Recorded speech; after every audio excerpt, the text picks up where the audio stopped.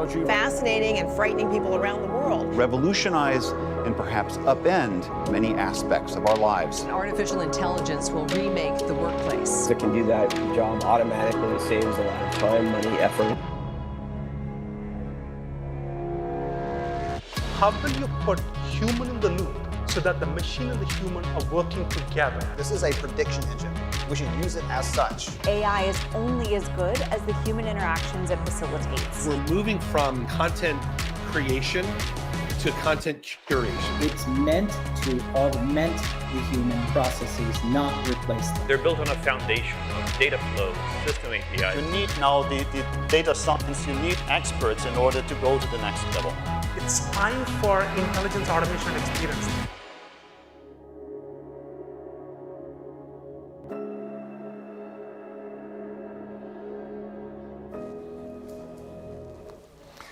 Welcome to Phenom AI Day 2023. We're broadcasting live just outside the city of Philadelphia, the city of brotherly love, at Phenom Studios. And we're humbled, we truly are humbled to present to thousands of you in the industry around our most passionate area, and that's human resources. This year's AI Day is going to focus on helping the entire industry better understand what's possible now with artificial intelligence, but also in the near future. And you're going to witness that and experience it with technical demonstrations, a lot of technical demonstrations. And you're going to hear from the experts who are helping some of the largest companies in the world deploy the technology. So you'll get a better understanding when you leave here today or when you watch this. With that said, I want to welcome everyone, and I want to especially welcome Mahi Bayareddy, our co-founder and CEO of Phenom. Awesome, buddy. Thanks, Mahi.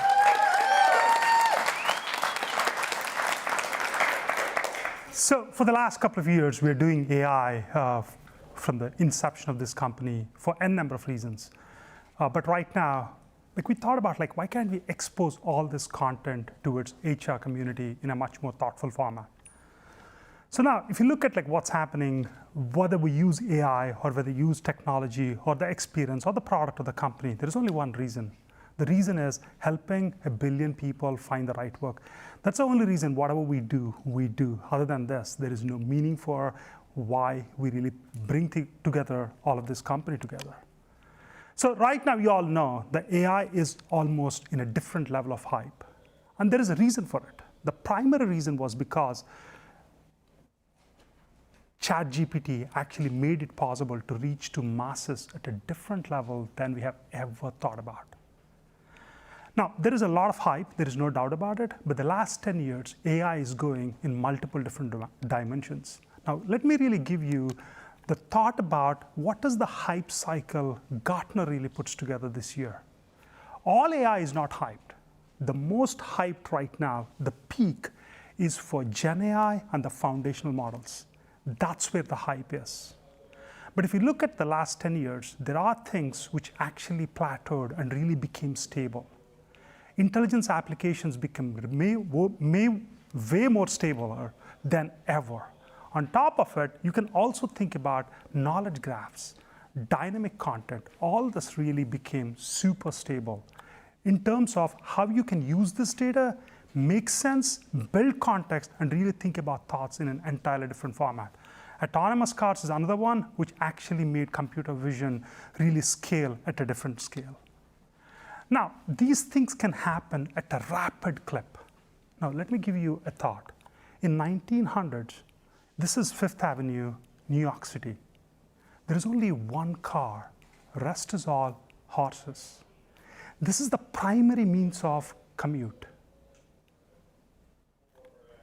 In 1913, there is one horse, rest is all cars. If you really think about technology and how technology is played in the landscape, if it is easy to use, it's production ready, and if it is affordable, people will adopt at a rate where you cannot even imagine. And that's what is going on with AI right now. The most important thing for HR to think about is don't be the horse on the Don't be the person on the horse, because that is going to really create the complexity, because you won't understand what's happening. Be first into the whole equation of AI and really be part of the whole equation so that it can make you a lot better than where you are. So before you really move further, imagine 10 years back, how you used to really order food, order tickets to travel, or think about photography. What you used to do. How that has changed right now. Think about where the next 10 years can be. You cannot imagine and predict these things in a very thoughtful format. Now let's look at smartphones have these 4 cameras which are super hi-fi cameras with multiple cameras built into it, with the apps which are so sophisticated which you never thought about. Now here is the point what you have to think. With this, photography has changed dramatically, but that doesn't mean photographers have completely replaced or become absolute. Now in this room, there are almost 15 different cameras working, and there are many photographers who are really making this studio really work. One of my best guys who actually makes me look way better than who I am is Justin. And the primary reason for that is you know how to use camera from a different point of view, even though you can use your apps to make it really sensible. Now here is the point. This kind of an infrastructure is going to come for most of the knowledge workers. Think about doctors, think about content writers, think about developers. All these areas are going to change dramatically differently than we have ever thought about. Now here is the point what you have to think. AI will change the way you live, the way you work, and the way you communicate. It's happening right now. It's happening at this very moment, and it's going to continue for the next 10 years in a very, very different format. And it's going to really happen irrespective about whether we like it or we don't like it. Now, the big shift is happening here. We are moving from jobs to work. What does this shift really means? Previously, we have worker abundance. Right now, we are moving to skills and worker scarcity. That combination is where the complexity is. Now, you can really think about the traditional HR, what we're really doing. The traditional HR is continuously changing. Right now, we got into the intelligent HR side of the equation, which is what is the primary aspect. Now, we are moving from need to work to want to work. The need to work is all about, hey, what is the need for me to really work because I can really fulfill my needs and I can really cover my family. But want to work is something I love to do, and that's what I want to do as a person. Now, the labor markets are tighter than ever. Now, here is the point about the labor markets. Our unemployment right now is 3.5%. If you look at S&P markets right now, there are 11 segments. In those 11 segments, only 4 are actually really going upward. Over 7 are either flat or really going down. What that means is the economy is not doing good. In spite of it, the unemployment is 3.5. What if the economy comes back? Will we end up in an unemployment about like 2%? What will happen then? So the most important critical thought what you have to think about is productivity and efficiency. Other than that, there is nothing else you can really work with. Now, HR is at a crucial spot compared to ever. And why is HR in this crucial spot? Think about in the last 3 years what happened. In the last 3 years, HR strategy has changed more than 7 times. You hired, you fired, you hired, you froze, you hired, and you fired. This is continuous process. Because of that, talent acquisition, talent management, all these teams are changing. Employees are shifting crazily than they have ever been. Now, let me really get into the thought process of how do you really think about this in the current context. You have different work zones, which is what Phenom really thinks about. There are 5 work zones in the industry. But here is the most important point. Every company is operating on multiple work zones, irrespective of who you are as a company. On top of it, you have different types of workers. You have full-time, you have part-time, you have knowledge, then you have what you call as the gig workers. Now, this is not ending here. Now you have your internal infrastructure of the company, which is where your managers sit. You have first-line managers who are less experienced, you have managers of managers, and all these people have to learn how to really govern in this industry in a much more effective format. And now you have to play your segments in a very thoughtful thought. Now, let me give you an example about like everywhere we used to think the last 10 years. If you have a problem, hiring will fix all these problems. And we used to continuously hire. That is not feasible anymore. You cannot keep on hiring to really overcome your problems because the labor markets are too tight. So the only race you have right now is productivity and efficiency. There is no other race available for you. Now think about AI, how it will really disrupt industries in a different format.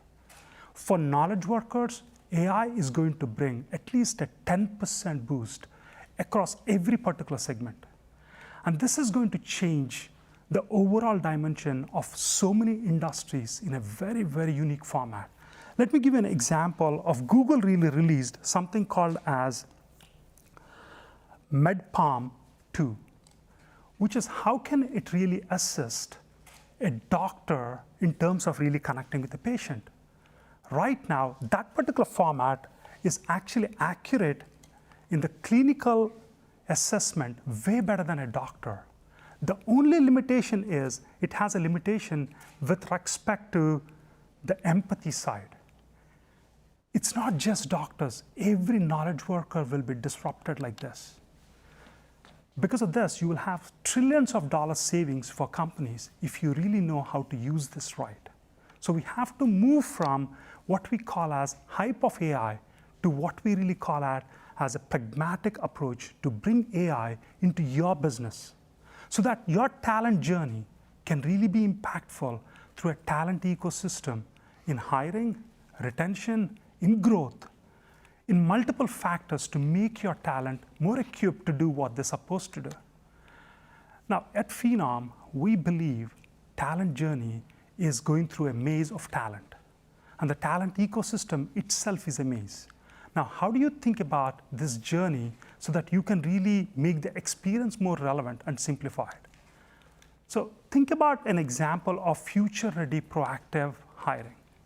In this particular example, you have a maze where you have a new work really going to be posted.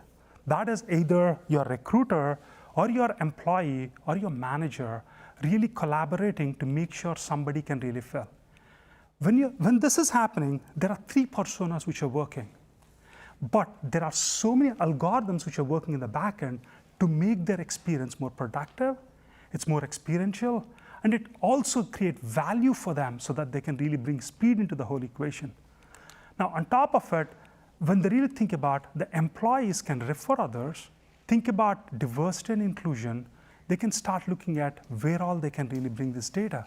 And you have a different set of algorithms and different set of experiences which you have to bring in. Then you have to go into, okay, now you brought your candidates, your employees who can think about career paths, but also HR and your managers. Now, what are all the algorithms which you have to use in this particular equation? You're not really thinking of all this when you're really delivering the experience, but we do, and that's what is our job as Phenom. Now, let's really look at like how many things are happening when an employee experience and HR experience is going on. What is the data in the back end? What are the AI models we'll really use and why we use and what the output they're really bringing, what the metrics they can really bring. Now, we will go in depth of all of these models in today's next 5 hours of live sessions. And the reason for that is we thought if we open up, you can understand what is working and what is not, and how you can really utilize your own data sets in a much more thoughtful format. Okay, now let's really look at like when you experience a product at Phenom, it is giving you an experience which is relevant, but it's making sure it gives an experience which is automated and yet intelligent. On top of all this, in the last 1 year, we have generative AI. We started using generative AI when GPT-2 came out, and we didn't really find the use cases really concrete.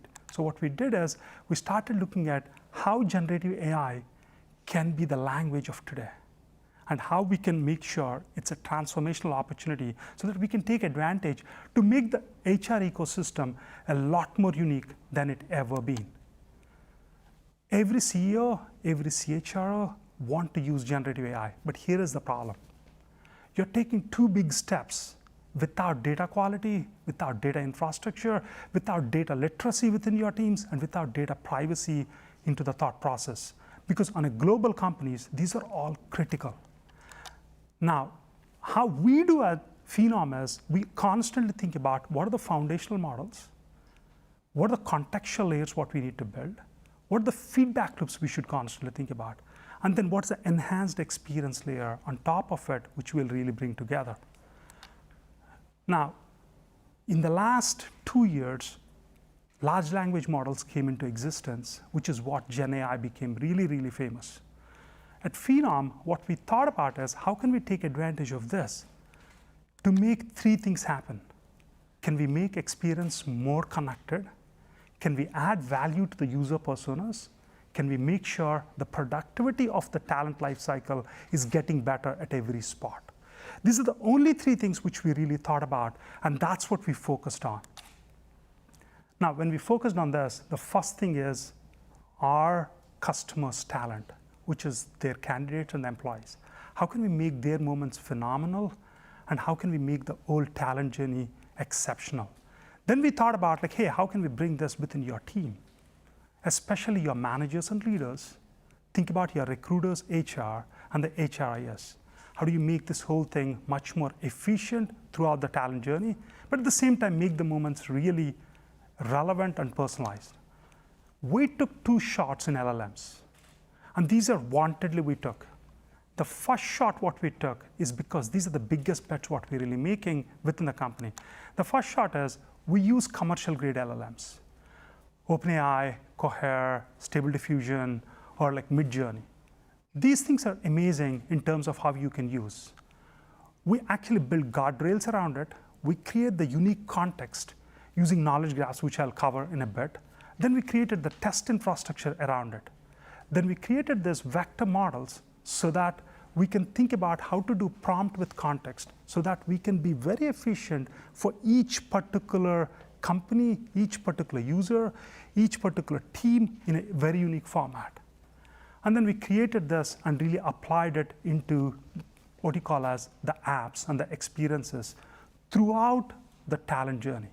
And this makes very relevant in what we are really delivering.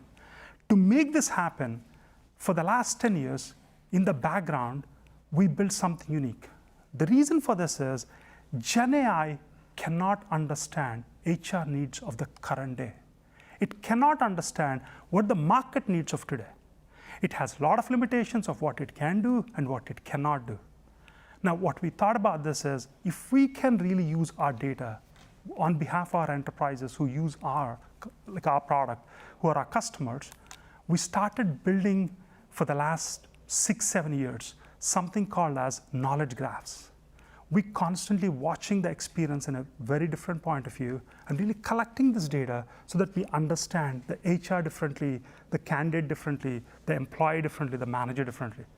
And these graphs are the ones which actually give you the context from a point of view you have never seen. These contexts help the LLMs to work in a much more efficient format.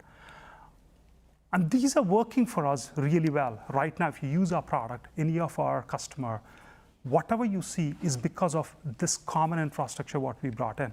We'll cover this in detail in the next 2 sessions. Now, on top of it, what we did is we started building our own HR domain-specific LLM. And the reason why we thought about really designing this is because we thought like we have very unique data sets which are different.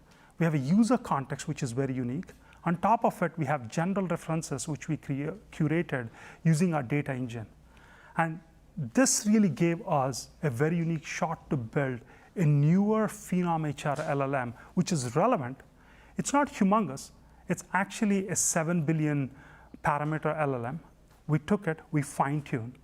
There's one belief we have. In the next 2 to 3 years, the high-quality data will really win, really big in LLMs. Right now, the only thing is the highest compute or the largest compute is going to get the precision. And that is true today. That's what OpenAI is doing, that's what Google is doing, that's what Cohere is doing. But in future, that will be expanded to a different realm. And that is what we're really spending time on. And now, why we build these models are because we want to make sure the data ownership is there within the enterprises what we operate on. We also thought about model ownership. There are an ensemble of models which we use, and some models will have bias at a different level. So how do we really bring that whole thing into a picture is also one element what we thought about. And then at the end of the day, if we see something, alignment problem or a bias problem, we can control these based on a company, demography, or a location. All these things can really play into the picture in a much more thoughtful format. But here is the most important thing. LLMs are not oracles. They are only really going to give you input on the feedback, on the data what you fed them. And if the quality of the data is poor, it won't give good results. If the quality of the data is too large, it will be very generic. You have to put a lot of guardrails in order to make them really work for you. Now, the most critical thing in this whole equation, what we have found is the human agent teaming is critical. Without that, you cannot really build feedback loops effectively, and you cannot learn where it is really going wrong. Now, the best example for human agent teaming is self-driving cars in Tesla. So if you think about like what Tesla does is, when you're really driving the car, and if you don't know how to take a turn, it basically gives back the control to you. On top of it, it also does something very unique. It actually says like, hey, you always pay attention towards what you are driving, and also the road. You have to hold the steering really effectively. Those things are important. What is the market demanding right now? Market is demanding uninterrupted platforms. These platforms will make your talent journey always on, irrespective of which time it is, what day it is, and where it is. It's working on behalf of you to make the talent moments relevant. And these are working continuously. That's where intelligent talent experience platforms are actually going. Now think any generative AI apps are like co-pilots. They're continuously supporting your actions, but give you insights which you have never thought about. But within your data realm, it cannot give you something outside from it. So now I will invite Kumar, Ilya, and also Sean onto the stage. The most important thing what we really talk about right now is how we do this. What is the AI infrastructure we use? What's the infrastructure in the back end? We'll really cover different pieces in this. So these are the different layers of AI what we use. The first one is experience context, then the data design, and the knowledge graphs. In the knowledge graphs, it's all about how do you curate the data and really make sure they're semantically related. Then you get into the data engine, which is all about you have humongous data really flowing in. How do you make it sensible through all connections? And then you think about experience context. Based on who is the user, how do you make it relevant? And that relevancy is where all the game of AI is in terms of what you really do. Okay, now we'll really get into each of these layers independently of like what is really working. Now let's really get into one layer. So the next layer we are going to talk about is our knowledge graphs, right? So we've been curating a lot of data over the last decade, over billions of profiles, 500 million jobs, and we fundamentally understand what's the correlation between these entities? What's a skill? What's a role? What's the average tenure of employees in different roles across various geographies? So we understand this very deeply. This understanding and unification of the data and classification of the data really is helping us understand specific industries, specific roles, specific trends in the market out of the box. We don't really have to depend on our customers' data to feed into our AI to train the models. We already have and out-of-the-box intelligence. Now, with this out-of-the-box intelligence through the knowledge graph that we've created, we now go into our customer's environment. So we just saw this. We can go into taking a look at all the data, ingest all the data into our ecosystem, and start using the same graph technology to build meaningful insights. So here's an example of all the talent acquisition and talent management data coming into the graph, suddenly giving you insights on what is the art of the possible. You may have some unique insights in your organization that you may not be aware of, but the graphs that we've built is really bringing out those unique insights that can power our AI. With this, let's take a look at what our data engine looks like. Great, thanks, Kumar. All right, everyone. So what we're talking about here is taking our data and mixing it with your data, our knowledge about how to consume data and applying it to the data you've been collecting for all these years. That's why you've had all these ATS systems and these Excel spreadsheets. We're going to bring that in. We're going to use our APIs to go in there and consume that and bring it into Phenom's world.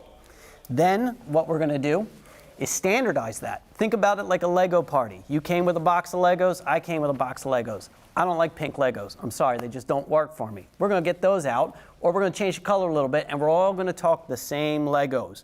And now we're going to start building. We're going to put it into our models. The models are going to give us insight into the past and foresight into the future. We're going to take that, and now we're going to visualize that, and that's where the graphs come in, the talent data platform comes in. Who are your people? How are they journeying through your company? We're going to learn that. Now we're going to apply it. So we take our data, layer yours on top. We now have your own ontology that sits behind everything and powers our app. You just see it as a flag or a fit score. Oh, that's great. This is what went into that. I'm going to give it to Ilya to talk about how that changes over time with feedback. That's right. We'll talk about how this changes over time with feedback. And it changes over time with feedback in two different ways. There's the experience layer, and in a minute, the integration layer. So the experience layer, it helps bring together a lot of interaction data that provides feedback to our AI models.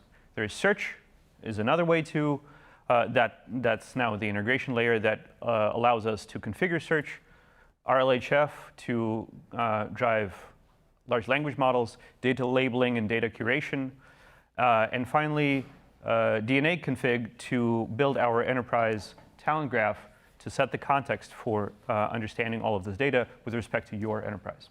Mahi? Cool. So now you have seen like how the data really works on multiple segments. So, yep. Now, what are the key takeaways from all of this? There are three most important key takeaways. One is skills are dramatically changing. And that is going to really change the work landscape from a different point of view in terms of like where we'll end up in the next couple of years. The second one, AI is going to be an assistant and a co-pilot. It's not going to be autonomous anytime soon, especially for talent and in HR. There is a reason for it. It's not self-driving cars. Self-driving cars are much more simple than actually hiring people, retaining people, growing people. It's because it's emotional. It has a lot of infrastructure to it. It's not a rules-based engine. On top of it, the third one is how do you bring human and AI together? That's essential, important, and critical. But here is the last important one, which you have to think being HR. Regulation in HR is very, very critical. There are many industries who got regulated. One is nuclear. It's actually only regulated some companies within a specific sector and just made sure it's not available for everyone. The second industry is climate change. This is where alignment actually fallen apart. Each country took its own path, each political party took its own path, each particular group took its own path. So there is no alignment in this particular thing. This is a bad example to really inspire from. The best example talent ecosystem can inspire from is aviation.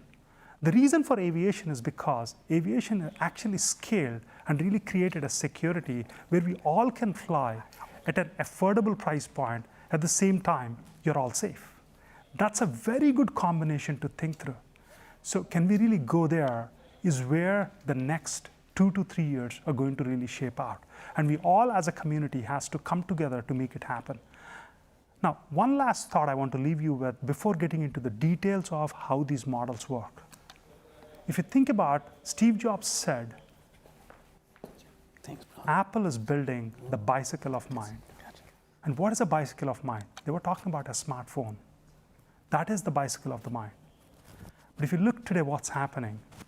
What we believe in is Gen AI is the car of your mind. It's actually at a different speed. It's also really coming out with a different thought and perspective, with a different safety lines. You're much more safer, but yet you can do a lot more things. And that is the world what we are really going into. And this going to be is entirely different than we have ever thought. Today, what we're going to cover, we're going to cover 9 different sessions. Each session will take anywhere between 20 minutes to 40 minutes. And what these sessions will really do is, it'll give you an in-depth understanding about where to use generative AI, how to build a scalable infrastructure, how to think about talent management, how to think about proactive recruiting, efficiency throughout the talent life cycle. Think about how do you future-proof workforce planning, workforce management. Also really constantly look at like, hey, where are my current problems with respect to growing teams or shrinking teams, and what should I do about it? How my organizational maze can really work in a much more effective format so that I can build the future tools to really accommodate all this. With that, I'll invite Kumar to come back on stage to really go the next steps into one of the most important topic, which is generative AI.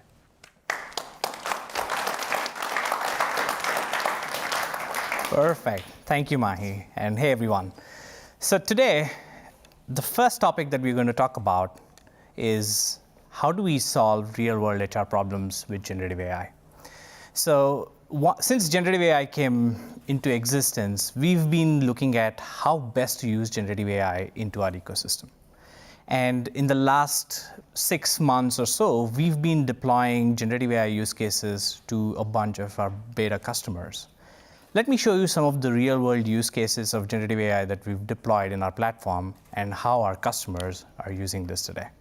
So here's the CRM. A recruiter is logging into the CRM, and one of the most important things that the recruiters do on a day-to-day basis is really start sending emails to candidates. There's a lot of communication and collaboration that's happening.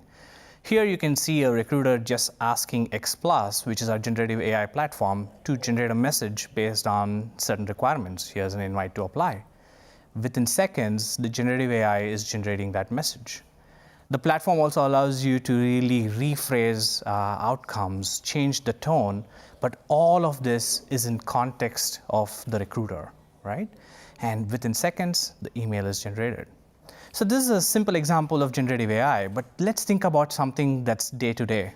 Recruiters are rejecting candidates or changing hiring statuses. As soon as a hiring status changes to a reject, the platform says, hey, you just changed the status to a reject. Do you want to send a nice rejection email to the candidate? And yes, within seconds, you have a pretty robust email that represents how the recruiter talks to candidates, and the email is generated from that context.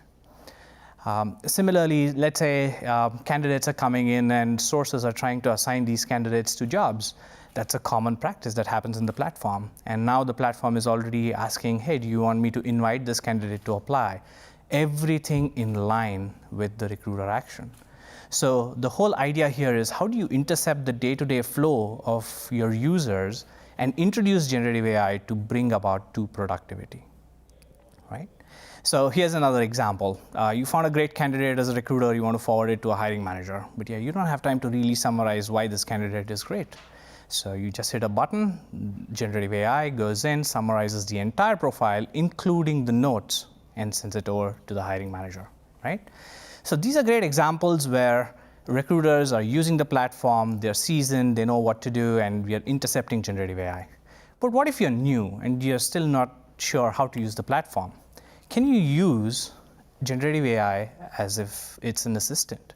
So here's a bot that we've deployed in our CRM where recruiters can just talk to the bot in conversational language, and the bot is basically going to do some task for you. So here, there's a note or a task to add a note on a candidate profile. The bot is asking, okay, what do you want to do? And here the recruiter is adding certain notes. It automatically goes into the candidate profile. So there is really no learning of the software that is used, and this is how softwares are really evolving to a more conversational interface. Now moving on, right? So this could just be a task-based transaction. Now let's take a look at maybe there's a question or maybe there's a task that needs to be done. With natural language, we've been able to really understand the intent, get the context of the recruiter or the user, and really use that context to generate a lot of content. So here's an email that's inviting a candidate to apply. It really considers the past emails being sent by the recruiter for that context.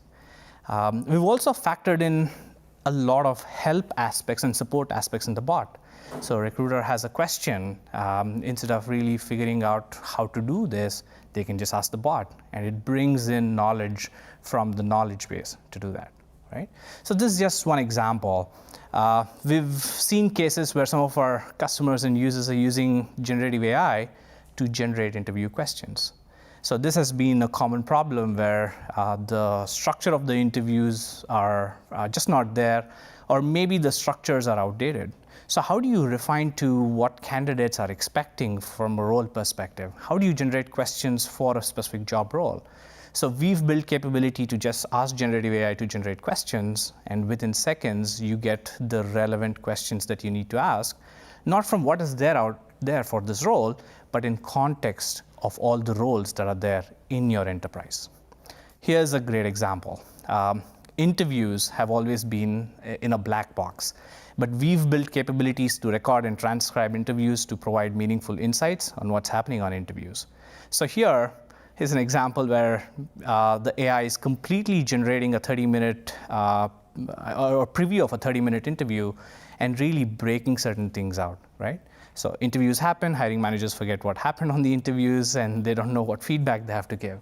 But this capability really allows you to take a look at the data, use generative AI to really summarize things and provide meaningful evaluations on candidates, right? Other use cases, bot. So you are adding a lot of content on your career sites that represent your brand, but the bot sometimes is not able to answer those questions to your candidates. How about we completely use generative AI to analyze all web pages on your career site and allow the bot to learn so that it can automatically answer questions to your candidates? So we've built capabilities that can completely automate all of this. We've also built capabilities for talent marketers. So you can just use natural language and simple prompts to take a lot of interesting actions. So here's a prompt to create a landing page for a marketing manager role. The bot already knows what type of widgets need to be on this page, what type of jobs need to be included, and things like that. And we've also been building capabilities for image generation and optimization. So here, based on a prompt, an image gets replaced from your library, right? Let's say you want to run a campaign. You don't have to figure out how to really segment your users, what type of messages you need to send. We've built AI capabilities to generate this content on the fly, depending on what audience you're selecting. So these are examples of generative AI that we've built into the platform and deployed to over 100 customers today who are using this and providing us feedback. And all of this is based on the context and their enterprise data that's powering all of this. All right, with this, we have one of our power users of the platform who was one of the early adopters of some of the capabilities that we've launched, and this is what they had to say. Trying to solve for time constraints in writer's block, I recently asked X Plus to write a rejection letter using a basketball quote for a fictional candidate that happened to be a big Hoops fan. X Plus instantly wrote a message encouraging the candidate to keep pushing forward and to never give up on their goals, all framed around Michael Jordan's famous quote, but how his failures drove his success. A great candidate experience is one that thoughtfully delivers updates, not just to the person who got the job, but to the many that didn't, and encourages them to try again. Well, isn't that fantastic? All right. Perfect. So isn't that fantastic? So what we've been working on in the last 6 to 8 months about building real-world generative AI use cases in our platform, we are announcing that we are going to enable all these generative AI capabilities to all of our customers this month, right? So most of these capabilities are going to be available in the platform for free. We are going to deploy it, allow our customers to test it, provide feedback, and continuously solve for more and more real-world generative AI. With this, now let's take a look at what we've built under the hood. First, I'd like to invite Litin and Bharat to talk about what AI infrastructure we built to support these generative AI use cases within our platform, considering enterprise context. Hi, this is Litin, part of ML team at Phenom. I will talk about generative AI infrastructure at Phenom. Phenom AI stack encompasses hardware, software, and security layers. Starting from the bottom of the diagram shown here is the compute hardware, enabling training of multiple deep learning models and also serving these models to millions of requests each day. The layer above, you can see tens of fine-tuned models, multiple third-party large language models, vector databases, which are used to effectively store and retrieve contextual information. This data can also be accessed via a gateway, which serves as the trust layer enforcing the data compliances at Phenom. Data engine on top of the trust layer is our centralized platform built to facilitate rapid prototyping, evaluation, deployment of both generative AI and machine learning solutions. On the top is the application layer that enjoys readily deployable tools, prompts, no-code platform, enterprise context, guardrails, etc., supplied by the data engine. Let's now understand the unique benefit that Phenom customers enjoy with respect to generative AI. In the graph, the x-axis shows the complexity and the effort involved for an use case to be built, and the y-axis is the corresponding task accuracy.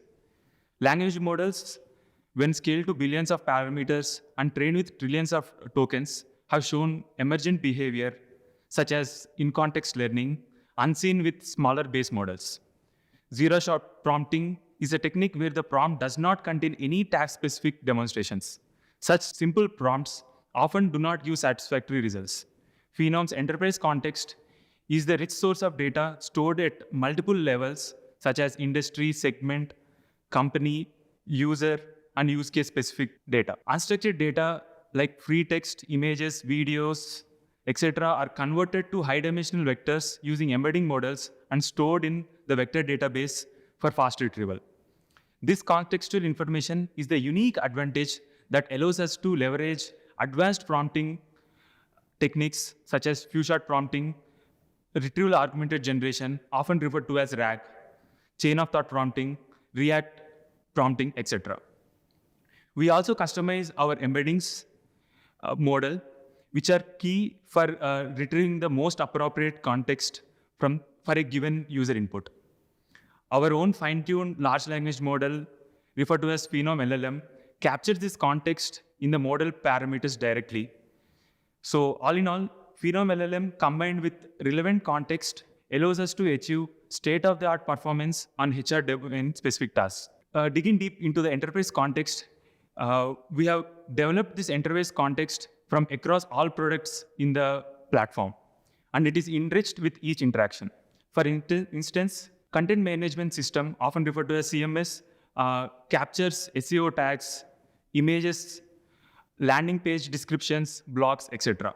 CRM adds to this data by capturing user context graph, emails sent by the recruiters, notes, job description, etc. User profile data of candidates, employees, and recruiters are also stored in our enterprise context. Interviews related data like transcripts, interview guides, interviewer feedback are added to this context by interview intelligence and HRM teams. Conversational data with chatbot and scheduling assistant are also available for application to make use of. Moving to the data engine architecture, this is a high-level representation of it. Our data engine is purpose-built to serve requests of multiple personas, namely end users, application developers, and also data ops. All end user requests that you see on the left to the platform are orchestrated by the central service, which picks an appropriate use case specific prompt template, then converts user requests to vector by leveraging the embedding models that you see on the top, Phenom BUT for text, clip model for images. Thereafter, relevant context is obtained from vector databases by using the vector generated in the last step. API specific information is also available. All this information is used to compose the final prompt, which goes through our secure gateway on the bottom corner before reaching to third-party models or any large language model. So the prompt that goes through the secure gateway does data validation checks for prompt injection, sensitive data detection, etc. before it reaches to text generation models like ChatGPT, Phenom LLM. We also apply additional checks to the response generated back from the model before sending it back to the user.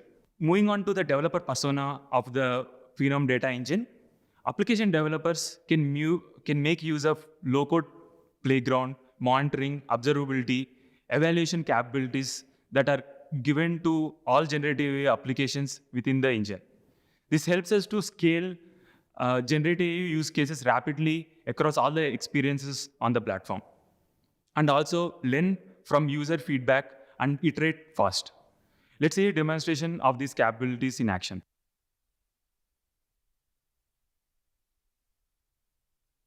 Here is the low-code playground available for developers to experiment various prompts per the use case. So here one can type the prompt and the prompt that a human may input.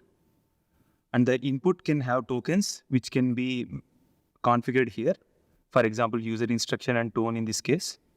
And the various model parameters allowed can be configured here, like temperature, the choice of model, the maximum length of the context allowed, and others. In the end, we can give the actual input that goes into the prompt. In this example, walk-ins welcome from interviews, the tone as professional. Clicking on run generates the actual AA response, which can be validated for accuracy. And if the response is satisfactory, these examples can be added to a test set. A test set essentially helps us in ensuring our data or prompt accuracy, and the accuracy shouldn't regress over time. Here I'm adding the test set to one of the pre-configured data sets for CRO. Adding to this data set can be used anytime in the future to evaluate multiple prompts. Evaluation can be done at multiple levels, be like human evaluation and other automatic evaluations are readily built into the system. So, two different prompts can also be compared within the playground.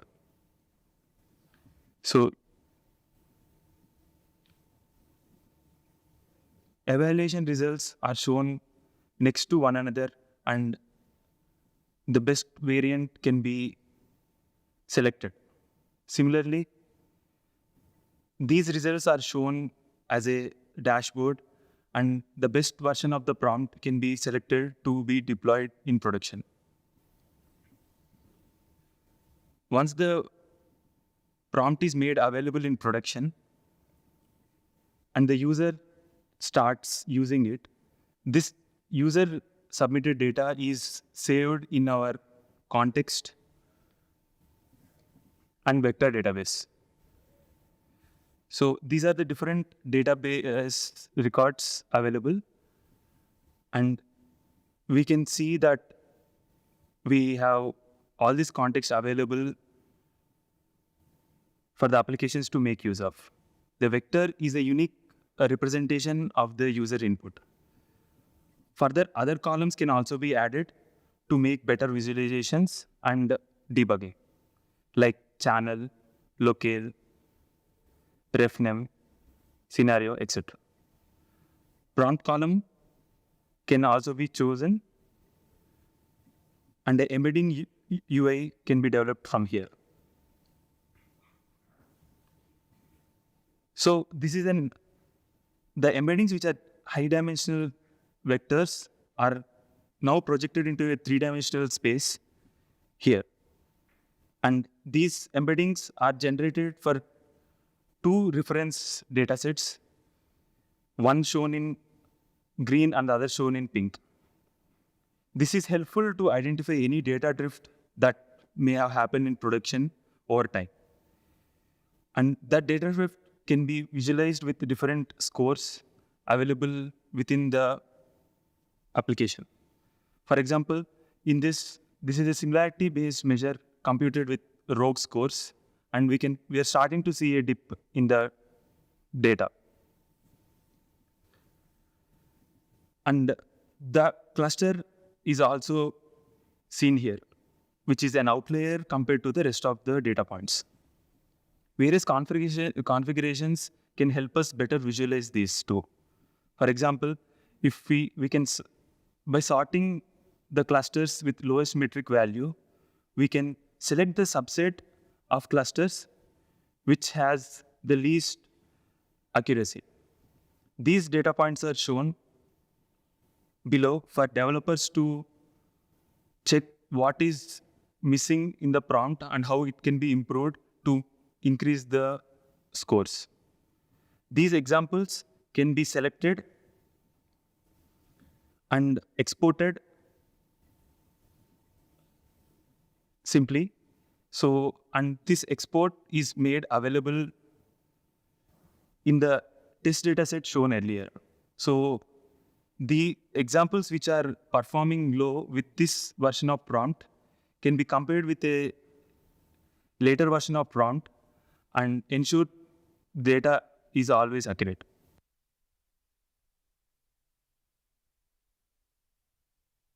Hello all, I am Bharat and I work as an AI engineer at Phenom. DataOps persona is an essential part of our evaluation stack who has restricted access to LLMs or any other data but provides valuable feedback and helps us in constantly improving the models. All our AI predictions pass through our auto-labeling engine, which dictates when a human feedback is required. This engine considers a wide variety of actions the user performs on our platform before relying on explicit feedback. For example, if a recruiter submits an AI-generated email without any edit, we consider it as a positive feedback. If we take a look at the flow diagram, from the left, whenever there is an implicit feedback available, we go with the statistical metrics like F1 score and accuracy. In case there isn't any implicit feedback, we look for any previous references for feedback based on the context.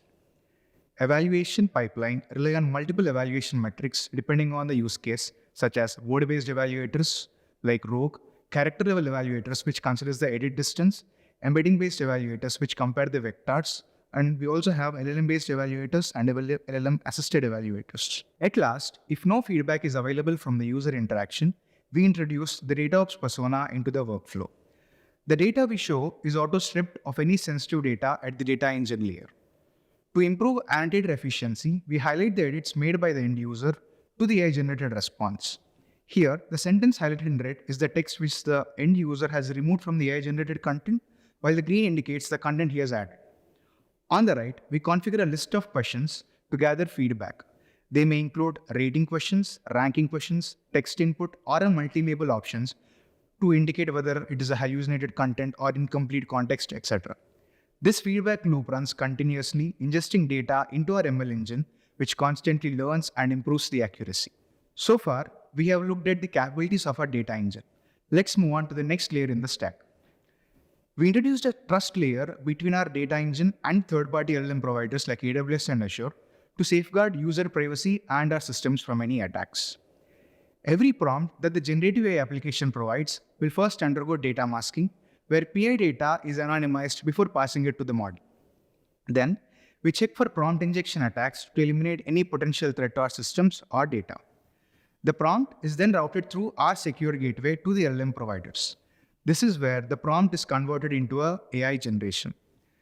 The response generated by the model then goes through toxicity detection to check for any harmful or inappropriate content. This response is then cached, and then we create an audit trail where we store some meta information like what the prompt is about, who's the user, what's the context, so that we can come back to check it later. After this, we show the response to the end user. As generative AI is a rapidly evolving frontier, there are several new tools and techniques coming up almost every week. To leverage these iteratively, we have made about 20 releases in a span of 6 months, enabling nearly 30 use cases to about 150 customers. And the impact we made, we saved about 1,200 hours across 100,000 interactions. To achieve these impressive numbers, in the background, we have added about 1.4 million data records to our enterprise context. We evaluated more than 2,000 prompts, and only a small fraction of them have met our release criterion. These numbers were only possible because of effective tooling provided by our data engine, allowing us to confidently make experiments and constantly improve our accuracy. Thank you.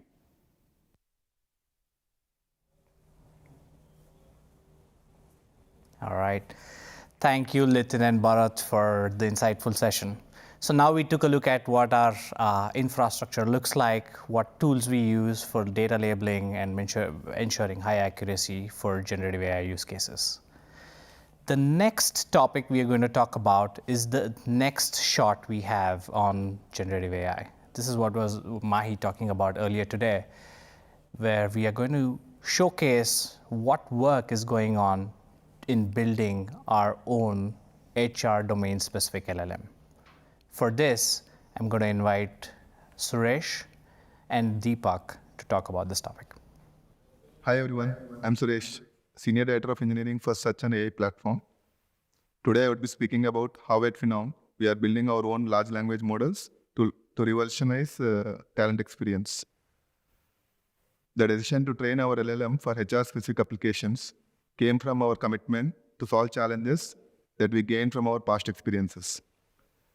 Let's understand the challenges we are addressing and why we have chosen this approach. ChatGPT, like generic LLMs, fall short in fully understanding HR-specific requirements and terminologies. Generic LLMs excel at generic tasks like summarization and email generation. However, they often struggle with HR-specific use cases such as extracting skills from job descriptions or analyzing candidate job matches. By training our own LLM, we can harness the wealth of HR domain data available within Phenom. Our LLM can provide responses fine-tuned to our use cases with high accuracy and precision. It will also reduce the hallucinations that we observe when we use generic LLMs like ChatGPT. Using our LLM gives us greater control over our data, enhancing data security and ensuring that sensitive information remains within Phenom network. Our LLM can be fine-tuned to understand and adhere to region-specific compliance and regulation guidelines. Models like ChatGPT are slower and can't be used in use cases where we need near real-time responses. Our existing language models like PhenomBot can handle a max sequence length of 512 tokens. LLMs can handle bigger sequence lengths for use cases that involve taking job descriptions and resumes as input. To address these challenges, we have trained our own large language model adapted to HR domain. We achieved this by fine-tuning the Llama 2 7 billion model with our extensive dataset of 50 billion tokens from the HR domain. In building our model, the foundation lies in the data we collected. It is important for us to ensure data integrity, privacy, and lack of bias in the data we used. We sourced HR contextual data from a wide range of sources, removing any PI information and biases. To maintain data quality, we put a lot of effort in deduplication, resulting in a cleaner dataset. The final dataset we collected has a staggering 50 billion tokens. Our dataset came from various sources like Phenom source public profiles, job data, HR taxonomies like ONET and ESCO, education taxonomics such as ICED, Phenom HR knowledge base, and synthetic candidate data that we generated. This extensive dataset served as a training ground for our LLM. From here on, Deepak will continue about the architecture and infrastructure behind our LLM training.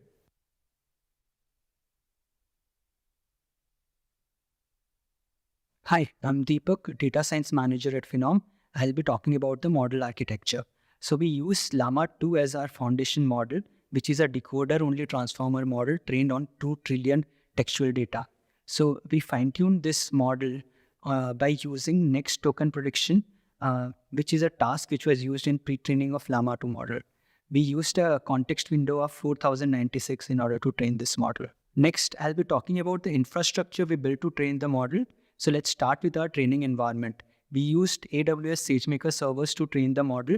All the training was conducted within our virtual private cloud, and thus ensuring data security and full compliance.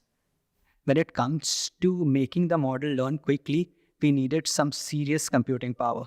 And for that, we used 12 AWS P4D24XL instances, each having 8 NVIDIA A100 GPUs. So we used a total of 96 GPUs working together. And in order to further optimize the training, we implemented PyTorch fully sharded data parallel training, otherwise called as FSDP. So this helps in parallel data distribution across multiple GPUs and also sharding the model across multiple GPUs. So next I'll be talking about streaming dataset. So our dataset was vast and copying it into multiple GPU machine would have been inefficient and time consuming. To address this challenge, we used Mosaic ML streaming, which allowed us to stream the dataset directly from S3. This ensured that our model is always trained on latest data batch without replicating the entire dataset on each machine. This not only saved valuable GPU cost, but also helped in making the training faster.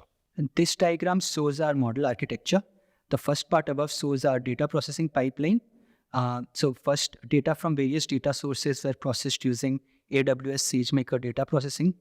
Then the processed data was tokenized and chunked to 4096 sequence length. Then the chunk data was converted into streaming format and uploaded to S3. So once the data is in S3, it is ready to be streamed to our training pipeline, which consisted of 12 P4D and 24XL machines. And the model was trained using FSDP mechanism, as we mentioned earlier. Thus, we trained Llama 2 model on 50 billion tokens of HR data to create Phenom LLM. And once we had the Phenom LLM, we did further instruction fine-tuning on it to create Phenom LLM instruct. For instruction fine-tuning, we used a combination of generalized open source instruction data along with HR domain instruction data created by us. Phenom LLM can perform much better on HR-specific activities because of its domain training. For example, when asked to extract and infer information from a job description, it performed better than a Llama 2 model. So for example, given this job description, we asked the models to provide fields like job zone, own-it occupation, category, skills, experience, etc. from the description.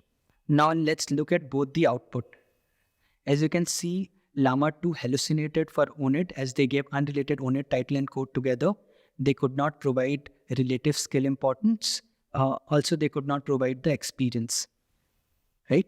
But when it comes to the outcome of Phenom LLM, it was able to provide those information properly. The next step in our training is creating enterprise-specific adaptation of Phenom LLM. So with parameter-efficient tuning techniques like LoRa, we can now tune our LLMs on specific context. So LoRa provides a way to train the model with very few parameters without touching the actual parameters of the model, thus making the training faster as well as cost-effective. So using this approach, we can tune the LLM to each enterprise context for their use case using their data. So that can help us in tuning the use cases of a lot of clients. So another next item that we will be working on is to create a Phenom LLM chat agent. For that, we will be using RLHF techniques. Thank you.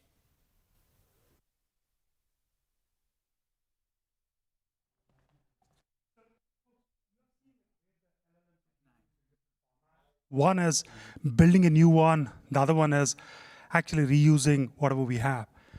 The reason why we have spent a lot of time on this particular segment is these LLMs are beautiful because they're no algorithmic compute if you use them as is. But if you want to build them by yourself, you have to make sure all the compute itself is not important. How the data infrastructure has to put together, how expensive it is. That's why OpenAI raised millions of dollars to make it happen. So for us, we are thinking, how do we augment these using ensemble approaches? So what we can do from our side, what we can use on the open stack, that combination is what we are thinking for our companies and our customers. So that gives you a very unique edge of what is the benefit you will really get at the end of the day. So now we'll really get into a lot more topics, not just generative AI, what we have built for years together, and what the computer is really going to make a difference for you over a period of time. Ilya, go ahead. Thank you, Mahi. I'm also super excited about the progress that we're making with this approach to generative AI that you just heard about. But yes, let's also dive into all of the other data intelligence on the platform, all of the other technologies and models that we've accumulated for a decade now. Let's dive deep into the data intelligence layer. Powering experiences on the Phenom platform requires support from a data intelligence layer. Let's do a deep dive. First, we have to manage the unstructured data that comes into the Phenom platform from many sources, like applicant tracking systems, for example, and job descriptions and so forth. We'll hear from Satya and Shashi about Phenom ontologies and the data standardization technologies that they've built. Then Dheeraj will walk us through Big Graph, which is a graph neural network. It's a model that helps us make inferences about data entities and their relationships. After that, we'll dig into data engines with Chad and Hari, and we're looking forward to that demo. And then we'll dive deep into the knowledge graphs that we have that capture enterprise context and recruiter context with Varun. Finally, we'll hear from Venkat Rajesh about the talent data platform that manages rich, structured profiles of candidates. Thanks so much.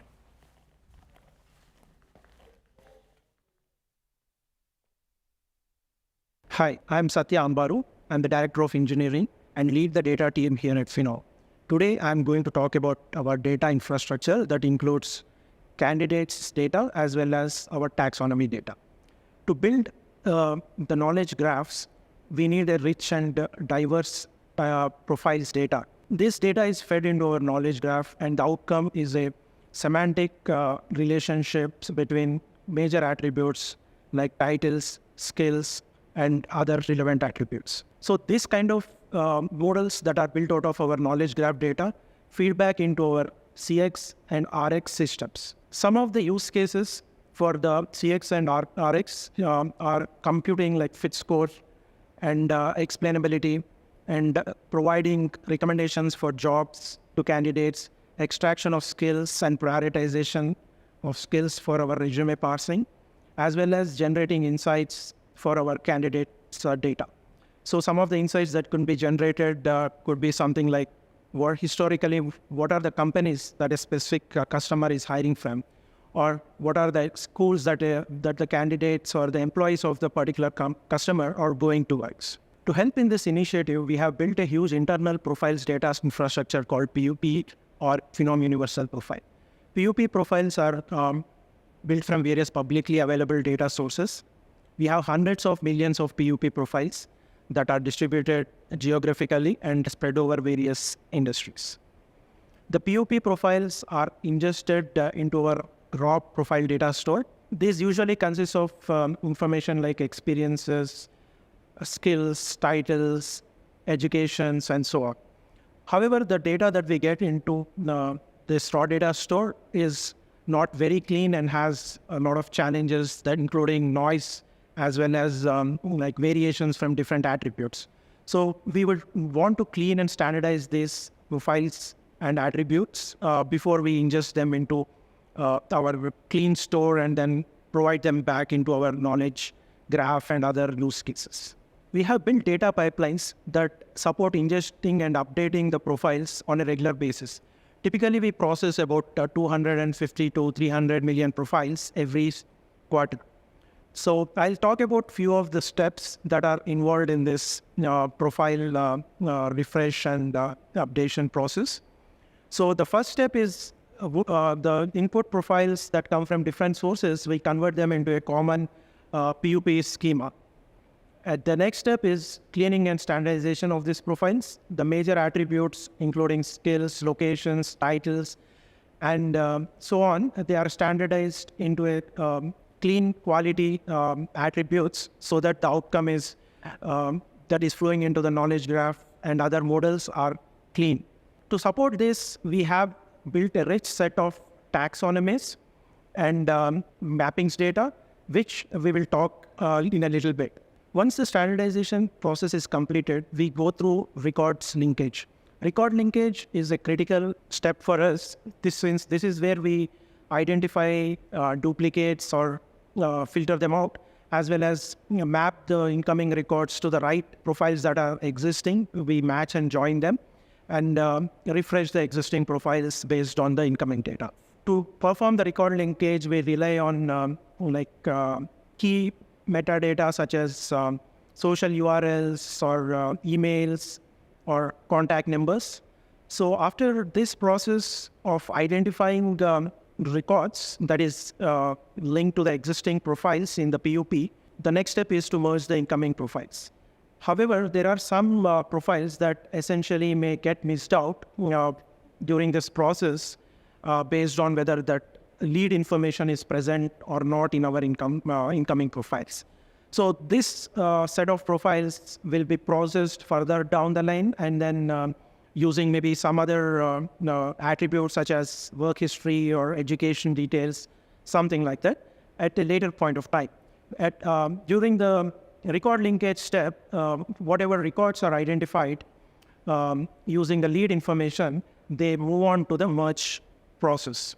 During the merge process, all the profiles with the latest experience, like such as current experience or the latest education details and any other attributes, gets merged with the existing profile, and that's where our profile gets more refreshed in comparison to the existing profile. So during the previous record linkage step, whatever profiles we could not find, whatever profiles we were able to identify as duplicate profiles, we would flag them and then use them, take them out of our mix in terms of providing that back into our dependent use cases. Once the merge process is completed, as a final step, we perform a recompute of our metadata information for all the profiles. So some of the additional metadata that we compute on these profiles includes what the current experience is, what the previous company is, what is the ONET for this particular profile, what is the job zone. And these are some of the examples that are part of our metadata computation. And this adds to our profiles, and which helps in making the profile more searchable and more useful in terms of recommendations and so on. The final merged and enriched PUP data, that is outcome of all the above steps, is used across our platform to support different use cases. So pipelines are built to support the data flow from the PUP to the downstream systems and the models that need this data. Some of the typical use cases include as I mentioned earlier, like building in knowledge graphs and identifying the insights and relationships between the data, supporting the data to build ML models, and candidate profile enrichment within CRM, as well as providing recommendations for our jobs through either AI Discover or intelligence sourcing, for example. So these are some of our use cases where PUP data is used throughout our platform. In conclusion, data from PUP is used as a training data for our knowledge graph models, and these models generated from the knowledge graph, such as ONET and job zone, etc., are used to enrich the PUP data. So this is a cycle between the PUP data as well as the knowledge graphs and the models that come out of it. This is an overview of our PUP data, and I would like to just talk a little bit more about our taxonomies that we have built to support our standardization process, including the PUP data standardization that I was talking about earlier. Our taxonomy data is built with standard values along with the associated data mappings for each of the standard value. Along with this, we also have more metadata that adds that provides more context towards each of these data attributes. Taxonomy data is primarily built from the PUP data. Along with that, we also use the data variations that we typically get from our CX and RX data from the platform itself. Our annotators validate these mappings and taxonomies frequently, and we have a feedback loop that comes from them as well as from our platform users, both of which are taken into consideration towards validating these taxonomies and then keeping them valid and corrected on a regular basis. To give a brief idea about the coverage, our location taxonomy consists of about 600 million addresses, which resolve back to lat longs for proximity computations. Our skills taxonomy is built with around 35,000 standard skills and 1.2 million variations, including multilingual skill variations. Similarly, our job title taxonomy consists of around 50K standard job titles and 1 million variations of job titles, including multilingual job titles. This taxonomy data, along with the mapping variations, is used by our standardization services to convert the incoming data attribute into a more consistent format, and it is being leveraged across our platform on a daily basis. With this brief introduction about the taxonomies, I would like to hand this over to Shashi, our standardization team lead, to explain a little bit in detail about the examples and the variations that we see in our different attributes and how we use our standardization services to clean and make them usable. Thank you.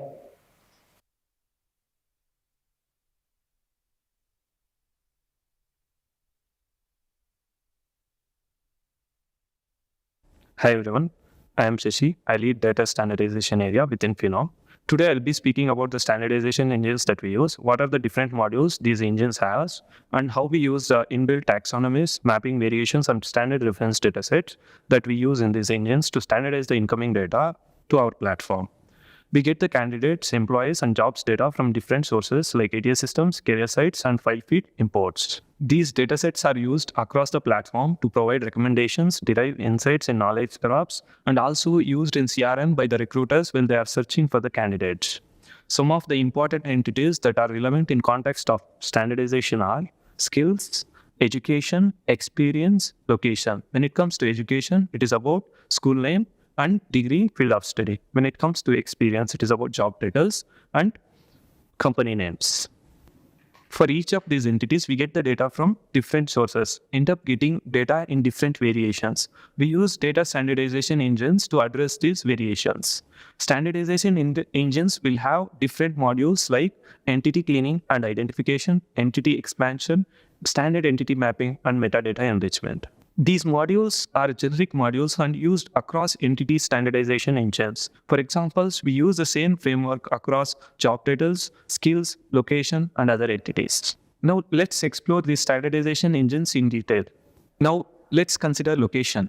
Location we get from different places in different variations. One of such example is NYC, which is a city short form. New York City is a full form for NYC. And for United States, they mention US. And for states, they mention state codes, for example, OH for Ohio. And also some places where it is for a frontline job, they mention zip code, street address, everything in one text area. In all these cases, it is important for us to standardize it to the one form, which contains city, state, country, latitude, longitude, and also metadata. Now, speaking about location standardization engine, it has multiple steps. The first step is entity cleaning and identification. Now, the next step after identifying the entities is entity expansion. As I mentioned in the previous example, NYC will be identified as a city in this case, which we need to expand it to New York City, and also OH to Ohio. All these expansions happens in this phase. Once we have these expansions, now NYC, USA will be stated as New York City, United States. Once these entities are expanded, the next step is to map these entities to the standard location mapping. So the standard entities identified now is mapped to city, New York City, state is New York, and the country is United States. This mapping to the standard location entity involves our inbuilt internal algorithm to disambiguate cities with the same name within same country. All these things are taken care as part of this phase. Once we arrive at the standard location, the next step is to enrich this location with the metadata that might be relevant in some of our platform use cases. For example, along with city, state, and country, we need lat long and also time zone and also continent in some cases. Now, as we understood how location standardization engine works, let's move on to the job title. In our platform data, the challenges that we face with job titles are prefixes, company names being mentioned as part of the job title, multiple job titles, and also location data as part of job titles. The sources might be some external sources which we might not have control. As part of the standardization procedure, the steps, as I mentioned before, even the job titles undergoes basic cleaning, which involves identifying the stop words, removing some stop words, noises. In this case, I'll take an example. SR Business Analyst, Finance, L&D Infotech, Singapore. In this case, if you see, there are some unwanted entities as part of the job title, which are company name, which is Infotech, L&D Infotech, and also the location Singapore. Finance is a department in this case. And also there is an SR, which is a prefix, which should be abbreviated as senior. This identification of different entities which are related to job title is done with the help of our ingrown NER model, which identifies SR or JR, any of these prefixes as job title prefixes and also actual job title, and maps each entities like what is the location and company component within the title. Once this mapping is done, the next step in standardization of job title is expansion of the identified entities. In this case, the expansion includes expanding the prefixes like SR to senior, JR to junior. And also in some cases, we get the job titles mentioned in short form. For example, RN is a common form mentioned for registered nurses, BA for business analyst. All these transformations happen in this phase. Once we are done with the expansion, the next step in job title standardization process is mapping to the standard set of titles that we have. In the mentioned input, SR Business Analyst, Finance, L&D Infotech Singapore, the standard title looks like Senior Business Analyst. And all other parts are ignored. And some part within the input title, like finance, is identified as a department, which will be given as part of the metadata. Once we are done with the standard mapping of job title, then we enrich the standard title with other taxonomy information that we have as part of standard taxonomy dataset for job titles. This includes enriching with ONET information like ONET job title, ONET zone, ONET domain, and also adding the identified entities as part of the input title, which includes department. Coming to the other most important entity, which is skills. Some of the common patterns that we observe in skills are mentioning proficiency as part of the skill. One such example is good at patient care. In this case, they used good at as proficiency. And also they mention multiple skills like Java and Scala development. And also sometimes they end up mentioning the time frame with the skill. For example, housekeeping, 5 years. Skill variations like coordinating with client coordination are also comes as part of the variations. To derive at the standard forms for the skills, we undergo similar steps that we went through for location and title standardization. The first step in skill standardization is entity cleaning and entity identification. For example, consider a skill good at patient care. In this case, we can get rid of good at. Since patient care is a core skill, we can consider that as a standard part of the standard skill and get rid of good at. That happens in cleaning phase and identification phase. Once the cleaning phase is done, there will be other phases for skills explicitly, because in skills we end up cleaning.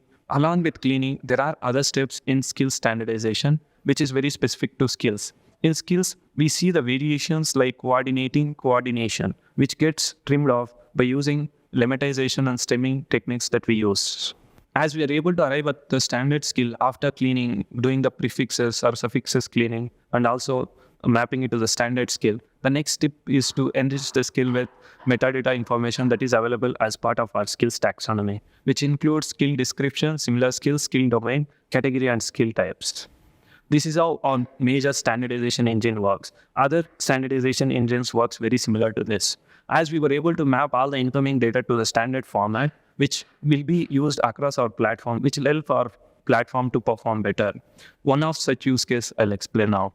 Consider location, which is important when finding the job. In this case, since we standardize the location along with geocode, for example, for blue collar jobs, The expectation is, in some cases, is that the candidates near to the job should be approached first. Since there is an lat-long available, the recruiters can search for the candidates based on the proximity feature in CRM and identify the relevant candidates. And also our fit score and recommendation engines can use this lat-long and give weightage to the proximity for blue-collar jobs. And also if you consider recruiters using the CRM, since the data of candidates is standardized, they can use the standard typewriters to search for and get the candidates without any mess. Thank you. Thank you, Shashi. Thank you, Satya. As you can tell, data standardization is not glamorous work, but it's critical to create data that can be used to train machine learning models, such as Phenom's big graph model, which is a graph neural net. Let's hear from Dheeraj about how this model is trained and how we use it at Phenom to power important inferences about entities and relationships between them. Dheeraj, take it away. Hi, I'm Dheeraj, machine learning engineer. I'll be talking about big graph, its use cases, and its impacts. Now that we have clean and standardized massive amount of data, we want to build a model that helps us answer specific questions, like what is a skill? Are two skills similar? Which skills are more important? And how is it broken down by industry, domain, geography, and business, or even department? What is the average tenure of an employee in a role across departments? With all this, our AI works out of the box. We need not wait for the past data from you to train our models. Search works with over 95% accuracy. Personalization works with over 90% accuracy. AI discovery finds best fit candidates from the cloud just based on one job description. Applicants are ranked with fit scores even without any training or input. But just this is not enough. We need to learn about your enterprise, your specific preferences, styles of hiring. We need more robust ways to integrate with enterprise data that are fundamentally complex and lacks data sanity. How do we do this? The challenge we want to overcome for customers is how to interpret the data in the context that we have about the world. Customer jobs, customer candidates not exist in isolation of everything else that is going on in the world. And we already have some of that knowledge in our universal knowledge graphs. Using this contextual knowledge, we can fill in missing information in candidate profiles and in jobs. We can also forecast future states like future career transitions or future learning needs or future upskilling requirements. These are few examples of issues we face because of missing and incomplete information. An accountant working at a big accounting firm is not the same as accountant working in a manufacturing company. Both will have different career paths and different set of skills. Job titles without skills doesn't give the complete picture of a person. For example, a quality assurance engineer may be an IT QA engineer or maybe an engineer working in a steel plant taking care of product quality. Accuracy of a lot of our models depend on both skills and titles. Using only one job title can reduce the accuracy of a model by 20 to 30%. A job description might not specifically ask for education, but there might be some jobs for which candidates with particular education are better suited to that job and should be recommended higher.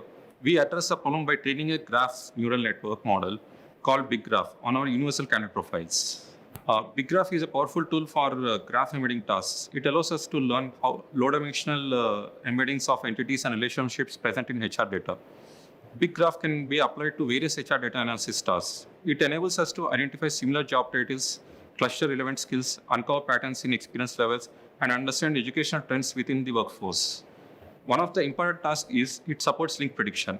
Using link prediction, we can predict missing features from profiles or jobs. This shows the vast quantity of data our model is trained on. This diagram shows how distributed training was done to train Big Graph model. Machines work together to learn from separate groups of data using a certain log server that manages accesses. Partition model parameters are exchanged via sharded partition servers.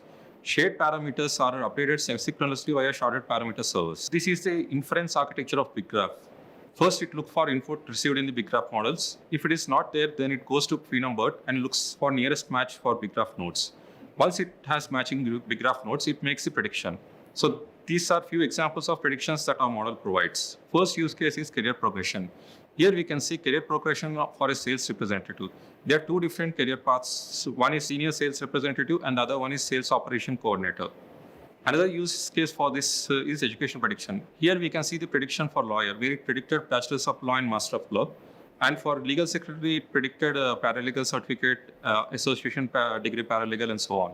So another use case is predictive skills giving a title. As you can see here, it provides distinct predictive skills for very similar titles like criminal attorney, divorce attorney, civil attorney, and corporate attorney. So let's look at the cases where the model is used in our system. The model acts as a base to provide skill suggestion on career sites as well as recruiting matching criteria. In career site, it has included the acceptance of skill suggestion by 20%. Using this model, millions of candidate profiles were tagged with missing information like education, skills, and etc. This, along with other predictive models like owner classification, helps in enriching our POP data, which in turn acts as a training data source for these models. Thus, it acts as a virtuous cycle, improving the accuracy of our core services. Thanks.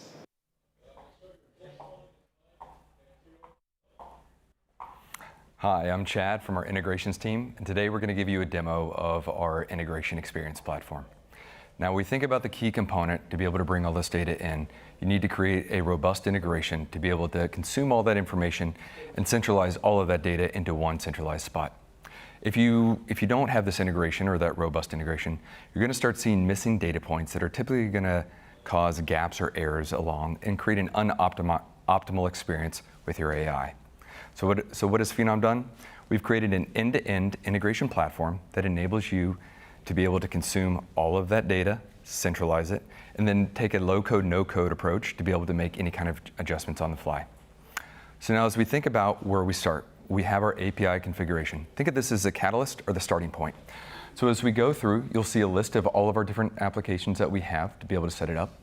And then we can actually go in, and if you want to create your own API, you have the ability to go up to the top right, and then you can click on that.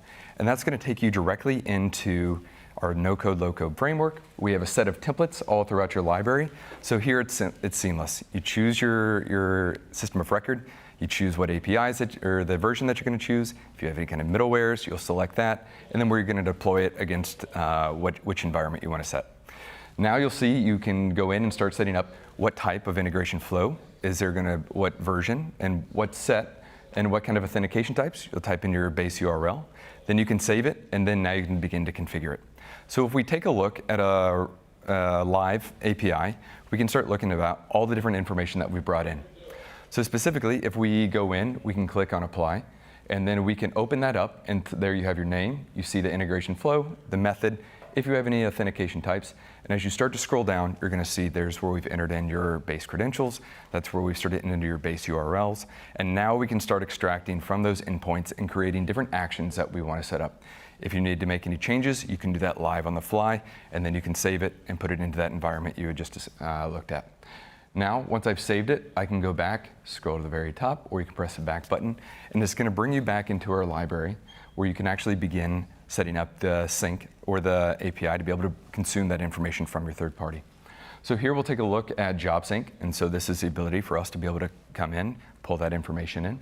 We have standardized everything into templates, so you can select your ATS.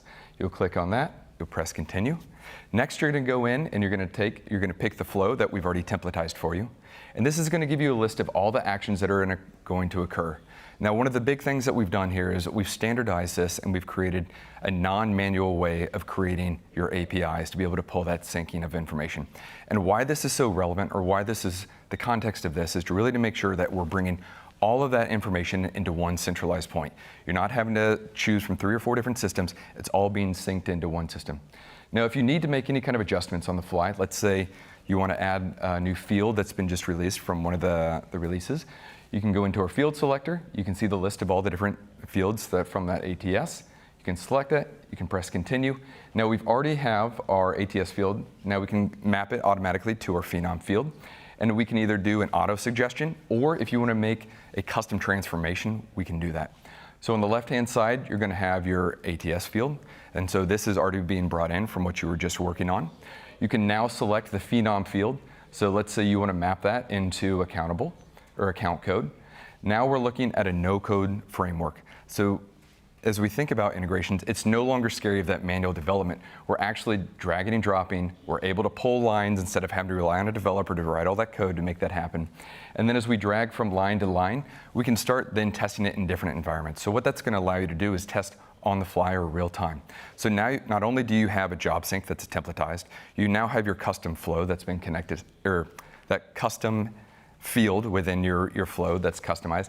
Now you have an entire system that's customized to you. So now we're gathering in the data that's so important to you.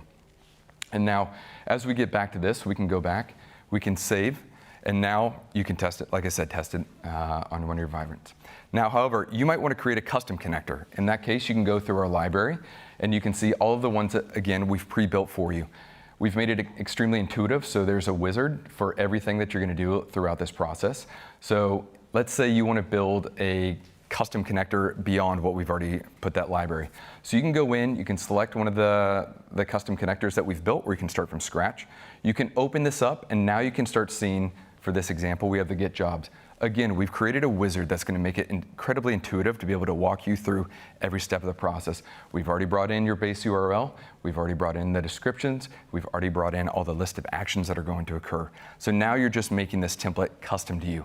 So now we're bringing all of that, again, all of that information directly into your system. Now AI can be enriched and create a more advanced experience. So going back to this, as we save it now, this is going to be in your connectors list, and now you can have that for the future. Now, if we think about just the integrations piece itself, typically we think about pulling information into our system. However, there's a lot of external information that you might want to capture. For an example, you might want to capture employee information through a form, or you might want to capture your applicants. All of that information needs to be ingested into our system. So what we've done is we've created a template, or we've created templates for your application flows, or any kind of other flow that you want to do. You can open it up, you can see the list of all the fields that are there. In fact, we've actually built tools in to do the mapping for you. So if you want to create a custom rule for that field, or if you want to create a specific mapping to that field, so example, how did you hear about us? Where is that going to map to within your CRM and your ATS? Again, we've built this tool to make it extremely intuitive to be able to say, this is where this is going to go, and this is where it's going to flow to. And why that's so important, we're enabling you to be able to do this, and now your AI can further be enriched to be able to understand contextually your applicants, the way your system works, and how you want to bring it all together. And so next, I'm going to hand it off to my colleague, Harry, and he's going to go through the application performance monitoring tool to be able to give you more information about how we're tracking all this information. Thank you so much, y'all. Hey, everyone. I'm Haripati from Phenom's product team. Today, I bring you our most awaited and excited tool called APM, which brings you a visibility and transparency of Phenom integrations. And this tool is being used by 400 plus Phenom employees internally to debug the issues. And we bring you this tool to help customers to debug their issues with their integrations on their own. Let's get into a live demo. Thank you.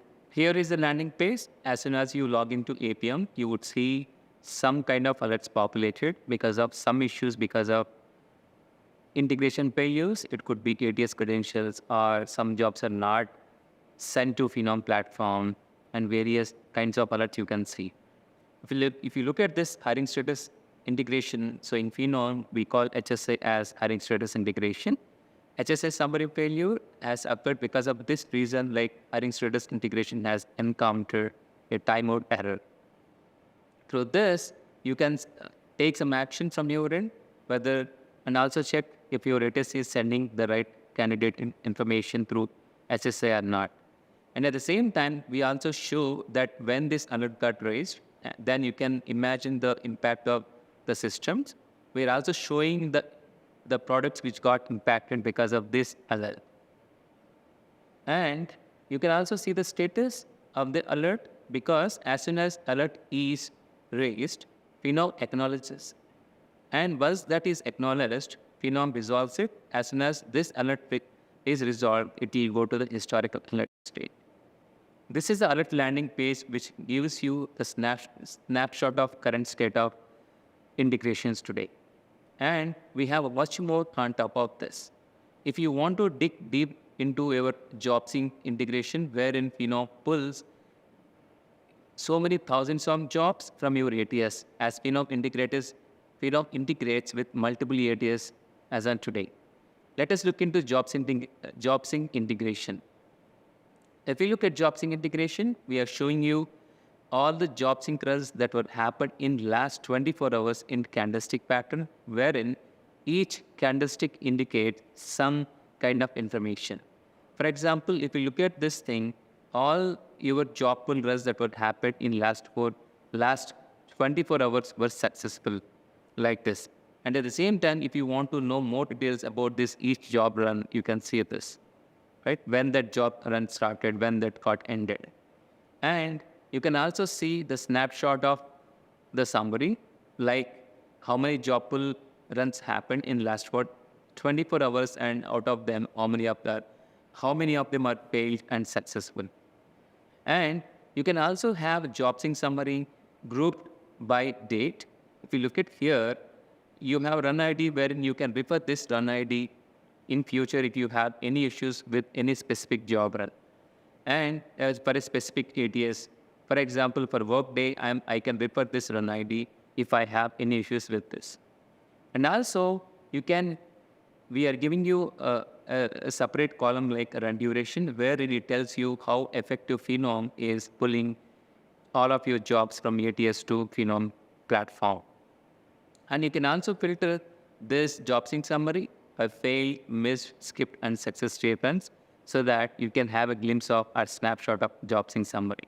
You can also filter this job sync summary by different dates, followed by download option, where if you want to send this data to some of your managers or colleagues of your department, you can download this data and send to them. And at the same time, this also gives you when and what time of the day we run this job sync integration in the form of cron job. And you can also see the description and what time that this job runs in. And the other important critical piece of integration is hiring status integration. Hiring status integration plays major role in updating the candidate information, which enriches the candidate information, which would be helpful for recruiters to take critical decision based on the latest hiring status. Let us look into hiring status integration. Here, as is shown in the job sync, we do have all these HSA runs shown in candlestick pattern. You can see in last 24 hours, we have one run happened, and one out of that, one run is failed. Like this, all of this hiring status integration does form in candlestick pattern, and you can also see the total is happening, and out of that, how many of them are successful and failure. Like in job sync, you can also see the run status here to refer if any issue happens with this respective hiring status run. And here, we also show you how much time we take to process all the candidates, which happens through hiring status integration, followed by the status of that run. Similar to job sync, you can filter this hiring status summary by dates, and you can also download through this. Through this, we are providing you transparency into hiring status and job sync information. And the last but not the least, and at most important piece of integration is Phenom hosted apply integration. Here, if you land into Phenom apply diagnostics page, you can see all the total applications that Phenom has received and how many applications were sent to ATS and how many of them are successful, followed by offline and failed applications. Similarly, you would also get into the more details about this, because when an application fails, it kind of triggers panic button from customer side. As a customer, you can come here and click on this failure and incomplete to get the more details about it. So I clicked on the failure button, and you can see all of these emails, candidate emails, followed by whether the candidate type is actionable and for which job ID that candidate application has failed, and the reason for that application failure. This way, you can bring complete visibility of Phenom integrations at one place. At the same time, you can dig deeper into our health of our integration. At the same time, as a customer, you can debug all of your integration failures and issues on your own. Thank you for that deep dive, Hari. That obviously you've learned about how hiring status integration and job sync and applied integration feed data into the Phenom ecosystem. Now we want to take that data and connect it and interpret it somehow. And we do that with a couple of technologies. When it's data coming from the customer, we call that the enterprise talent graph, and you'll hear about that from Varun. And you'll also hear from him about what do we call the recruiter taste graph or the recruiter context graph, where we take recruiter interactions on the platform and we understand that as useful context also. So Varun, take it away. Hi, this is Varun, lead of Knowledge Graph team. I will be explaining our knowledge graph and the infra we built for it. The core idea is to have enterprise level knowledge as the context keeps changing from enterprise to enterprise. For example, software engineer of one client will have core skills like Java and JavaScript, whereas other client software engineer will need Spring Boot and Python. In healthcare, freelancing registered nurses prefer to work within the city, while registered nurses from different companies will prefer to relocate, which is why to help the customers with better recommendation engines and the Phenom Generative AI need more enterprise level context, for which we came up with a sophisticated infrastructure where we ingest each and every data point we get from the client, like job postings and the metadata after parsing with job parser, candidates data and their resume parsed metadata, like their previous companies, experience, education, location, etc. Also, the recruiter's information is obtained from Phenom Universal Profiles, hiring status activities, job applies, CRM user activities, everything goes into our system. This data will sum up around 20 million nodes and 7 million edges per client on an average. All the data and all the nodes are connected with edges. Now comes our inference services and knowledge graph services, which use this connected data and build more context around it. For example, one of our use cases is our recruiter taste graph, which is built using recruiter hiring status activities, nodes added on the job seekers, and the actions done towards the candidates within the platform. Let's say a recruiter is assigned to a job. Job have entities like titles, categories, location, everything. Now a recruiter shortlist candidates for this job. This connected information is fed to our inference service, which turns this into a knowledge graph. Inference service takes all the historical data, identifies the patterns, learns the embeddings and context of every entity, and connects them back to the recruiter, building his taste graph or preferences. Like, for a given job, would he prefer shortlisting a hopper or a lawyer? Which college graduates? Candidates with which current title? Which location? Which job zone? Etc. Each and every entity will have updated embedding and more context, for which we'll be further, this will be used by the fit score to rank the candidates better. Another such use case is similar entities. We take all the candidates data and their application data and jobs data. These are all connected with application data and isn't rich enough, but our knowledge graph service reads the data, connects the entities, and this becomes an enriched enterprise level knowledge, for which we use FP Growth, Big Graph, and few other Phenom Gen AI algorithms. The end result will look like connecting the parent nodes. For example, jobs, when they connect, they become similar jobs. Candidates, when we connect, they become similar candidates. And child nodes like titles, categories, and everything become similar titles, similar categories, similar locations, etc. All this information is fed to our knowledge graph database, from which the downstream applications start using this data for their recommendation engines. Few computations are done offline, like similar jobs, categories, etc. Few computations are done online, like recruiter next action prediction, skill gap, etc. Few are dynamic, that is at session level. They are computed like recruiter taste graphs. Another such use case is predicting recruiter persona. That is, CRM platform user can be a recruiter, sourcer, or a talent marketer, or combination of above this. Or it can be a totally different persona altogether. We predict the user role using the information like access provided, his activities in CRM, his Phenom Universal Profile information, and employee job profile within his company. All his widget recommendations, next action predictions in the platform are based on the knowledge graph predicted persona. So to summarize, the data points which we used for building this infrastructure is, like for recruiter taste graph, we use recruiter info, hiring status activities, job postings, recruiter actions within the platform. Job posting data will include job titles, skills, categories, locations, job families, job functions, etc. Candidate's data will also include candidate's previous experience, his title, his education, his locations, everything. Employee's data will include his roles, his projects, his experience, his education, and other information. We have created an impact on fit score by improving its accuracy between 5% to 30% on the implemented clients. We have also seen slight improvement in CRM recommendation widgets click metrics. Thank you.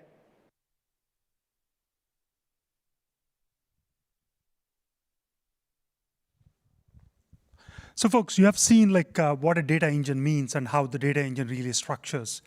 But most of the people think data engines are really a waste of time. It's actually collecting the data and really understanding the process of how the data is structured. But that is the hard part. In today's market, models are much more easier to build than actually cleansing the data and making the data really work. Like if you really take an example of OpenAI for that matter, the most important attribute what OpenAI did is not just the infrastructure what they built on transformers. They're always there, and they were really actually innovated by Google. But the way they really used an ensemble of models together, on top of it, how they use the data and the guardrails what they really built is what made the whole equation work. It's the same. In HR, it's no different. You have to think how this data sets has to work in an effective format, and how do you really inject the feedback loops and experience layers in a thoughtful format is where the real aha is. Now, I'll really bring back Lindsay in to really talk about the candidate experience and the overall experiences. Thank you, Mahi. Hi, everyone. I'm Lindsay Morrow, and I'm on the strategy team here at Phenom. And at Phenom, we don't just provide career sites. Leveraging AI, we curate personalized experiences that match the right candidate to the right job. And in this section, we'll show you how we've harnessed the power of AI for the unique needs of HR in order to convert top candidates into qualified applicants, enabling our customers to move from a place of talent scarcity to a place of talent prosperity. Now, we'll first set the foundation with the use of the BERT language model, which we have custom trained to the specific nuances of HR and talent data. And organizing and categorizing that is key. And so we'll walk through how we categorize every job against ONET taxonomy in order to tease out important context beyond the job description. We'll also walk through the AI structure that interprets the nuances of educational requirements. Now, AI is only as good as the experience it ultimately provides. And for a candidate, that means not just finding a job, but finding the right job. And so we'll show you the specialized and advanced AI technologies that power Phenom's career sites, including personalized search, dynamic job recommendations, and conversational AI that engages your candidates throughout every step of their journey. So first, I'll turn it over to Arshit in order to talk about Phenom BERT. Hi, I'm Harshit. I will be talking about Phenom BERT, which is an in-house trained transformer-based model. To start with, I'll first elaborate on the need of having a specialized model over an open domain model, which is available online. So the problem we set out to solve was enhancing natural language processing capabilities within the HR domain. Open domain models are trained on general data and are thus not tuned for any specific domain like HR. Therefore, we felt a need to develop a specialized BERT model that can effectively handle tasks and understand context within the HR-related text data. Talking about the architecture, Phenom BERT is a transformer-based encoder-only model. Transformers, as is very well known, is the same architecture that revolutionized NLP domain in 2017 with its groundbreaking research. To give an idea of what the model will be capable of doing once it is trained, let's see a sample job description. So JD in itself is an unstructured piece of text, and using this fine-tuned model, we can extract a variety of insights from it that will help us in various downstream applications. For instance, we can do sentence-level parsing from this JD and build various classifiers to assign specific labels to those sentences. Secondly, we can extract enriched embeddings as feature vectors from using this model, and we can feed them as feature vectors in various recommendation systems. Thirdly, and most popular application is that of entity extraction. So we can use these embeddings to extract various kind of entities from a job description like title, roles, duration, or years of experience. Fourthly, apart from extracting entities like skills, we can even assign them a particular importance in the context of job. Like for any particular job, each skill might have a varied importance for that particular job. So that also can be done using this model. Fourthly, we can also ascertain the degree of similarity between a particular skill and its relation to a particular job. So the model will also help us in defining semantic similarity between skills and job titles and across different entities. Lastly, we will also be able to use this model to build classifiers that would classify any particular JD into one of the 23 ONET families. So to give a little bit of background about what we had prior to training this model, so prior to fine-tuning the BERT model, we were majorly using open domain BERT models and fast text word vectors for our use cases as defined above. So the problem with the BERT models were they are known for their huge memory requirements and computational resources. So this results in longer training times and higher infrastructure cost, making them less practical for specific domain applications. So our fine-tuned model is 3 times smaller than the open domain BERT-based model, and that will result in low memory footprints and also faster inference times. Secondly, comparing it with fast text, which we were using as precursor to building this model. So fast text is efficient for word level embeddings, but falls short in capturing contextual nuances at the sentence or document level, which consist of multiple words and they have a context underlying them. So fast text doesn't necessarily consider the surrounding words and their interplay, which is very crucial for understanding meaning in context and to grasp the overall context on a sentence or a document level. So in contrast, our model has built-in attention mechanism that takes care of capturing context at a sentence level or a multiple sentence document level. So as a solution to the above mentioned issues, we performed a domain adaptation of one of the open BERT models on our HR domain. So in terms of training, our fine-tuned model is 3 times smaller than, though it is 3 times smaller than general BERT, but it is still a big model with millions of parameters inside it. And that comes with a huge appetite for training data as well. So we tuned our model using 24 million job samples across all the 23 ONET job families. And in terms of infrastructure, we have used a multi-GPU environment to make our training faster. So for the fine-tuning of our model, in terms of the training objectives that we followed, we have adopted 2 popular training objectives. One of them is MLM and second is NSP. So MLM basically is masked language modeling, in which while passing any input into a model, we randomly mask 15% of the tokens. And the model learns the contextuality in a text by trying to predict the missing tokens. In the second task, which is of next sentence prediction or NSP, it is basically formulated as a classification problem in which we query the model with 2 sequences back to back, and the model tries to predict whether the second sequence follows the first sequence or not. So in terms of predictions, it will give binary values like 1 or 0. So it's a binary classification task. In addition to training the model on 2 mentioned training objectives, which were MLM and NSP, we have also fine-tuned it further on the task of STS, and the resultant model, we are calling it as Phenom BERT STS. So to get to this model, we trained Phenom BERT on the task of STS, which is semantic textual similarity. So this task is about identifying the degree of semantic similarity between any 2 given sequences, be it text or images. So we have trained this model, Phenom BERT STS, using a Siamese network, the architecture of which is illustrated.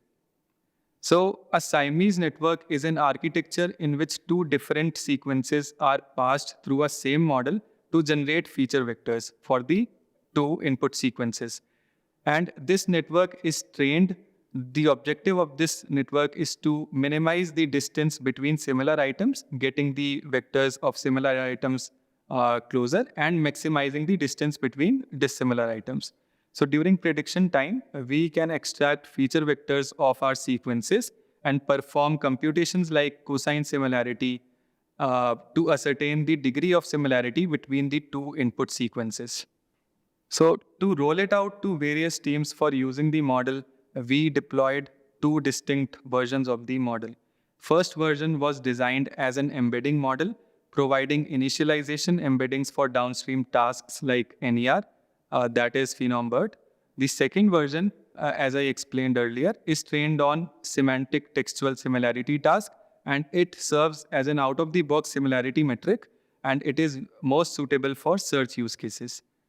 In terms of model performances, adoption of these models has led to enhanced accuracies across the board, across the teams on various tasks.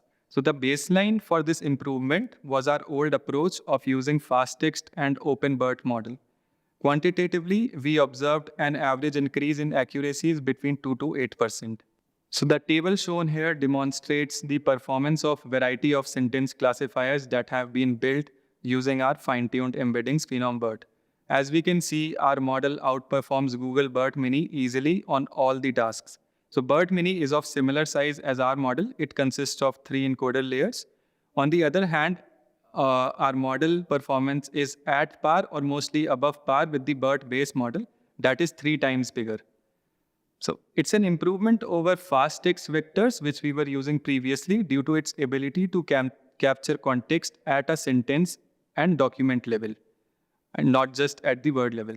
And also, due to its smaller size, it comes with the advantages of faster training and inference times, and also lower memory footprint.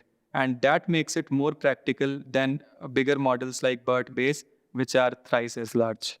So as for our next steps, we are continuously keeping up with the latest architectural advancements in the field of NLP, which is ever evolving. And we have found some pertinent issues with our STS model also. So 2 of the use cases that our STS model is used in is skill similarity and title similarity. And because of being trained on long sequences, it is oftentimes unable to predict accurately the degree of similarity on sequences that are just 2 or 3 words long, as is the length of skills and titles. So there is a scope of improvement over there. So to improve upon this, we are also tracking the MTEB leaderboard, which is the benchmark dataset for STS. And there are some new architecture that claim to be superior to BERT architecture that we are using. And as a next step, we'll be training improved versions of our model by adopting those new architectures. Thank you. And next, we'll be moving on to ONET taxonomy classification. Hi, I'm Deepak. I'll be talking about the need for having universal categories to divide and organize jobs. In the world of HR, there are several challenges when it comes to effectively matching candidates with job opportunities. Let's dive into some of those. So one of the primary challenges is having a detailed understanding of the job requirements. Right? Without this understanding, we cannot provide relevant job recommendations. Second is sometimes candidate will have missing information or their information will be unstandardized. Standardizing title and skills is a big issue across the board. And also finding similar jobs, similar candidate are also big requirements. So if we talk about the current state, we do not have any universal categories to divide and organize jobs for accurate recommendations. So let's take some example what happens in such cases. Right? Candidates don't always provide enough information when researching for jobs. For example, let's say there's a customer who has job openings for project manager in various teams like human resources, construction, and IT. Right? A candidate who has applied for a job alert, whose current role is project manager, which job should we recommend to them? Right? Let's take another example. A candidate talked to chatbot, shared their title as manager, and provided 2 skills like architecture, blueprint reading.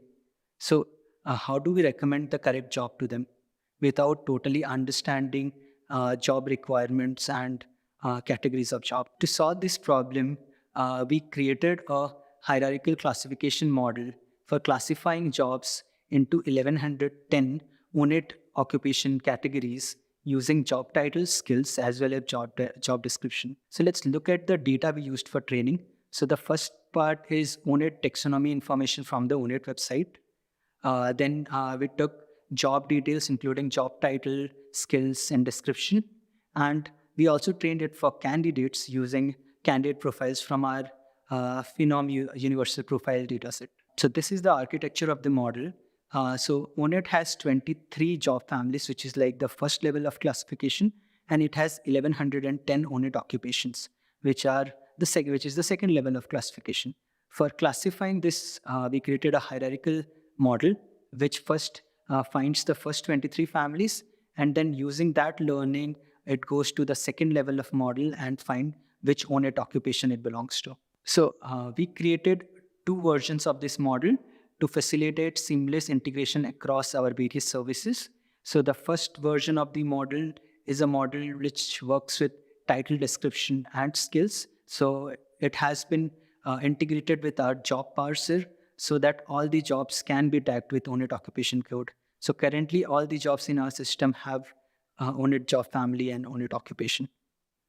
The second variation of the model that we created is with job title and skills. So using this input, we are able to tag all the candidates belonging to all the clients as well as all of our Phenom Universal profiles with ONET occupation. So if you take, for example, almost 480 million universal profiles were tagged with ONET occupation code. So let's talk about the impact of this ONET classification system. Similar jobs recommendation conversion rate went up by 5% because we are able to find similarity between the jobs much better. Using this in profile recommendation helped in reducing irrelevant recommendation, and also it improved the conversion rate by 3%. We also used ONET in AI discovery, and that increased our conversion rate by 12%. So these are all the points about ONET. Thank you.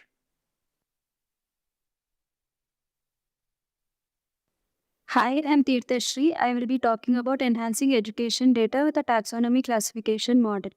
In today's rapidly evolving job market, it is a challenge to match candidates with the right educational background to the job requirements. For matching education, we face some issues like inconsistency between educational qualifications across resumes and job postings. Traditional job passers face difficulties in fully understanding the extent and diversity of educational qualifications. Even recruiters spend a significant amount of time manually verifying whether candidates' qualifications match the job requirements or not. There's also a lack of standardized terminology for qualifications. This is a real-world scenario where a candidate who is a process engineer was recommended for a chemical process engineer job. The job required a degree in chemical engineering, but the candidate had a degree in industrial engineering.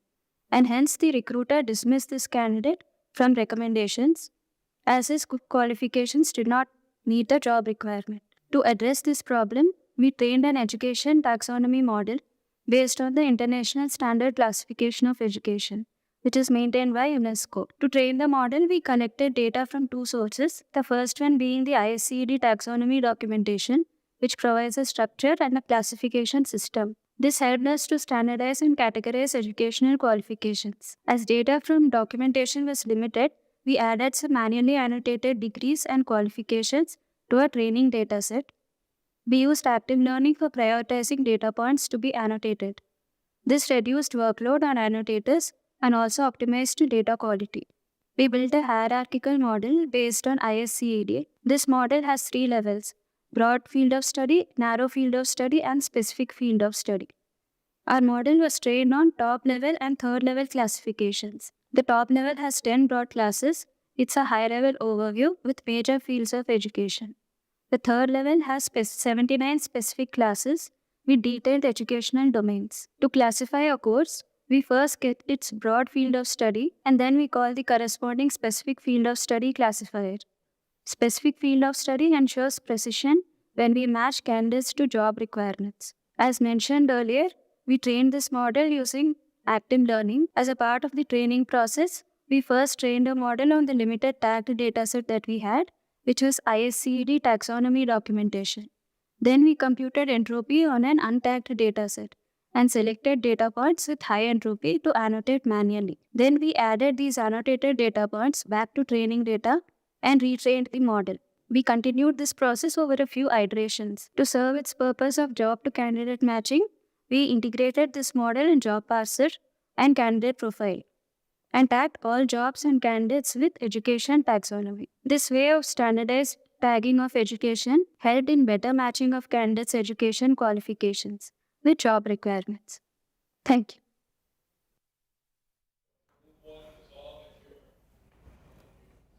Thank you, everyone. And now that we've introduced you to Phenom BERT, I'd like to invite Srikanth and Sriram to unveil the advancements that we've made over the last 2 years to personalized search. Hi, this is Shrikar, Director of Engineering for Search and Personalization at Phenom. So I'll be discussing about Phenom's career site search experience. Search is one of the major components of our career sites, and it's widely used by our job seekers. More than 8 million searches happens every day on our platform. So if we look at traditional HR tools, so they lack advanced AI capabilities such as understanding user intent precisely, extracting and providing the relevant information accordingly, and also optimizing the user engagement. So if we look at the Phenom search, it has all these capabilities.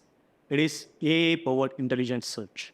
Our search is having very advanced features like more robust type aheads, which will provide results instantly as you type, enriched intent detections, which will understand the intent of the user more precisely, auto-synonym detections, which will identify different variations of the keywords and provide the results accordingly.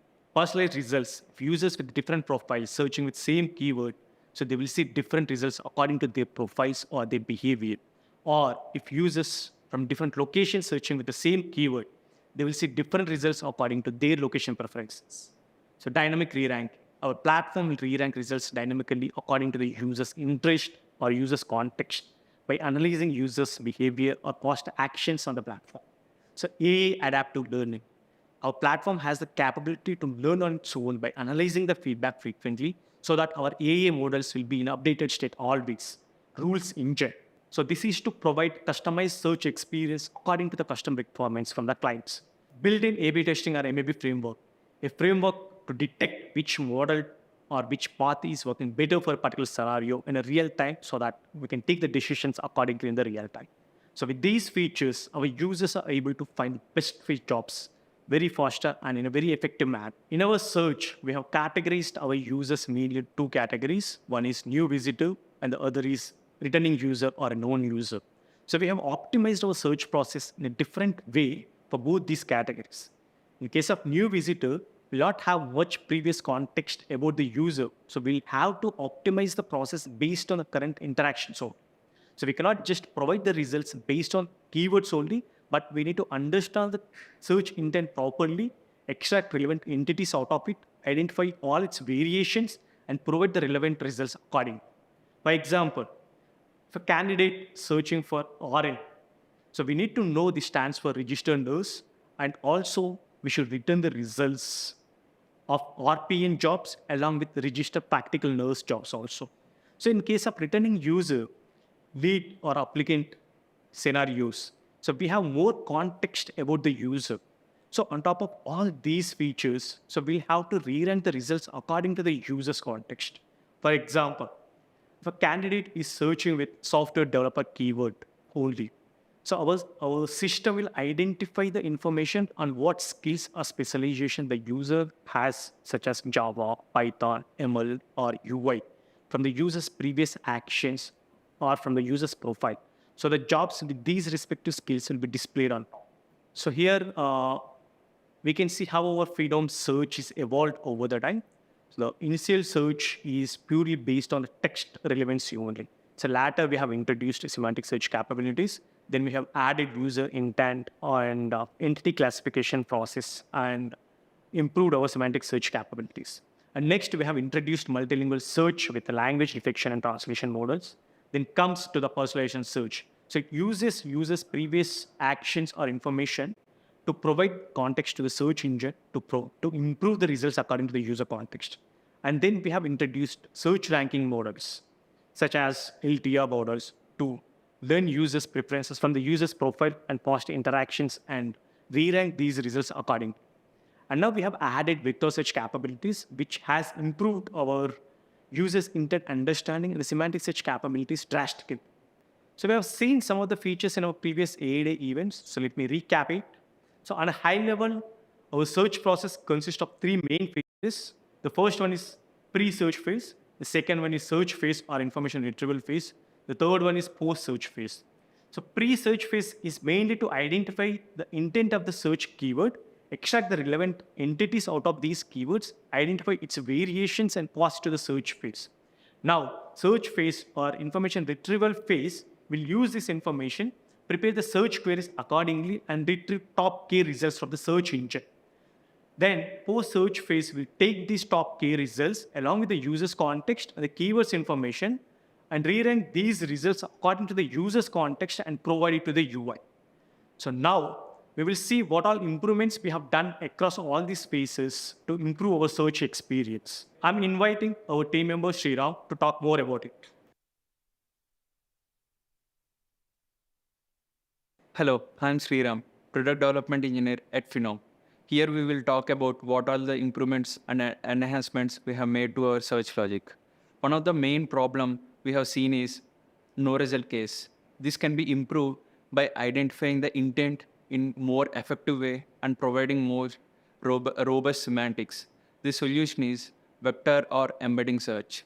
What is vector search? Vector search is a way to find related objects that have similar characteristics using machine learning models that detect semantic relationships between objects in an index.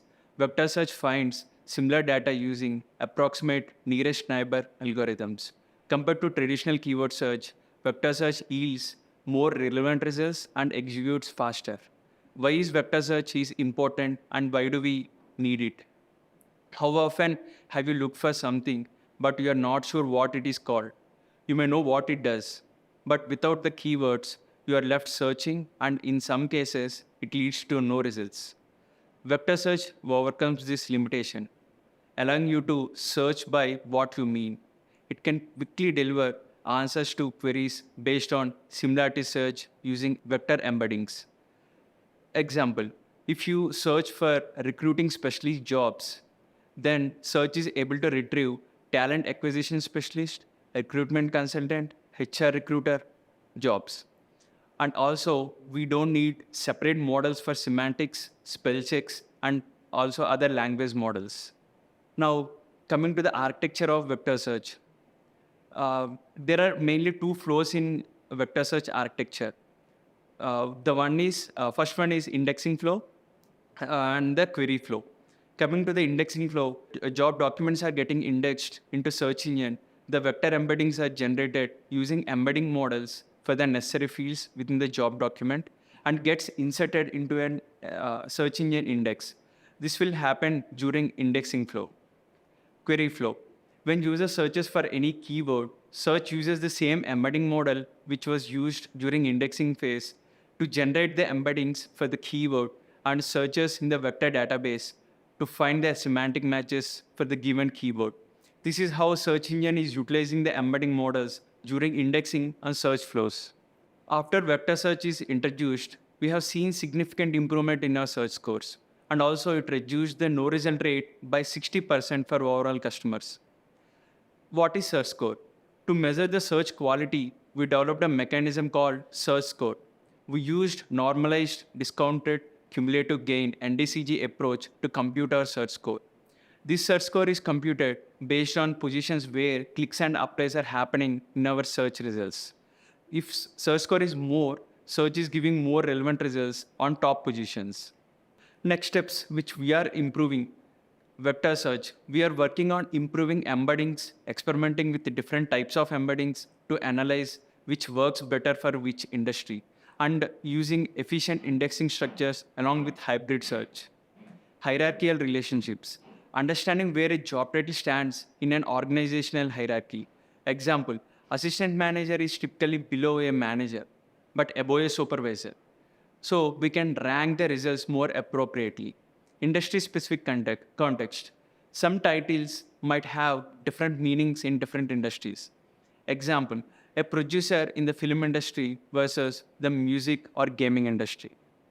Now, let's take a look at how we optimize search for a returning user or a known user. Search uses LTR model to show the relevant results for a returning user. As a candidate, when you search for a job, there are tons of results. LTR model learns from users' preference, profile, and past interactions to show a list where the most relevant job roles are at the top. Let's take a real-time example. When the user searches for software engineer keyword and clicks on Java job titles, then the subsequent search results having Java developer, Java engineer will get re-ranked to the top of the list. How did we develop LTR?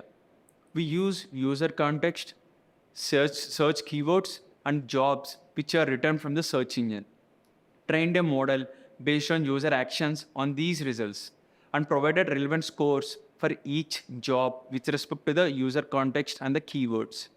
These relevant scores are used to optimize and re-rank the final results. LTR was introduced in search previously with basic model. Now we have developed industry and job zone level models to provide best search experience at each industry and job zone level. Example, different model will work efficiently for frontline workers and different model is required for technical users. And this is the architecture of search LTR. The LTR is happening at post-search phase. Before returning the results to the user, our LTR service re-rank the jobs data based on the user profile information. Then the re-ranked results are returned to the user, which are displayed in the career sites. After LTR model is introduced, we have seen significant improvement in our search scores, conversion rate, and job click position. There are industries, these are the industry-wise LTR performance metrics. Initially, we haven't observed improvements in some of the industries. Now, after introducing industry-level models and job zone level models, we have seen improvement in our search scores across all the industries. This is the search score band after LTR experiments. We can see that search score is shifting towards right hand for overall sessions in our platform. The goal is to shift the bars to the right side. This is the before experiment metrics. Like overall search score is 60%, average job click position is 7, average click-through rate is 62%, average conversion rate is 34%. And after the experiment, overall search score is improved by 21%, average job click position is improved by 50%, average click-through rate is improved by 18%, and average conversion rate is improved by 25%. We all know that a single model will not work for all the scenarios always. MAB is a solution for it to analyze what path works better for a particular scenario. For some users, LTR would work better, and for some users, vector search only would work better. How do we see which model to use and optimize for the candidates? By using multi-arm bandits. Based on reward computations, multi-arm bandits dynamically pick the right variant and adjust the job recommendations accordingly to maximize the chances of finding the perfect role. We have integrated MAB in our search engine with LTR, vector search, and both LTR plus vector variants. Multi-arm bandits compute reward computations for each model and selects the right variant for the user by increasing the chances of finding the best job. By using this algorithm, we can dynamically personalize the job results to the individual users. This is the current architecture of our search. By analyzing the user behavior feedback and the rewards computed by our feedback analysis framework, our platform is having the capability to learn when to retrain the model so that the model will be retrained automatically to provide the best results to the user along with the vector search experiments. This is how we are continuously improving our search platform and providing the best search experience to our users. Thank you.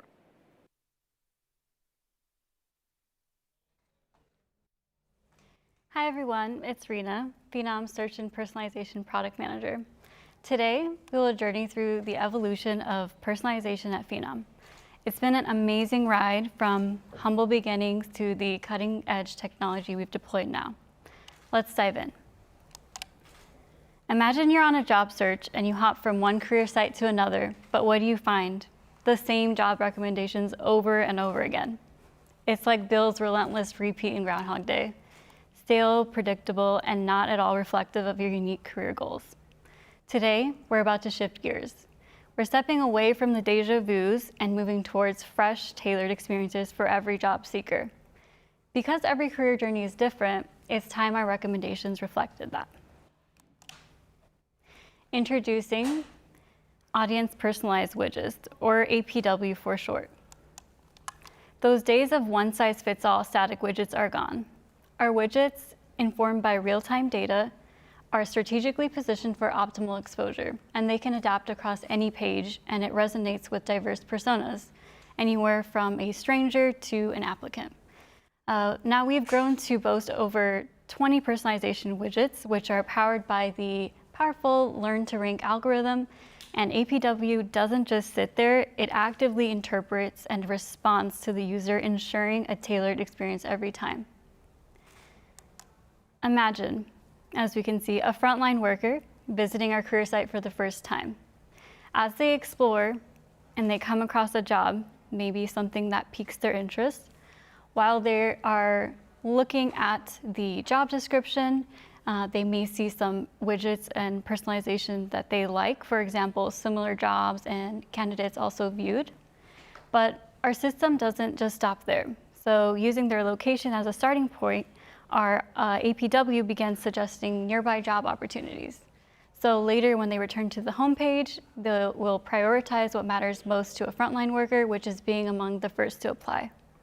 So this is why we display that first to apply widget.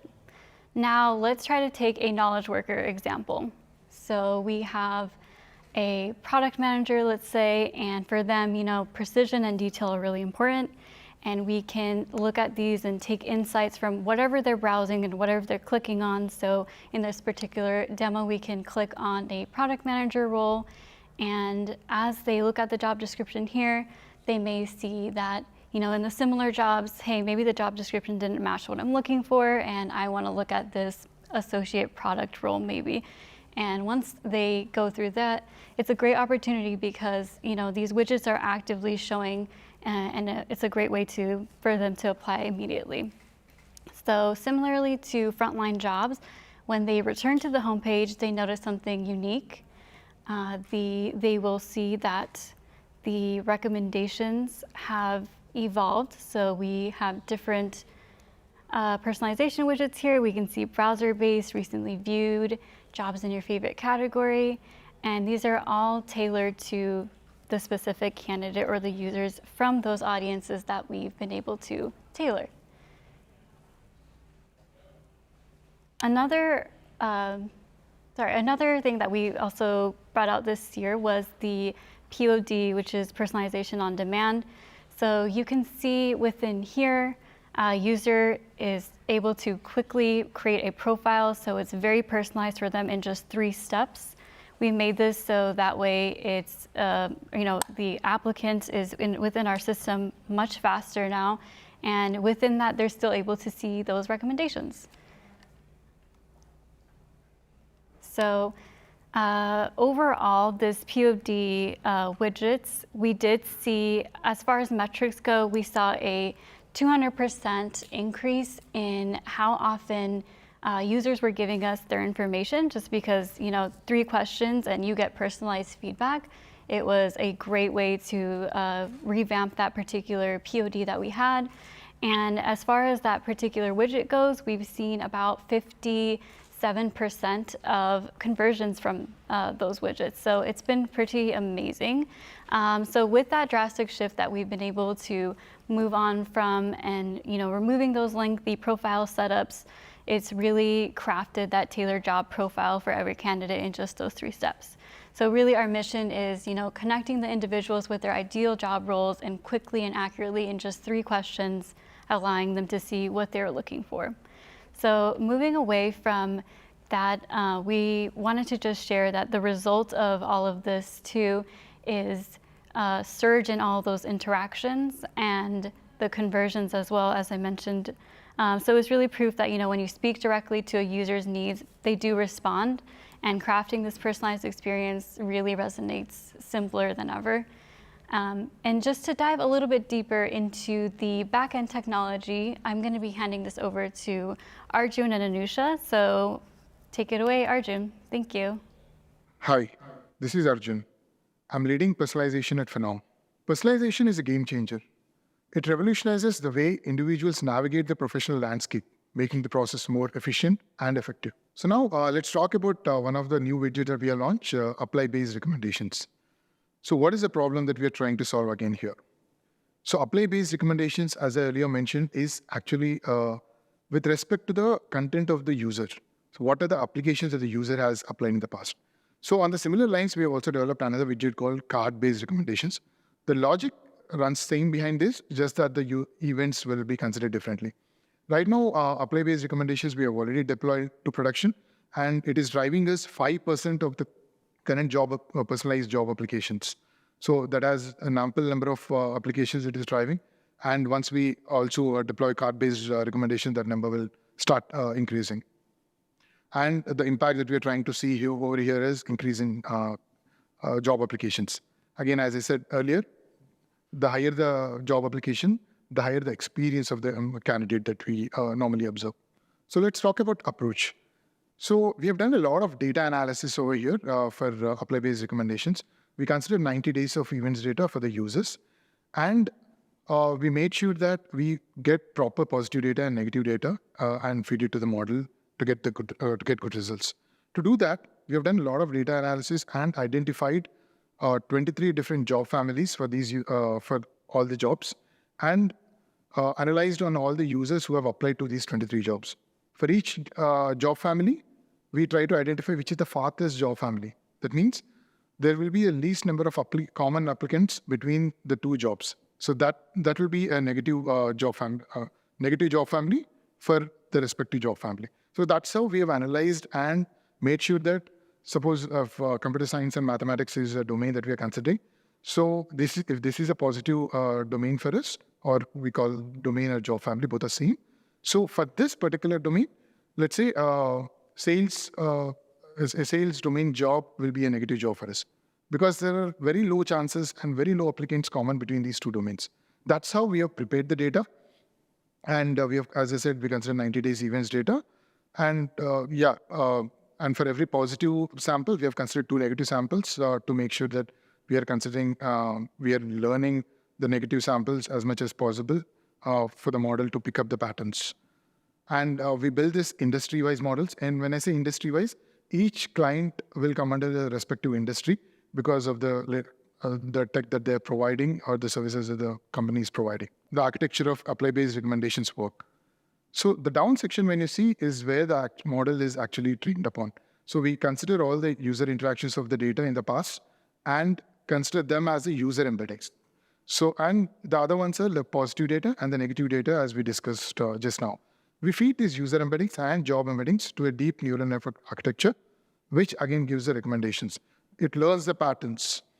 So now, while inferring this model in real time, so we have 2 sections again.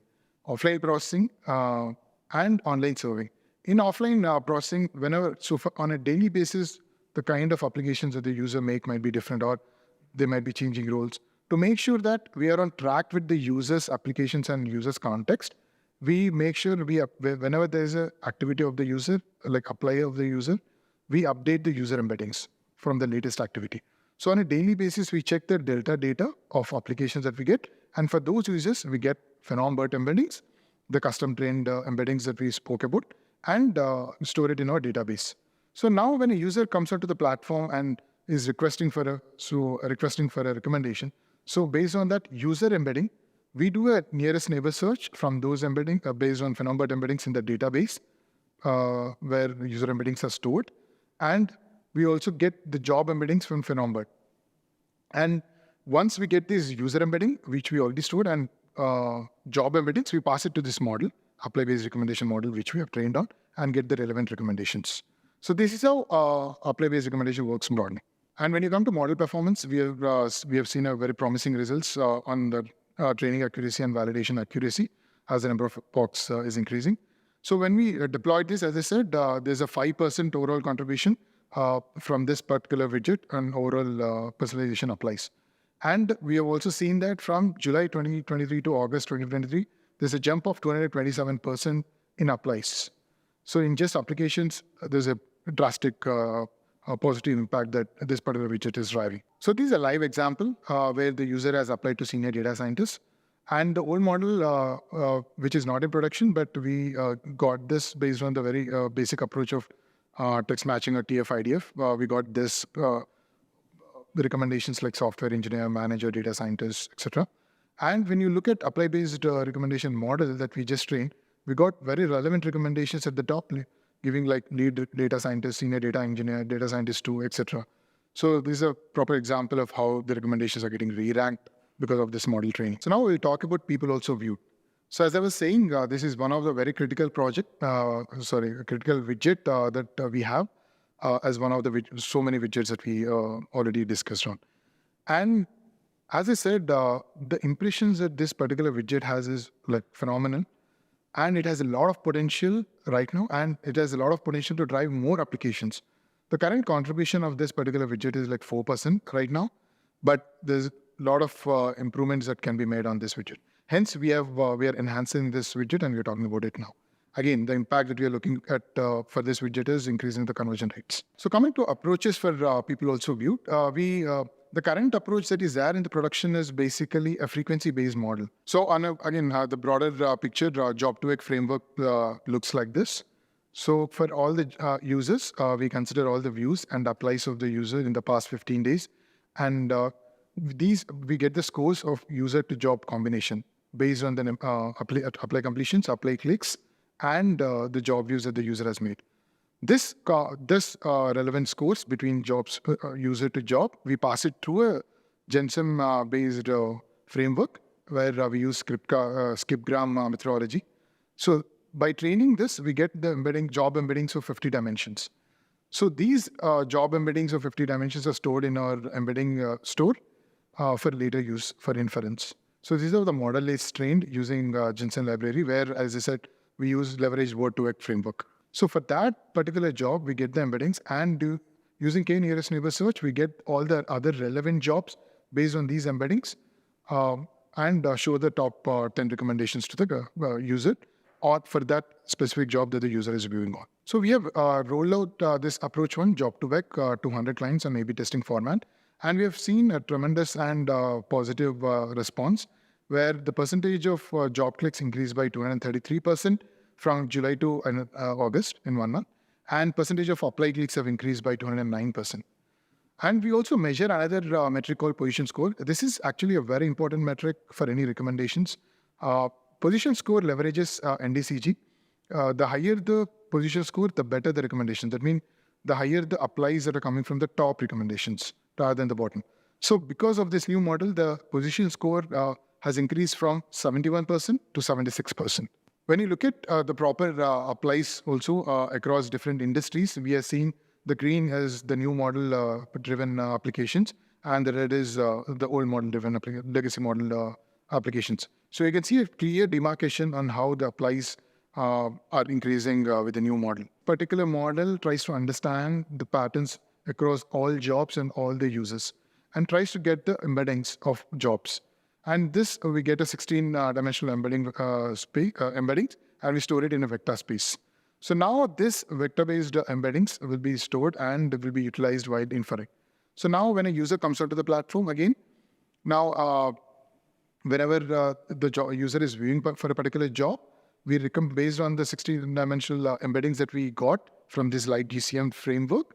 For that particular job, we do a k-nearest neighbor search in this embedding store and try to get the best recommendations for that particular job. So we considered all the applications that we got in the last 1 week. Let's say for media and communication, that one industry for that one client, we have 1,437 applications. Out of that, we are trying to see how many of those jobs have been recommended in all these three models. One is the current model that we have, legacy model. The one is approach one, which is job-to-web. The other one is graph model, which we just discussed. Now, when you see, you can clearly see that current model is driving 8% of applications of this 1,400 applications that we got. When you see graph model, it is 62%. Job-to-work is also driving 21%, But when you see graph model, it is driving 62% of applications from that list. And if you see across all the other industries too, you can see a clear demarcation between the current model and the graph model. Where if you consider manufacturing, the current model is driving 15% of was recommending 15% of whatever applications happened in the last 1 week. But now the graph model is driving 72% of those applications. So there's another way of model evaluation. As I was saying, position score is one metric which we actively look at. So you can again see a clear demarcation of how current model to graph model, there's a difference. When you see at the graph model, all the applications that we got are in the first position or the second position, have been recommended in the first or second position. But when you look at the current model, which is a legacy model, there's a distribution across the applications from first position until 8th position. So this is where the experience of a customer comes into picture again. So in both the number of applications that we are driving, as well as the position score, graph model is driving much better experience and conversion rates compared to the current model.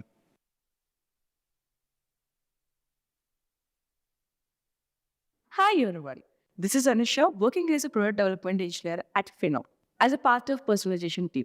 We will be continuing on the other two personalization modules, Learning to Rank and Phenom birth-based widgets. Learning to Rank, given a job seeker profile and their activity on the career site, get recommended jobs and then re-rank to display potentially relevant jobs at the top of the list. Learning to Rank is crucial in job recommendations as it addresses the challenge of efficiently prioritizing job listings within a vast database. Job seeker may be inundated with an unordered list of job suggestions given by the recommendation engine.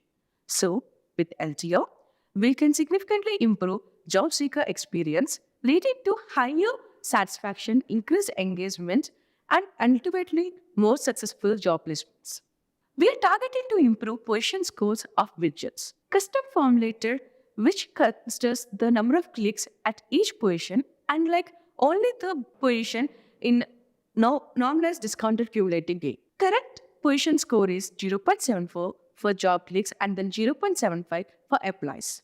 Next, coming to the data preparation, we are considering job seeker to job interactions for past 30 days. In order to ensure no outliers are part of the training, we are limiting the number of job seekers based on the job seeker interactions, where number of job seeker interactions should be between 5 and 100, and job seekers who have applied for less than 5 unique job families. Because we have noted that no actual job seeker will apply to more than 5 job families. For any recommendation model, preparing negative data is a challenge, as the data would be implicit. For each job family, based on all the applications, we carefully identified that farthest families and considered jobs from those job families as negative data. And that we built industry-wise models to ensure the contextual learning is intact to that industry. Our learning to rank architecture. Here, we consider the features of job like title, skills, and job family, and job seekers' interactions with view considered as least priority and apply as the highest. We pass this to internally trained embedding space and then pass to the interaction and score assignment layer, where we do the data segmentation and data preparation. Create the positive recommendations from job seeker interacted job families and negative recommendations from farthest job families, and do 10 combinations for each job seeker. Job vectors are then formed with the concatenation of title and skill vector cumulative to the 512 dimensions. Job seeker vector is the weighted mean of the job seeker interacted recent 5 job vectors without duplication. And then we do stratified sampling for training and testing data and pass the data to the deep neural network, where the first 3 layers are the ReLU and followed by one single dense layer which predicts the scores for the given jobs list. We have rolled out this model to some clients by leveraging the internally created multi-arm bandit framework. During the evaluation time, we have replicated the prod environment and pass the live recommendations and job seeker interactions for 5 days across all the industries. And then here are the results. We can see that our model is performing better. After rolling out to clients in production, we have observed that position score has improved from 0.74 to 0.78, and number of appellate leads has increased more than 200%. So we are going to roll out for all our clients and across all our personalization widgets. And here is the live example. In this, the recommended jobs, we can see that the last job is a good fit for our job seeker based on his previous actions. But recommendation engine has ranked it as the last position, but our model has ranked it at the second position. Next, vector search with Phenom word embeddings. We are leveraging the Phenom word embeddings for the vector search on our recommendation systems. Similar jobs is a very crucial widget which appears in every job view page. Users from different sources land onto job view pages, hence the widget has more potential in driving applications. The current contribution of job applies from similar jobs is 16%, considering many job views.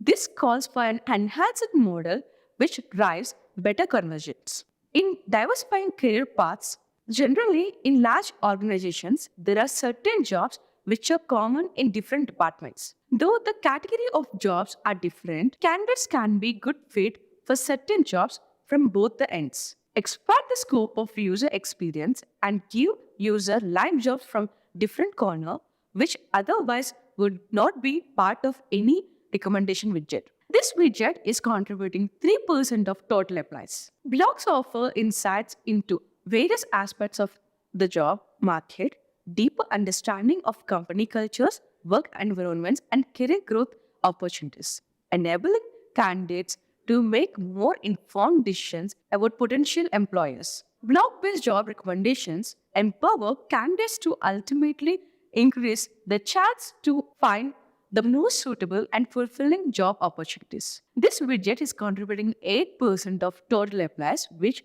otherwise would have been lost. Across all our personalization widgets, our main aim is to improve application and conversion rates. So this is the architecture where we are considering the title and description as the jobs features as well as title and description as the blog feature, and converting that to vectors and storing it into the embedding stories. When a job seeker comes to our recommendation engine, we are, after querying semantically related jobs using our embedding store, we are giving the closest jobs based on the either blog or job seeker interactive data. We are giving some recommendations. For evaluating similar jobs, we have used replay technique, which is take fraction is equal to number of positive samples divided by number of positive samples plus number of negative samples. Any job which is clicked is considered as the positive sample, which is not clicked as the negative sample. The same applies to the latest recommendations as well. If the job is not present in the existing recommendations, but present in latest recommendation, we are ignoring that. Here is the model evaluation scores for day 1 and day 2. We can see that concatenated model has better results than existing and then mean model. Thank you.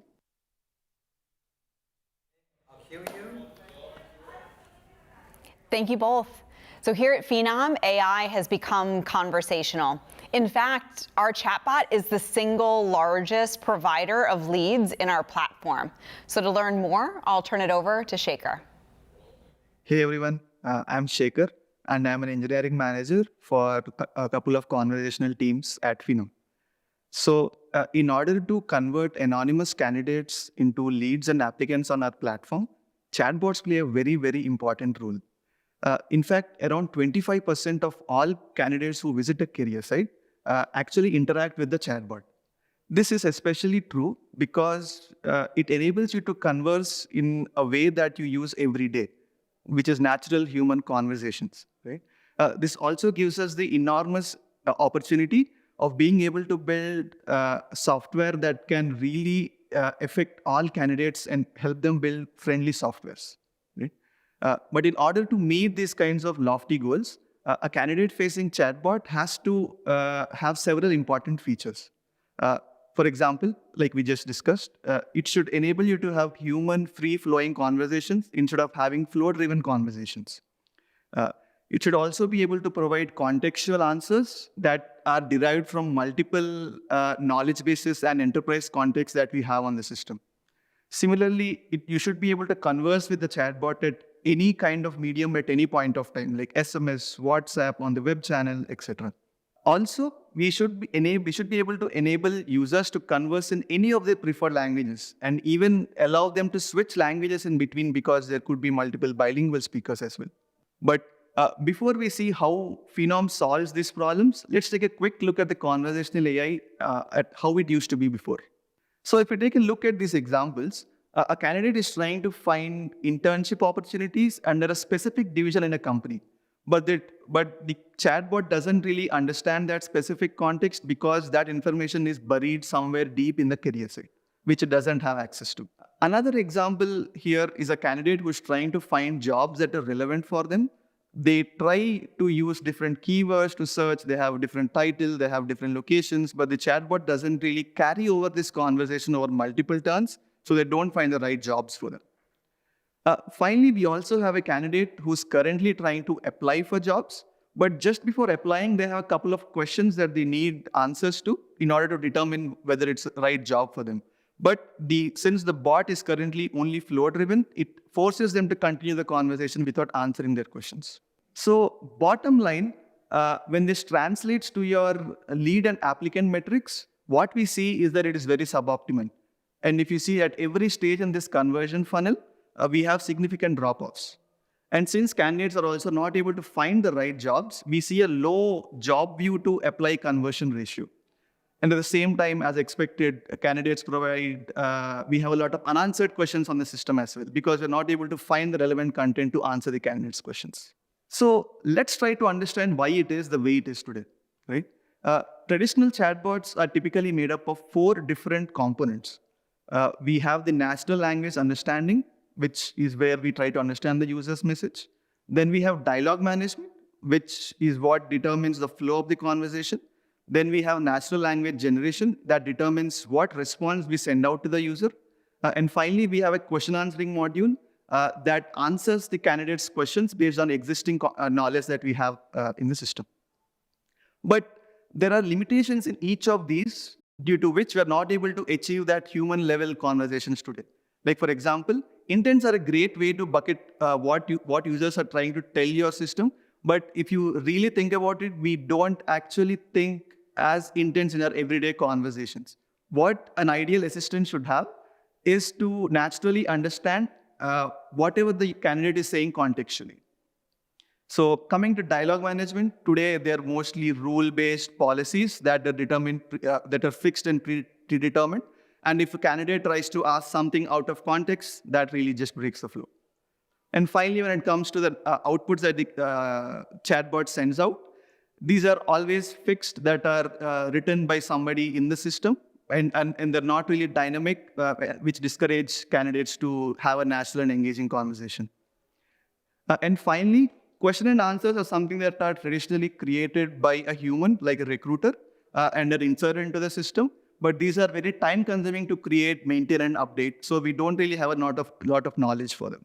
So in order to overcome these challenges, we have implemented several updates to our existing architecture using the power of LLMs and generative AI. The first set of enhancements we did were based on us trying to augment the existing datasets that we have in Phenom related to conversational AI.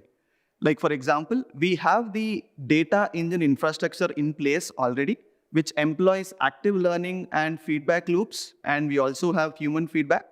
So what we did was we took a lot of examples from production, from real candidates, and we selected the right conversations that need to be annotated by a large language model using active learning.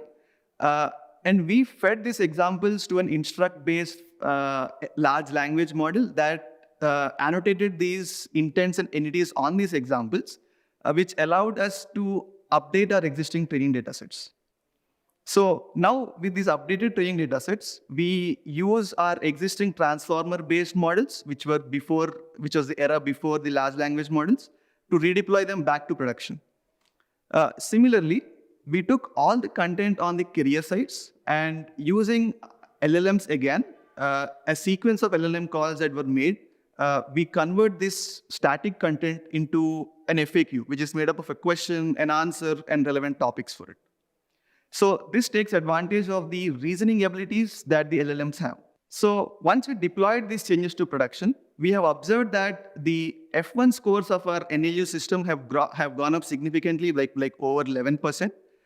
And also another important effect that we had because of this was we started supporting multiple languages, like over 23 popularly spoken languages, and we're continuously rolling out more.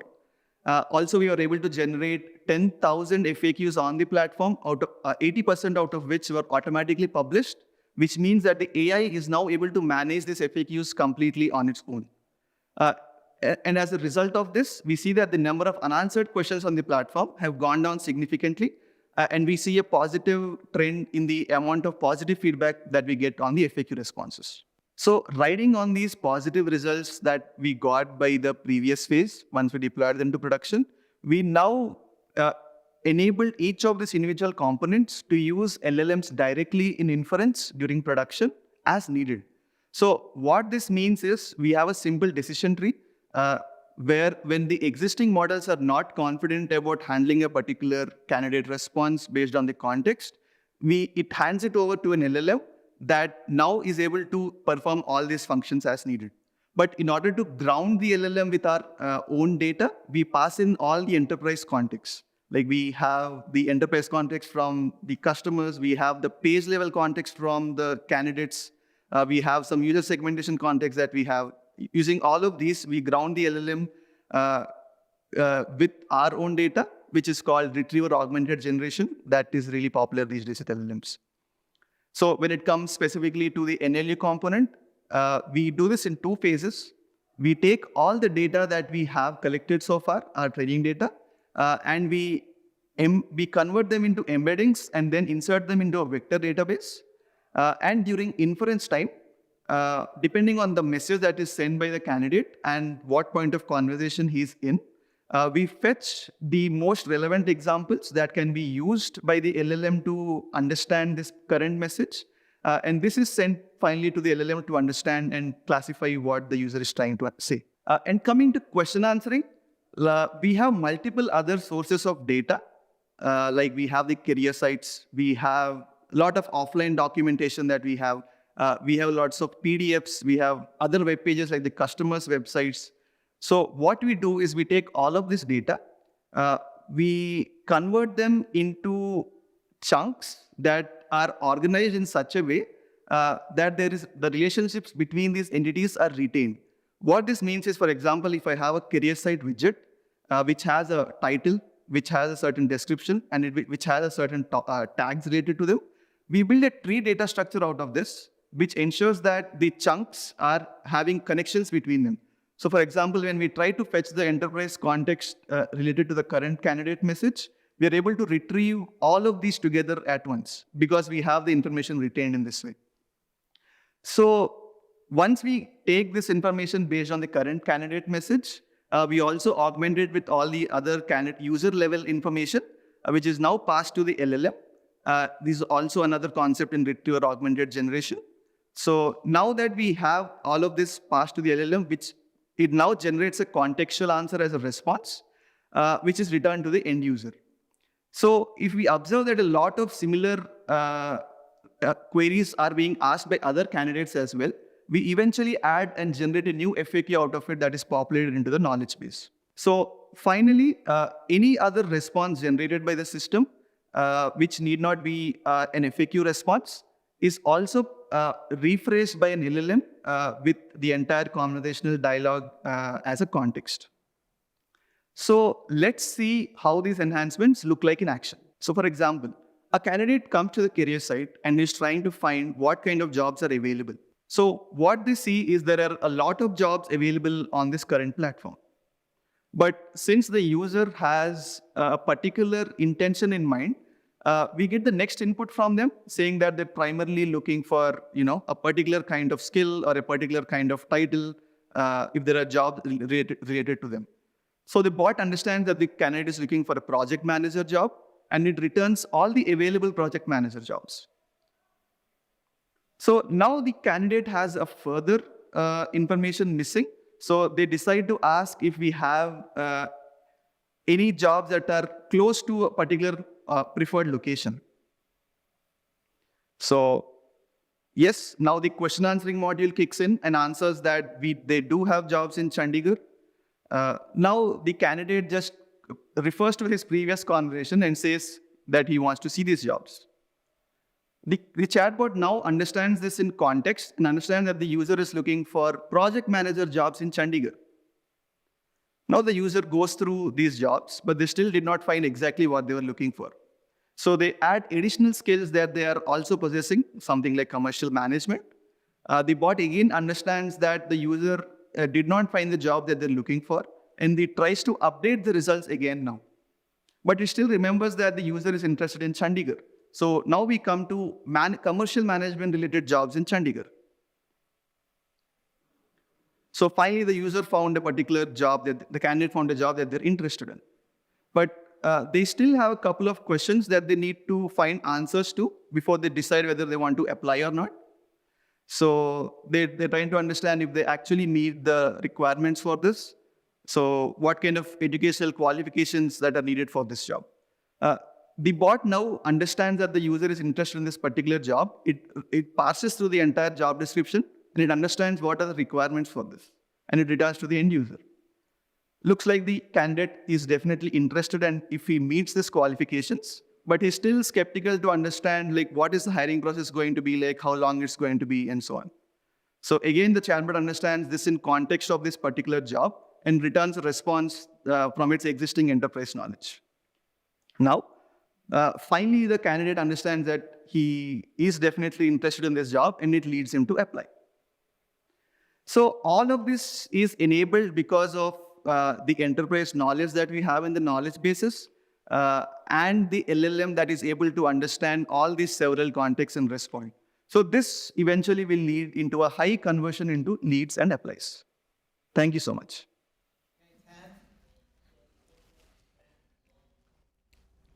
All right, thanks Shekhar for giving us all that information. That's a lot, but I hope you all enjoyed it. And thanks Lindsay for the great emceeing during the CX portion.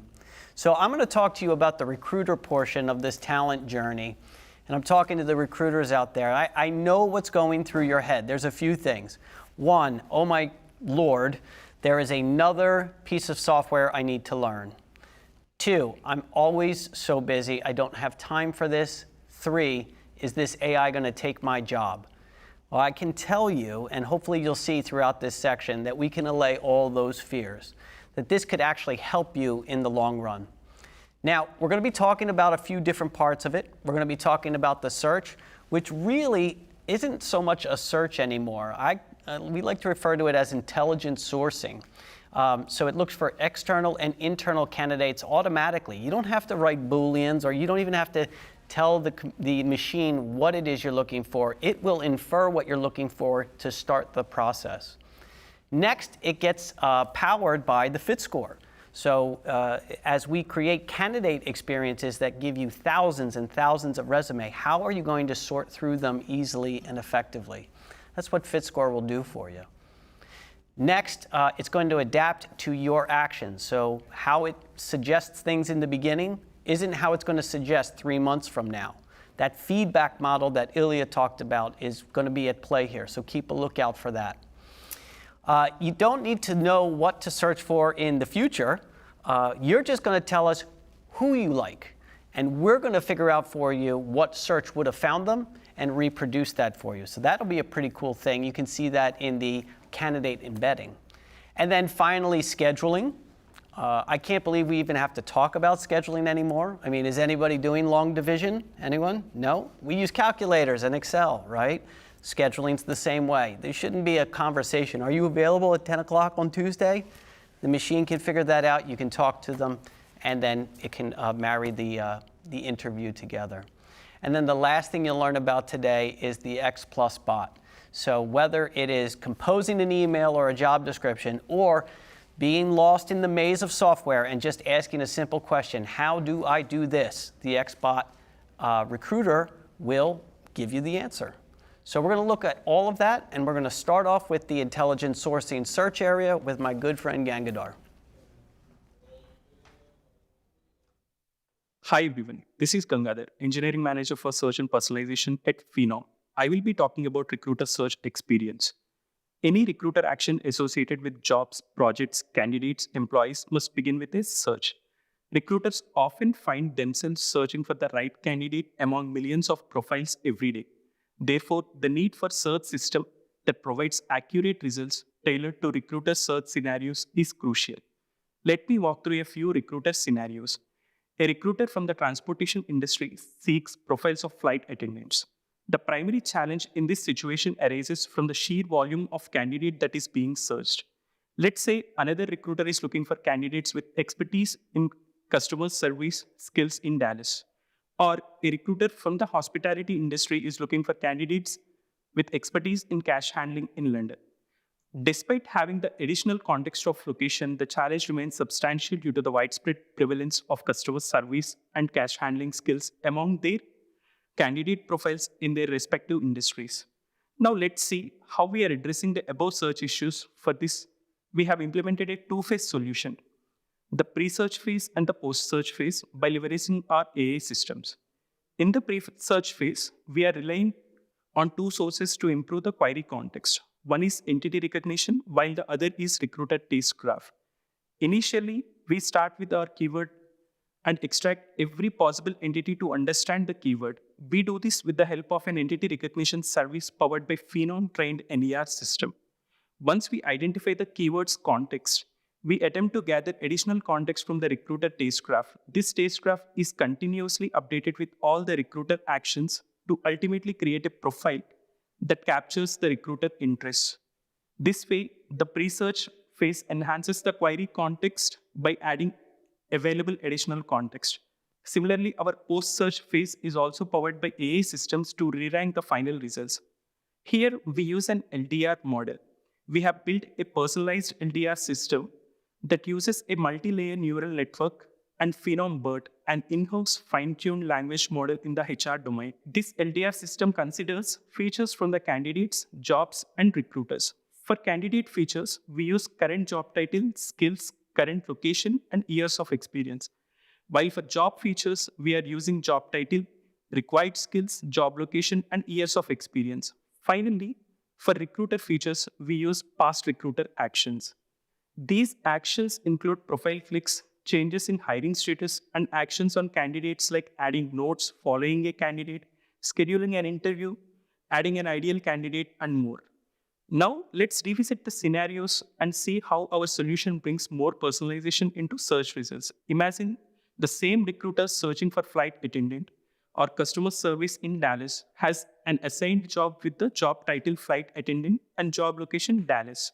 So when the recruiter searches for flight attendant, we show results for flight attendant residing in Dallas, US. We can clearly see that we take the location context from the recruiter taste graph, which captured their assigned job activity. When the recruiter searches for customer service in Dallas, we add the context of job title and show profiles of flight attendants who are skilled in customer service and residing in Dallas, US. In a similar way, if a recruiter is searching for cash handling in London and has an assigned job with the job title cashier, we add this title context and show results accordingly to bring more personalization into the search systems. By implementing these changes, we have seen significant improvements in search score and conversion ratios.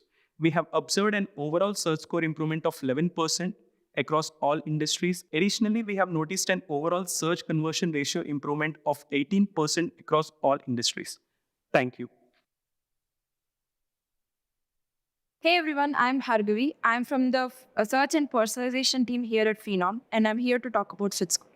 Recruiters today face a number of issues when it comes to hiring for their organizations. They're often overwhelmed with the number of applications coming in for the job, So it can be time-taking to go through a large applicant pool in order to shortlist candidates, and they end up losing a lot of time in this phase.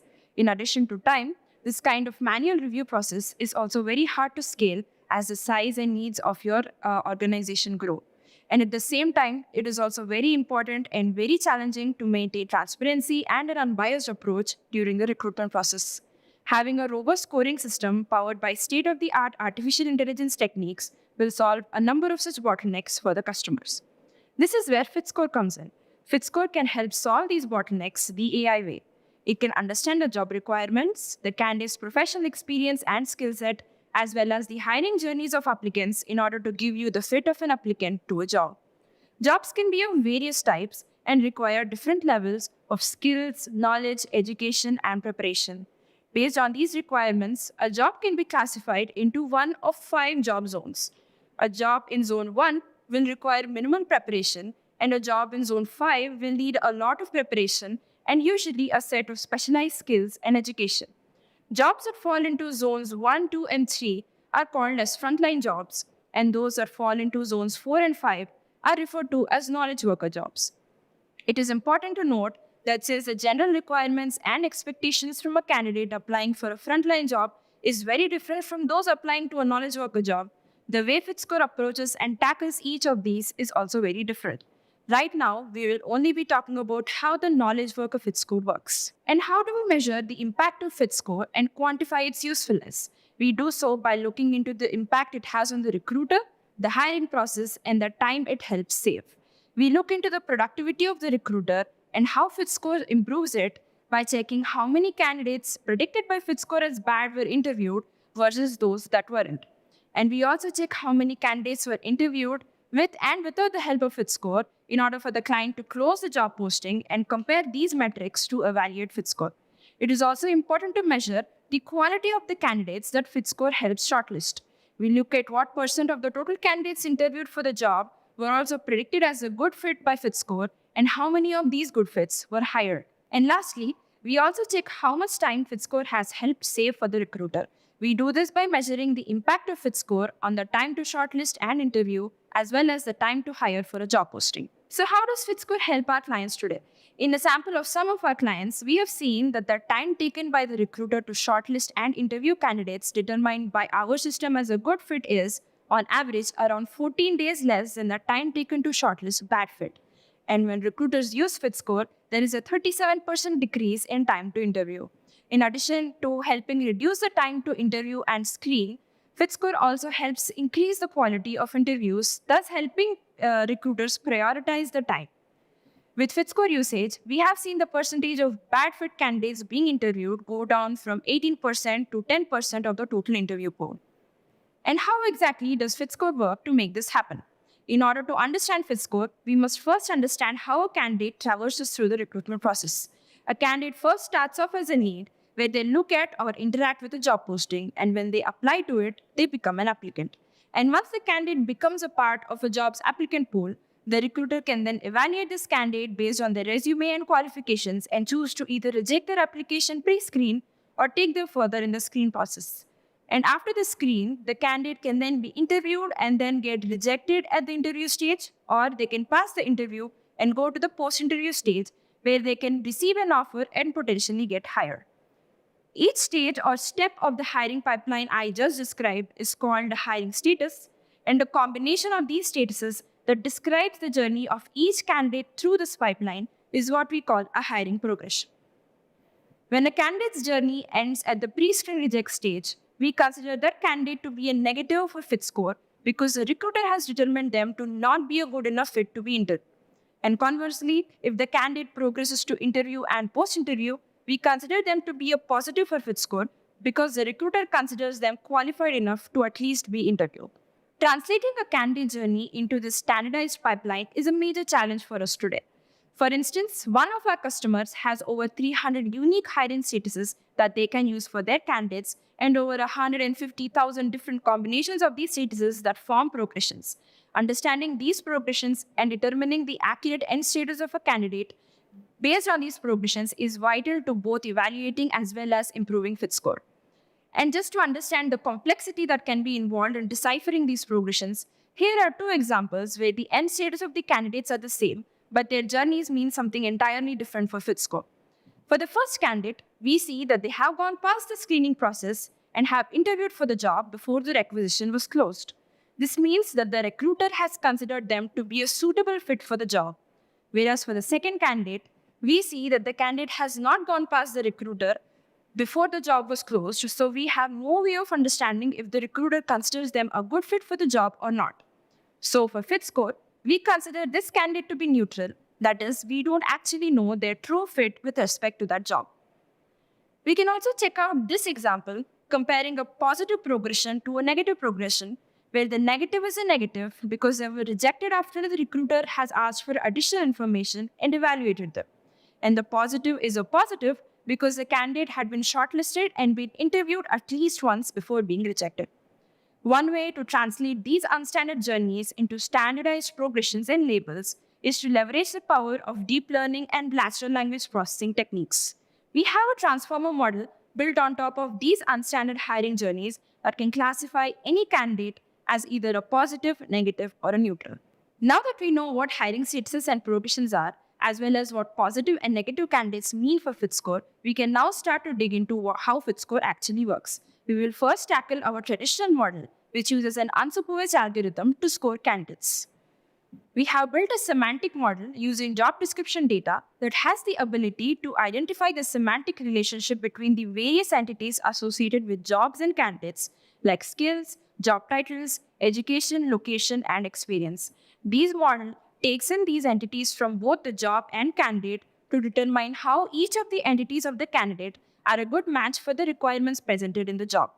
We also loop in implicit and explicit feedback given by the recruiter to help us understand the determined entities of the job and help improve fit.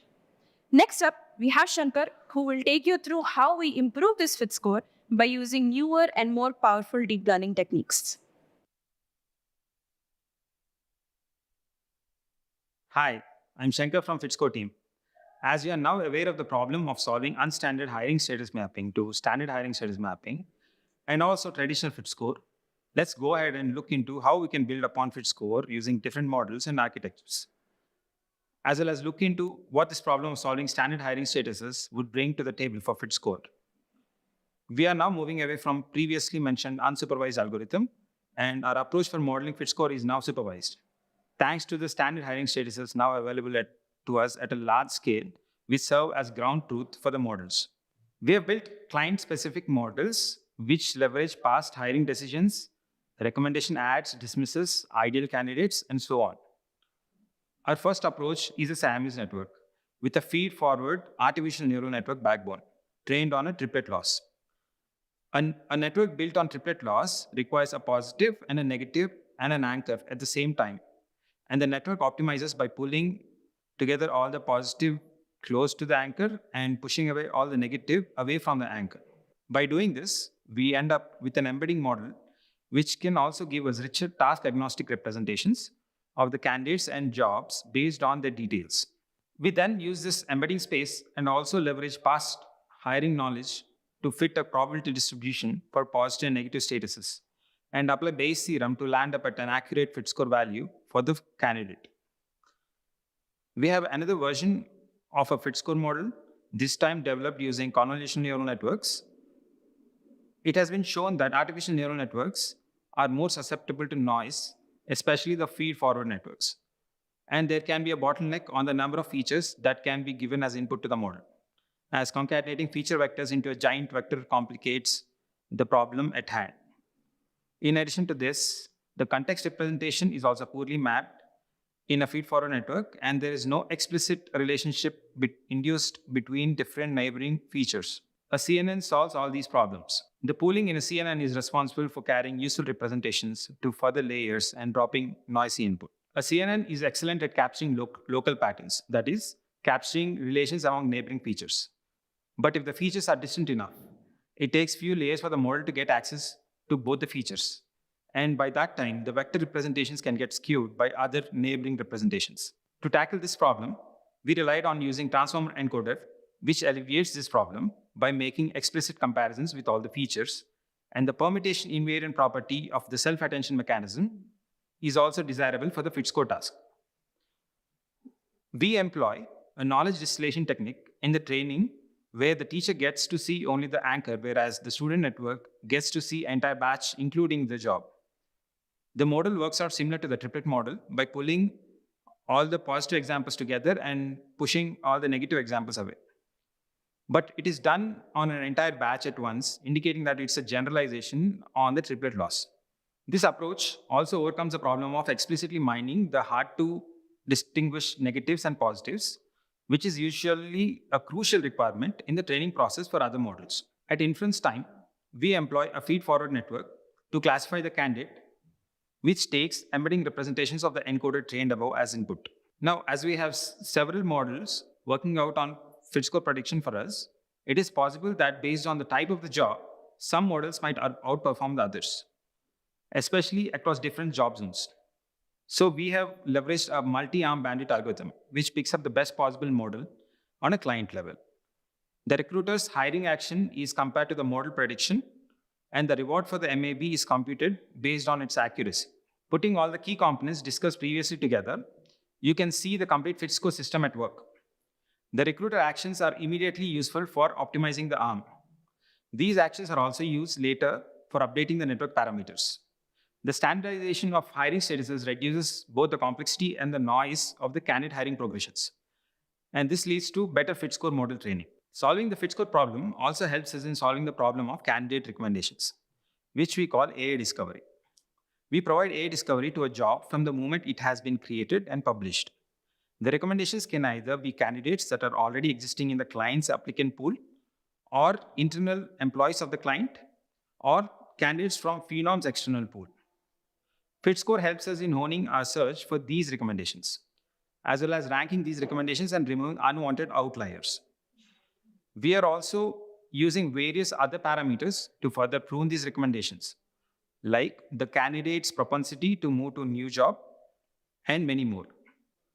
We also leverage recruiter actions on AI discovery as further feedback to improve the recommendations. Now let's look at the impact of the next generation FitScore models and AI discovery. Today, the traditional fit score has an accuracy of over 65% in predicting the right fit for the candidate to a job.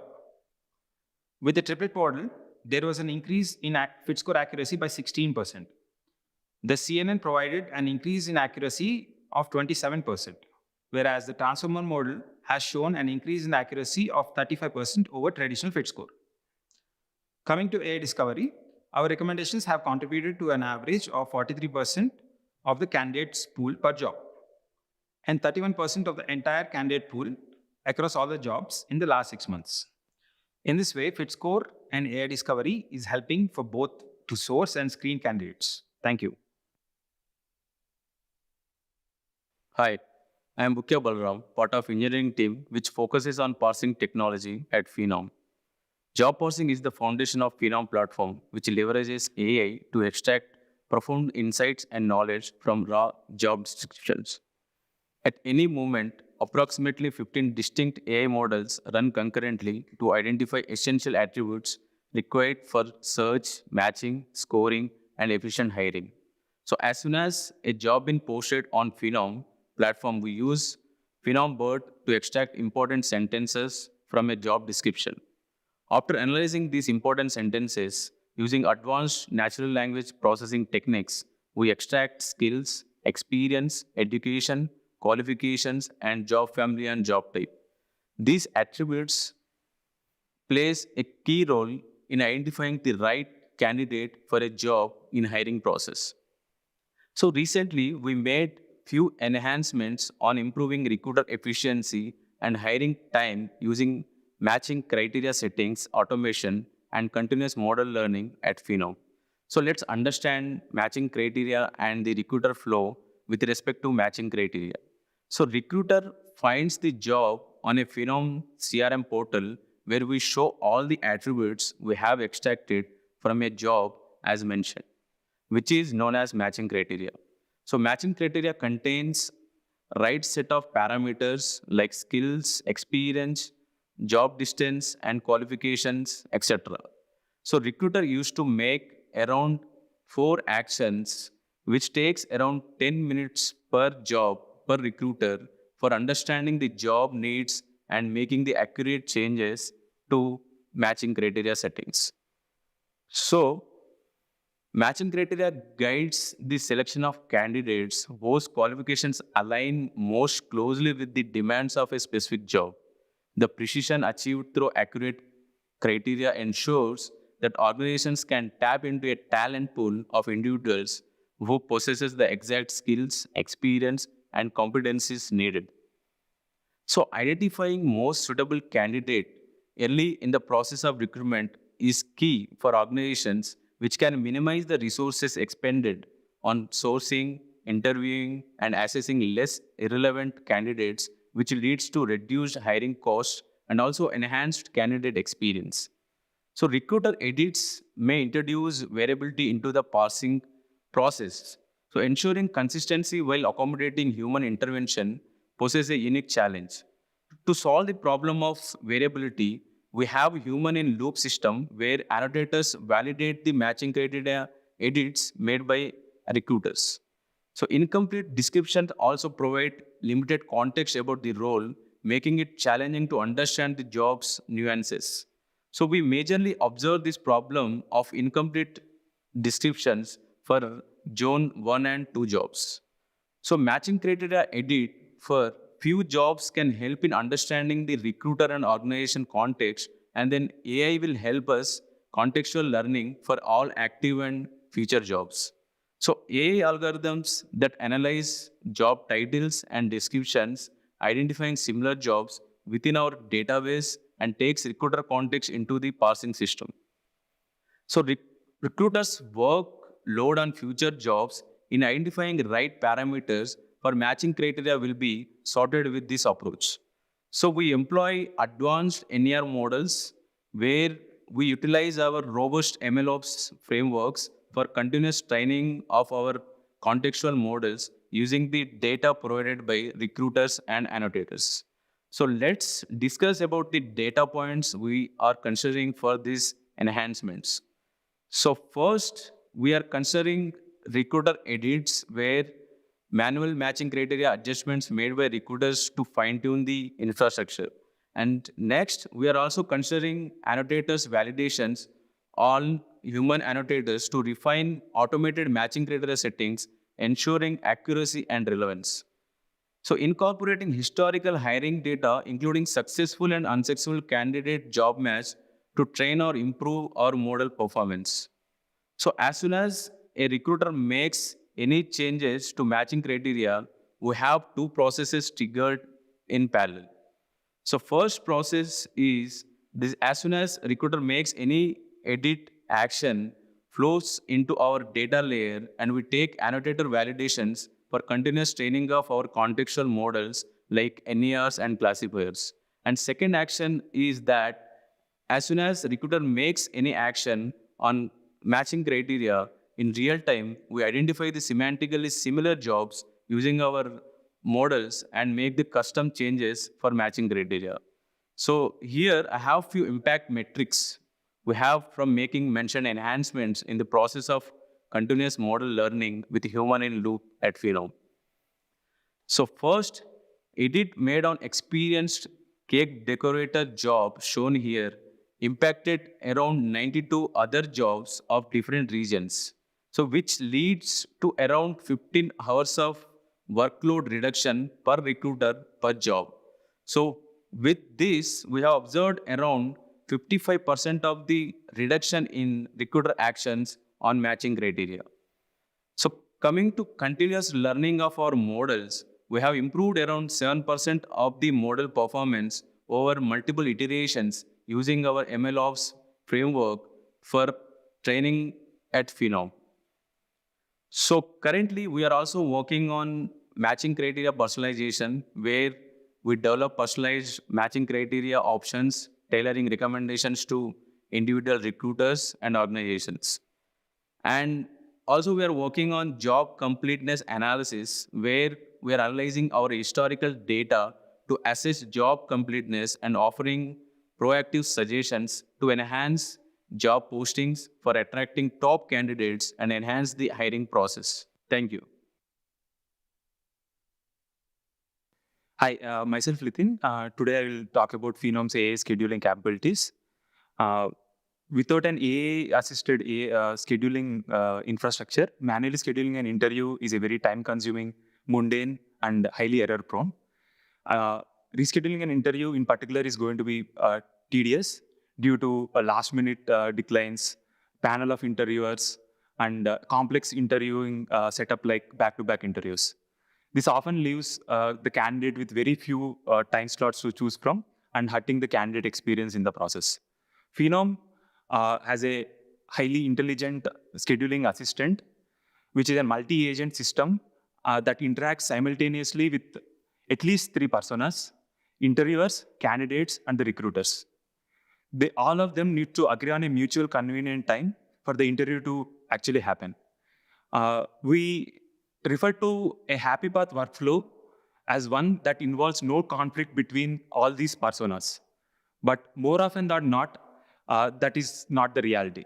In reality, this kind of workflow is something that we often encounter on our day-to-day basis. The green boxes that you see here are the inputs which come to the system in a structured fashion. The blue ones are unstructured conversations that the person has with the assistant. And the red boxes are the one the human is required to resolve the conflict and make the assistant move forward. Due to this multi-agent conversation setup, any error that our AI assistant takes will have adverse effect on all the parties involved. Therefore, our ML models need to be very high precise to improve recruiter productivity instead of hurting the whole process. We build a deep learning model. Any deep learning model typically overestimates its confidence in its prediction. So our fine-tuned BERT model also showed similar behavior in the beginning. So we took an extra step to do confidence estimation. This is the Monte Carlo dropout architecture that we followed and which obtained satisfactory results to us. Monte Carlo dropout essentially switches off neurons and during inference, and that regulates the network overall, resulting us in a well-calibrated model. So the infrastructure that we used when training this model is millions of conversations that the scheduling assistant had with candidates, interviewers, and recruiters over the past 6 years. And the calibrated model, we are able to rely on its confidence scores and threshold it against a set value. Only the high confidence predictions are trusted by the system and is auto-acted on. The low confidence records are deferred to humans, and their supervision is taken. This is an infrastructure that we built in-house at Phenom, which has the user's input and the predictions that the AI thinks it is. This data is fully anonymized, and only the intent is being recorded from the users. This kind of HCTL approach helped us to achieve near zero error rates, and extreme productivity gains has been seen by customers. Across our customers, we see an average time to schedule an interview to be less than half a day. And when reschedule happens, it is under 1.5 days. These numbers per request translates to tens of thousands of hours saved per customer in coordinating interviews, writing emails, back and forth conversations, etc. Thank you. Hey everyone, I'm Shekhar and I'm an engineering manager for the conversational AI team at Phenom. So when chat-based large language models took the world by storm, we realized that we had an incredible opportunity. We could use these same models to transform the way that people interact with HR software every day. So imagine having a conversational assistant where you can send a short and quick message, and if this assistant can help you to use the platform effectively and automatically take and execute repeated actions, all while capturing your enterprise level context and your individual preferences as well. So wouldn't that be amazing, right? So, and that's exactly what we built. So we took the most frequently performed actions by recruiters, sourcers, and talent marketers on our platform, and we quickly deployed an LLM-based assistant for them, which can basically schedule interviews, send out emails, add notes to candidates, etc. And we observed that it has already created an amazing impact. Like just in the last 30 days, we saw that our conversational assistant had thousands of interactions with recruiters, which resulted in over thousands of hours of recruiter time being saved. The assistant also answered hundreds of candidate and recruiter queries, which also helped them to understand how to use the platform effectively and also saving them time. So we also already seem to have some power users of this kind of technology. Like just to quote some anecdotes, there was a sourcer who sent out 128 emails inviting candidates to apply for open roles. We also had another recruiter who sent out 54 emails politely rejecting candidates. All of these emails were sent out with fully personalized, that were personalized to both the recruiter and the candidate's context, which individually saved these people 10 and 5 hours respectively. So let's take a deeper look at the tech powering this kind of assistants. So we've taken a novel approach to building conversational assistants, or agents as they're called. The core idea behind which is to use an LLM as a reasoning engine that is determining what actions are to be taken and in what order are they to be taken. So our agent consists of a planning module, which uses a popular framework of interacting with LLMs called React, which stands for Reason and Act. This module is responsible for breaking down the user's request into executable steps. So we applied additional checks on top of this framework, like limiting the number of reason and action steps that the agent can take, and also monitoring if there are any repeated actions that are being taken by the system. So the agents also have access to memory, which is built from internal knowledge bases and previous scores of conversations that we've had with recruiters. And this information is stored in custom indices that we've built in vector databases. So this memory can also scale to millions of such documents by using an algorithm called approximate nearest neighbors, and we use a specific implementation of it called hierarchical navigable small words. We also provide the agent access to internal Phenom APIs that it can use to execute specific tasks like sending out an email or scheduling an interview once it retrieves all the relevant information. Now, when a recruiter inputs a message, for example, to schedule an interview for a particular candidate for a particular role, the agent smartly combines the enterprise context, let's say, which dictates that there need to be certain number of interview rounds, and these are the preferred interviewers for taking this interview. And it also takes the individual recruiter and candidates context from their user context graphs, which dictates what are the preferred time of interview and what is the preferred mode of the interview. Now, combining both of these information, the agent figures out if there is still any missing pieces of information, which it now can collect conversationally.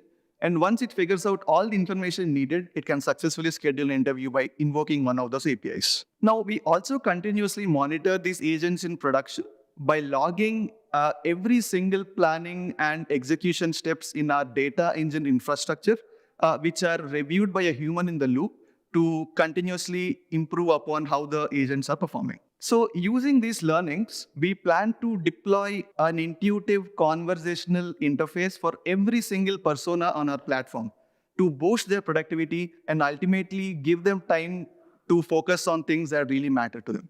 Thank you.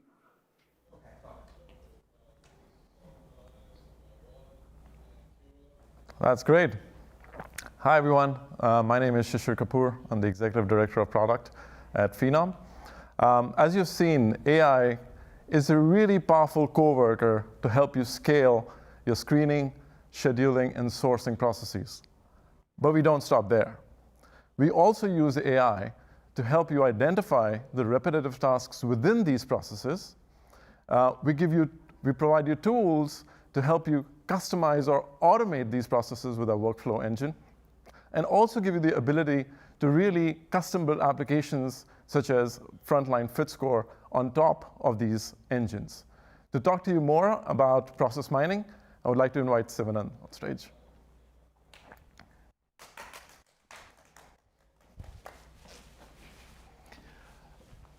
Thank you, Shishir. My name is Siva. I'm part of engineering at Phenom. Before diving into process mining, let us look at some of the challenges. So understanding before optimizing. Businesses and teams have grown over a period of time, and quite a variety of processes get created for hiring processes, talent management over a period of time. With this, a need arises to be able to identify inefficiencies or efficiencies and to be able to optimize this over a period of time. At Phenom, over a period of years, what we identified is traditional approaches are not able to pinpoint inefficiencies in these processes. That is one of the challenges. Knowing where to optimize is also one of the challenges. Identifying the high impact areas and optimizing those that give most value is also a challenge. Even if you are able to identify those areas, one size fits all does not work anymore. We know it. For example, optimization levels can be at job zone, categories,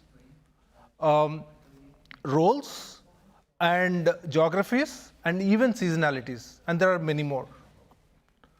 Business landscape and hiring needs have changed constantly, and sometimes they have changed rapidly as well. We have seen in COVID. Being able to adapt to these changing needs is also very important for these business processes. You can create and institutionalize an excellent business process, but do you really know at what point it is degrading? Static business processes are bound to fail if you create and forget them. HR business processes generate a lot of data from wide variety of systems, and they create a very valuable digital footprint. Phenom process mining uses this digital footprint to be able to identify inefficiencies, root causes, and leverages AI and automation to fix them. Let us look at an example. So one of the largest retail giants, data I'm going to talk about, this is one of the business process. There are wide variety of steps. As you can see, sourcing and screening is one of the biggest pain points for them to optimize.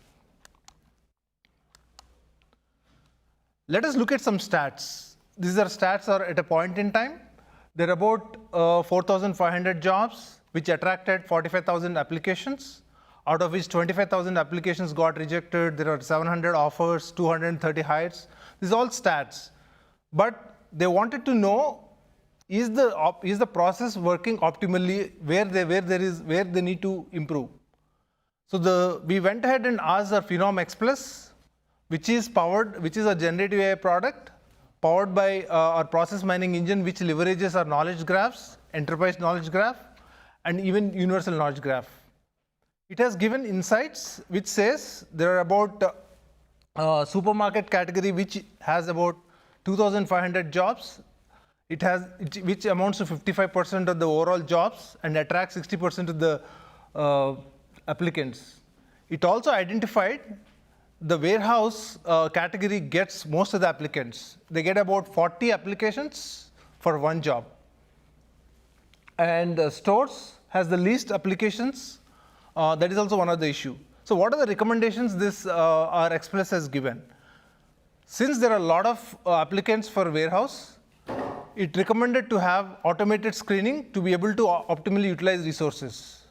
Since there are less applications for the store, it recommended to use our personalized recommendations to be able to attract the right talent. Similarly, there are a lot of insights that can be generated. Some of the questions that we asked our X Plus: do we process our applications efficiently? The average taken for processing applications is 12 days. If we look at the 45,000 applications, 20,000 of it got processed under 1 day, and there are 4 more segments which processed under 4. But there is a long tail which has dragged this average.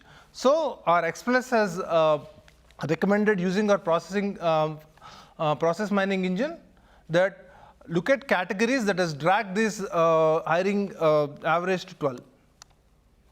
Similarly, is the hiring process efficient? This is one more insight that we wanted to know. where the gaps are. We found that there are stores, store category took 190 days, whereas the supermarket took 34 days. So the recommendation was to leverage our hiring and workflow automation to be able to reduce this hiring. So similarly, lastly, we have asked our express to be able to summarize the overall hiring data. In this, one of the insight is for the store category, there are 2 steps in the business process, screening and during interviewing, which has taken a lot number of days. It has asked us to identify inefficiencies and fix those. Now that I have shown you insights and recommendations, I invite my colleague Adam Thompson to talk about workflow automation engine to be able to use these insights to put to work. Thank you. Over to you, Thompson. Thanks, Siva. I'm Adam Thompson. I am Director of Product Management, and I lead up a lot of our high-volume solutions, including our automation engine.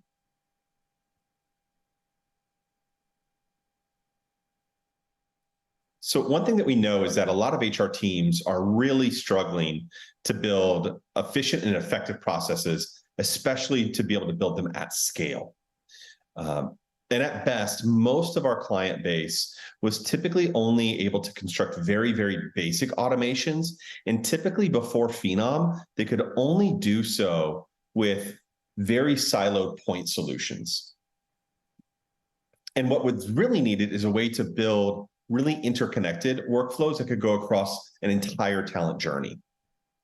So what we know is that within the Phenom environment today, there are clients doing a tremendous number of automations, and we're seeing a lot of impact and usage currently within the healthcare and information technology industries, to the point of within healthcare, over 1.4 million different automations were conducted within the last month alone. There's lots of different automations recipes that are being used within Phenom. For example, sending emails, updating candidate fields, adding the right candidate to the right campaign, adding tags, ability to send automated SMS messages with the right context, by the way, adding candidates to lists, and automating hiring status changes, which we know can really be very manual. If I could give you a quick example, one of the best ways to use automations is to actually link them together into a holistic end-to-end experience for a candidate. So an example would be, imagine when a new lead comes in, applies for a job, we can immediately send that candidate an invitation to complete a full application, change their hiring status to invite to apply. If after 3 days, the candidate didn't complete a full application, we can then send an automated reminder email, helping intrigue them, give them some more information about the position, allow them to have that second chance to apply. If after another 3 days, the candidate still doesn't apply, then what we can do is actually move that hiring status from invite to apply to perhaps candidate not interested. So instead of all of those individual steps having to be manual, we can automate that entire journey for a candidate. What I want to do next is walk you through our automation engine that powers all of this. Our automation engine supports automations for both recruitment use cases, but also onboarding and talent management use cases. It allows you to, in one single place, see all the different workflows that you've built and get recommendations for how to improve those workflows. We're able to track analytics across every single step of an automated process. And we're able to, of course, have lots of different filters to allow you to zoom in and see data for a specific category or location that you're interested in. When it comes to knockout questions, we can actually zoom in and help you understand which knockout or screening questions are most effective.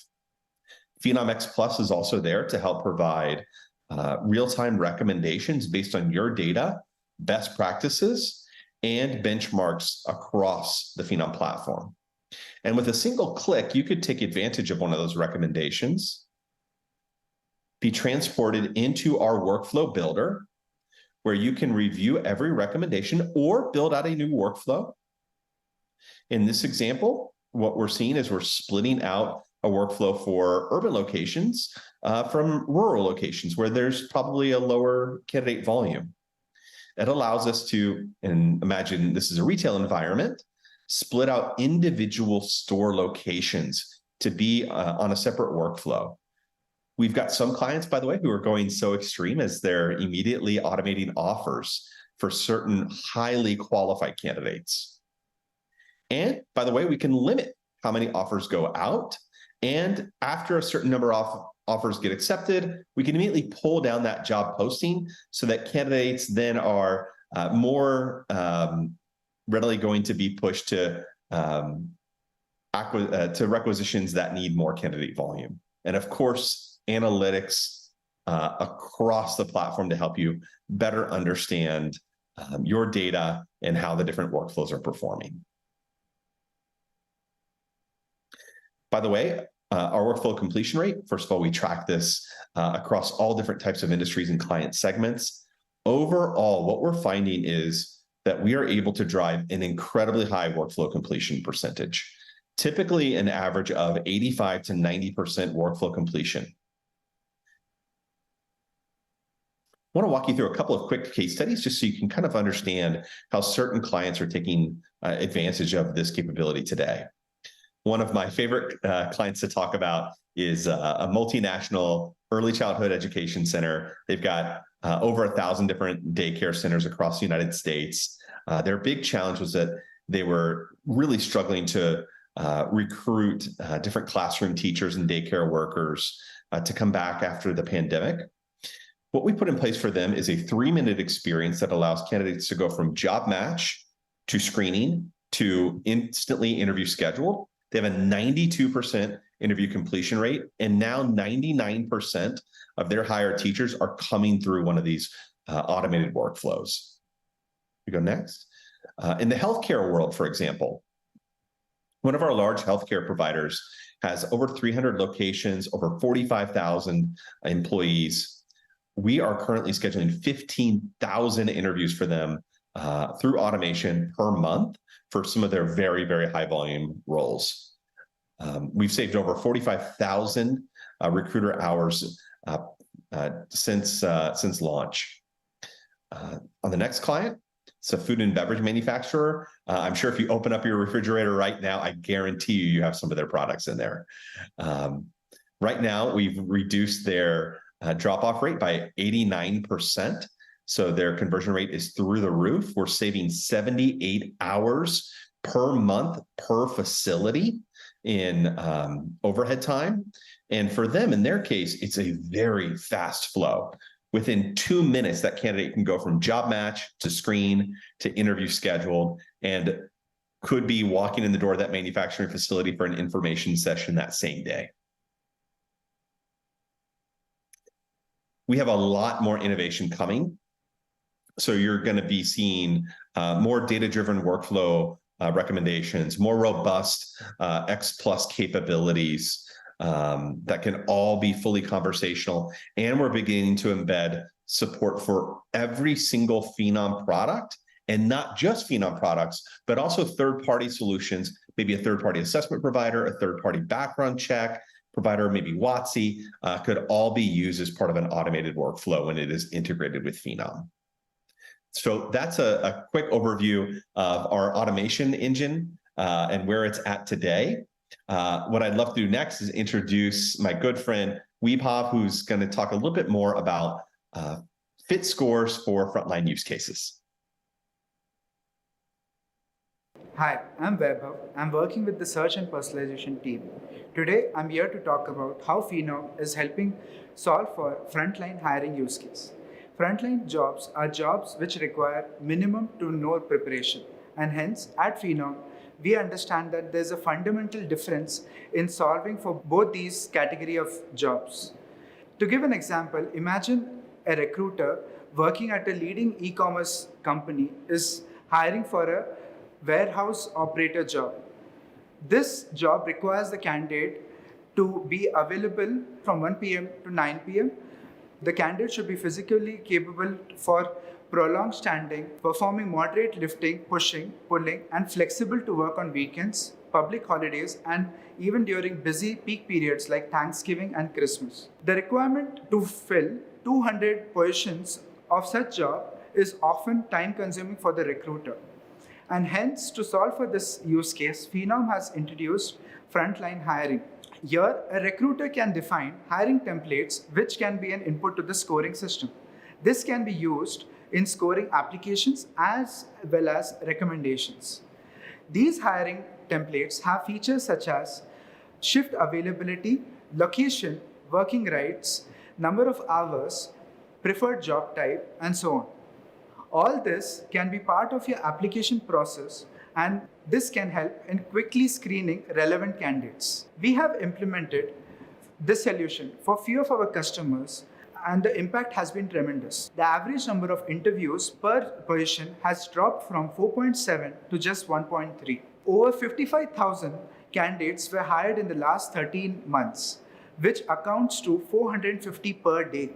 There have also 63% reduction in time to hire from 30 days to just 11 days. The impact on recommendations have also been tremendous. Over 1.1 million candidates were discovered using this frontline hiring, and of which 800K were successfully added as leads to their jobs. 2,000 candidates were also hired from recommendations using this feature. This is how Phenom is solving for the frontline hiring. Thank you. Hi, my name is Jesus. We've seen now how Phenom is using AI across a number of different use cases and experiences. Now let's take a look at it within the talent management ecosystem. We're using AI to help solve some of the biggest challenges that are burning all organizations, creating a roles, skills, and competency framework that is dynamic, relevant, and up to speed and up to date with how the market's changing. What we've found is actually organizations are taking anywhere from 2+ years just to create a skills ontology. The problem with that is once you create that ontology, it's already outdated. It's outdated, people don't know how to use it, and it becomes a waste of effort and time. So how do we solve for that? Well, with Phenom's AI, we can help you create a skills ontology within weeks. Instead of taking 2 years, let's date that down. Let's knock it down to a couple weeks so that you can focus on what matters most, which is your employees. To be able to accomplish this, we've created our own Phenom Enterprise Talent Intelligence model, which consists of a number of different components: jobs, roles, skills, and competency generation. To discover more about this, I'd like to invite Manogna to talk a little bit more about these models and components. Hey everyone, this is Vamsi, and today we'll be walking you through our skill generation pipeline.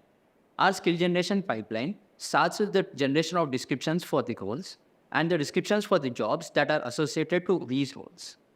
We then pass these descriptions to our AI models to extract skills. These skills will be used on top of the client-provided framework for skills. The clients can reach out to us with requests to include particular skills to particular roles.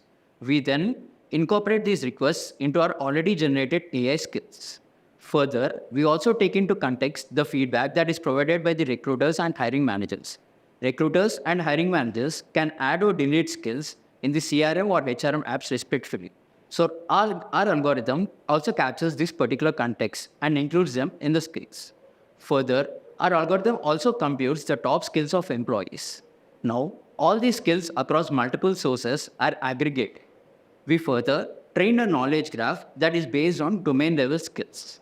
This knowledge graph then tries to identify missing skills in the organization that are actually part of the domain. We then include these set of skills to the already generated skill list and arrive at an exhaustive list of skills. These exhaustive list of skills is then passed through our skill standardization models. Our skill standardization models includes various NER models, and at the end of this particular stage, we are left with a clean set of skills. This clean set is then passed to our skill importance models. Our skill importance models then rank each of these skills based on their relevancy to a particular role. Furthermore, we also include the proficiency for each of these skills at a role level. Now, after this particular step, the entire output is displayed on the ERM. Simultaneously, we also ingest our data to our data layers and more. We are also working on skill taxonomy that identifies nuances among these skills and also how different skills might be related to each other. This skill generation process is also useful for our progression generation pipeline. So this concludes our skill generation pipeline, and I now hand it over to Manogna for explaining the competency generation pipeline. Thank you.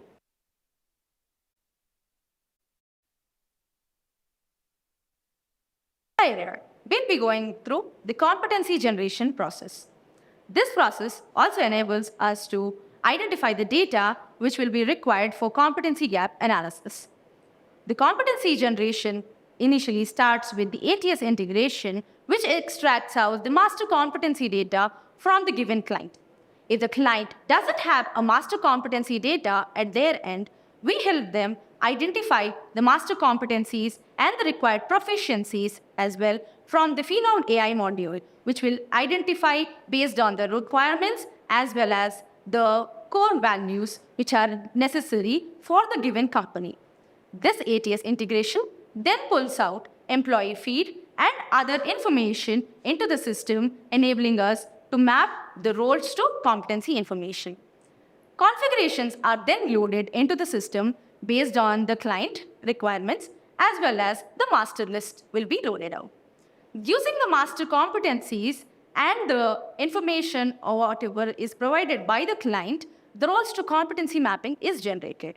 The roles to competency mapping can come from two places. The client can directly provide a roles to competency mapping. If not, we have our Phenom AI module, which will help us identify a competency against a role at a given required proficiency. This analysis is then being further analyzed and feedback is being received from the client, which will help us enhance the data at the required level. Once the data is enhanced and all the roles are again identified with competencies, the data is finally then inputted into the database made available on the UI. This data is then used for competency gap analysis of a given employee at any given role. The given employee's role competencies are taken into consideration for the employee competency gap. This gap further enhances the experience of the employee, enabling them to identify the gaps and also helps in course recommendations on LMS. With LMS recommendations, they can identify what all courses they can accomplish in order to fulfill the gap and move a step in their career. This concludes the competency generation module. Thank you. So, hi everyone, I am Sai Kumar. Today we'll be diving deep into comprehensive process of generating career progressions in ERM.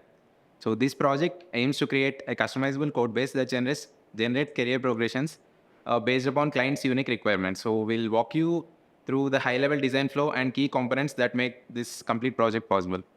So, our progression generation flow consists of several key components, several key modules, such as data loading module, configurations module, progression generation module, which is the base of everything, and then filtering module, and then progression scoring module. Let's break down all of these components step by step. Moving on to progression generation layer, the first thing is configurations module. What we do here is majorly load all of the client's data, client-specific job profiles, client-specific configurations if client has provided us with any, and then loading client-specific skills, client-specific competencies, which already we have computed earlier. So we combine all of these configurations. Default configurations also we have in place, which are nothing but if client has candidates data available, we use that. If client has specific PUP, Phenom universal profiles available, we use that too. And then any client-specific ones, we also load these configurations to ensure a robust foundation. Moving on to data loading module, the data loading module takes care of gathering all the data from various sources, and then we use all of this data to feed our AI models, and then we'll move on to progression generation module. The data we load in data loading module are majorly candidates progressions. Candidates progressions we prepare from, if the client has candidates data, we use candidates data, extract experience fields from candidates' resumes, and then we prepare candidates' progressions. We also have something called Phenom Universal Profiles. We generate client relevant progressions from Phenom Universal Profiles. And also, if client has provided us any further historical movements, we use that also. We merge all of these sources data, which gives us a rich source of data, which further helps us in generating progressions. Moving on to progressions generation module, we feed all of our data which we have prepared earlier, candidates, progressions, Phenom Universal Profiles, progressions, and if client has provided us with any their own set of historical progressions, we use those too. And we also have the number of times each progression has occurred. We also have how long a particular person has stayed in that particular role. We segregate all of this data, feed this into our AI models, and then they take care of the rest of progression generation. So progression generation is divided into sub-layers also. First thing is we generate progressions from AI feeded context, which includes historical moves and any client provided information. And then we move on to business rules, which clients usually call it as their career architecture, and any other specifications, any other configurations provided by the client, we use those too. And we generate progressions using title leveling too. If client has given any title levelings, we use them, or we have our own set of AI models, which will be used to generate title leveling, and then those will be used to generate progressions. And then all of these progressions generated from different modules will be combined to create final set of progressions. Then moving on to next, progressions filtering module. This module helps us in filtering progressions based on client inputs, client specific inputs. This is to ensure only valid moves are present, and then whichever progressions client doesn't need, we filter all of these moves in progressions filtering module. So we have different configurations in this filtering process. One is band mappings. If client doesn't want band A to band B map progressions, we remove all of those in this while progressions filtering. We also remove category mappings. If client doesn't want category A to category B progressions, we remove those. If client doesn't want level, all of these moves in progressions filtering module.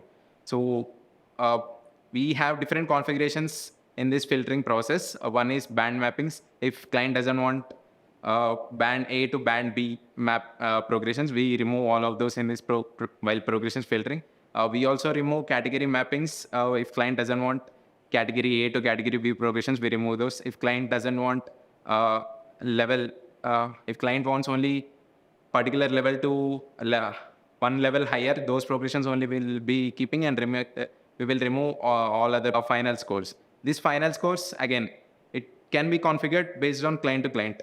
Some clients might want a skill score to be high, and they might not give that much relevance to historical scores. So we can configure all these based on client specific needs. And then moving on to the final set, limiting and blocking module. Here what we do is we limit and block progressions based on client specific needs. If client wants us to block this job code to job code H to job code B, if certain progressions have occurred historically, but client doesn't want to show those progressions in our ERM, we block all such type of requests. And then we limit final set of progressions based on final score. We limit these progressions to some n number. And then after completing all of this process, these final set of progressions will be moved on to something called annotation tool. This annotation tool always has human in the loop, because AI might sometimes predict some nuances in between. So to remove these kind of irrelevant progressions, we always have human in the loop, and they validate these final set of progressions. And then after completing all of this process, the final set of progressions will be shown on the UI. Thank you.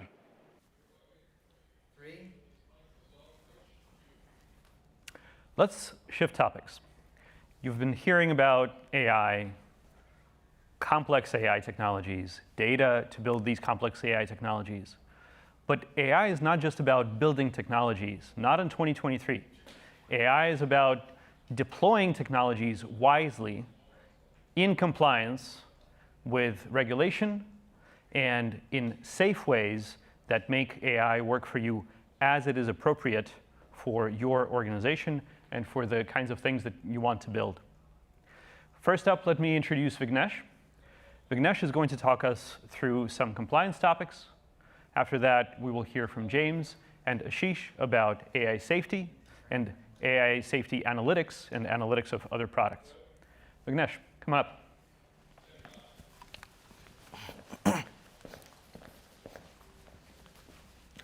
Hi, I'm Vignesh, and I'm an industrial organizational psychologist, and I'm going to talk to you about how Phenom promotes AI safety and regulatory compliance.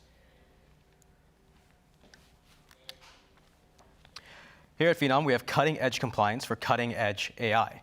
Our goal is to help customers meet their regulatory obligations with innovative technologies that enable compliance at scale. Just a quick overview of what I'm going to be discussing, some compliance challenges, our overall safety philosophy, and some innovations that we have in AI and compliance. Compliance in HR technology can be vast and various. They can be split into employment-based compliance, AI-specific compliance, and privacy-based compliance. For example, the OFCCP has an Internet Application Rule that mandates appropriate record keeping for Internet applicants who are to be identified and their sensitive records to be stored and secured. The OFCCP also has requirements for EEO, or Equal Employment Opportunity Reporting, which dictates the data collection and record keeping and reporting of applicant demographics. And this applies to every single job and every single applicant for every single job. So as you can imagine, the data volume is very high here. An example of a more recent regulation is the New York City Local Law 144, which applies to some very specific hiring tools that are based in AI. It requires them to be audited and those audit results to be disclosed. By the way, Phenom does not consider FitScore in its proper usage to be a automated employment decision tool, as it does not substantially assist or replace discretionary decision-making. For some examples of our innovation in compliance, let me share with you some of the things that we have implemented. We have the ability to enable or disable the use of FitScore to meet regulation at their jurisdiction. We also have the ability to track and record anyone who has a FitScore and has viewed a job profile. Additionally, we have created an opt-out feature so that applicants can decide whether they're okay with having an AI-based hiring tool evaluate them. Beyond compliance for regulatory bodies, getting the best legal protection means that your hiring system follows the uniform guidelines on employee selection procedures. These guidelines have been developed by IO psychologists and employment lawyers to ensure that hiring is both valid and fair. Traditional IO approaches to solid selection practices involve some heavy psychometrics and advanced data processing. Each of these psychometric evaluations require very specific statistical tests, inputs, and outputs. And these were all kind of developed for more traditional assessment procedures. Think about personality tests or cognitive ability tests. FitScore is a large-scale hiring tool that is capable of adapting to situations and works at a monumental capacity. The challenge here is applying these various IO approaches to FitScore. Now I'm going to discuss our philosophy in AI safety and compliance. Like many high-risk industries such as aviation, healthcare, energy, we follow a multi-layered system approach to catch safety concerns and issues as they may come along. Some examples of these layers at Phenom include human-in-the-loop control and data annotation to help catch any errors that might fall through our cracks. Phenom has developed an AI governance framework. We model this after a framework that was developed for the World Economic Forum. This lets us monitor the probability and severity of harm for all of our AI products. We've conducted a risk assessment that allows us to compare our AI safety with the safety of other HR AI technology on the market today. This risk assessment showed us that fit score is relatively low risk and a low probability of harm. We also identified that understanding fit score's validity and bias is the best way to ensure its safety. Here's an example of how we did this. We looked at fit score's performance, but not just fit score's performance alone. We looked at it split across job family and job zone simultaneously, allowing us to pinpoint precisely where fit score exceeds our expectations or meets our expectations, or in some cases falls short. That way we can focus our innovations on the areas where it's needed. I'm going to pass the stage on to James next.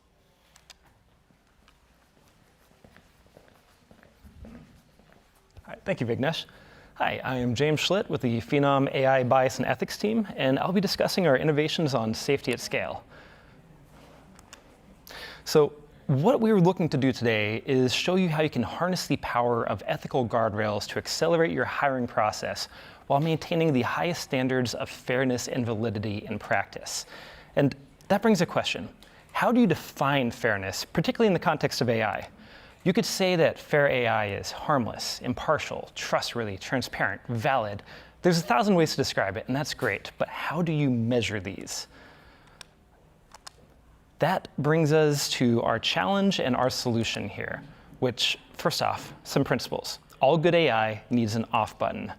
All good AI needs a control panel, you need a monitoring tool, and you need success metrics to make sure you're reaching your highest goals. So for our innovations on AI safety, we'd first like to look at some analysis of fairness. Now, let's throw out a couple case definitions here. Valid AI describes the extent to which an artificial intelligence's predictions are accurate and useful for your specific business purpose. Fair AI is to say that the AI and the algorithms applied are providing equal opportunities to all, avoiding creating or reinforcing discrimination, regardless of the circumstances of one's birth. So how do we define bias? There are a lot of different ways to define bias based on your discipline and background. Statisticians, machine learning, and IO psychologists will all have their different contexts, and we need to apply all of these in the Phenom solution. We have leaned most heavily into IO psychology for the Phenom Adverse Impact Pipeline, which starts with AI standardization. We take all the demographic data and hiring status labels and turn that into clean, usable data for our pipelines. Then we run this through an adverse impact pipeline, which takes some input processing, applies statistical and business rules.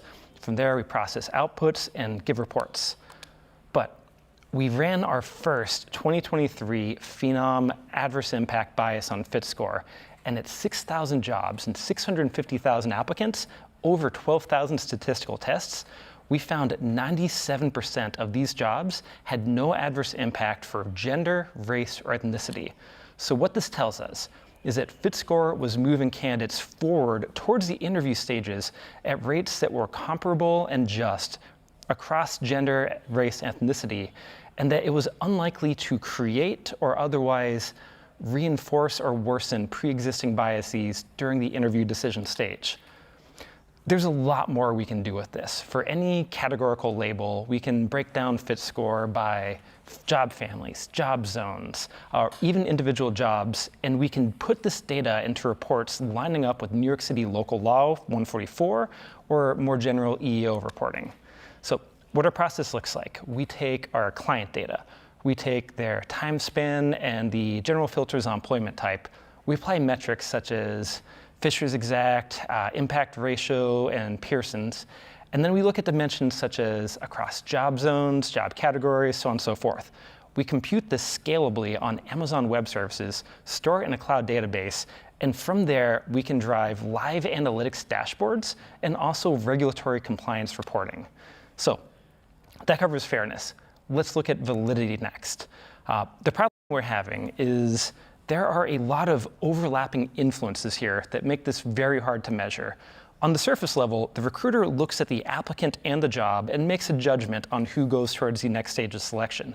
But the FitScore is also looking at the applicant and the job and giving a letter grade to the recruiter, which may influence their selection decision. And this selection decision feeds back into FitScore to help the system learn and adjust over time. So we have two overlapping selection processes. We have A, B, and C fit categorization, on top of which a recruiter makes their own selections that don't necessarily line up with our own fit scores. Beyond that, there is no true ground truth here. If you or I were to interview 10 people in a room and pick one for a job, there's no guarantee we would ever pick the same person. File this across multiple recruiters, multiple jobs, hiring managers, and the entire hiring funnel, and there's no true way to definitively predict a system that's stochastic. So we've brought in the Phenom Fairness and Validity Framework, which is to say, we look at our selection decisions and the employer's selection decisions, and we can measure them by accuracy, by bias, by a range of metrics. And to do this in a justifiable manner, we have developed the Phenom Logistic Validity Metric, which this is inspired by the Cleary model from IO psychology, and we're simply trying to measure the correlation between fit score and the eventual interview decision of the recruiter. We can measure accuracy just directly by predicting. We can integrate metrics for fairness by overlaying DE&I survey data. And we found a rather clever way to address the confounding issue with this, which all these together, we can now directly retribute the success of fit score metrics in predicting applicants to the fit score itself. How we do this, if you were to take a traditional ML approach, you would simply look at the fit score, a float score assigned to the candidate's job pair, and say, how does this predict recruiter via logistic regression or whatever method serves your day? Via the psychometric method, we break this down into individual tranches by A, B, and C fits. And the recruiter only sees a fit score letter grade. They have no concept of the float fit score, which is assigned to each candidate. So from there, we can say, do the really highly scored A fits do as well or better than the middle or lower scored A fits, and so on and so forth? And the results were excellent. For every 10% increase in fit score, recruiters were 58% more likely to submit that interview, or to submit that applicant to the interview stage. This is huge. We can break this down further by saying, let's look at A, B, and C fits. And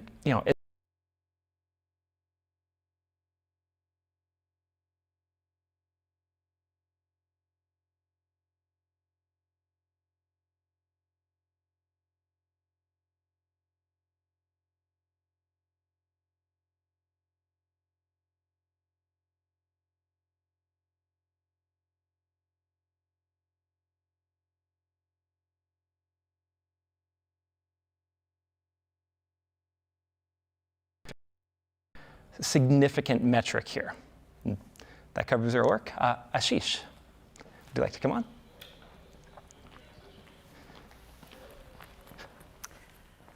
Hi, I'm Ashish Joshi, and I'm the product lead for talent analytics at Phenom.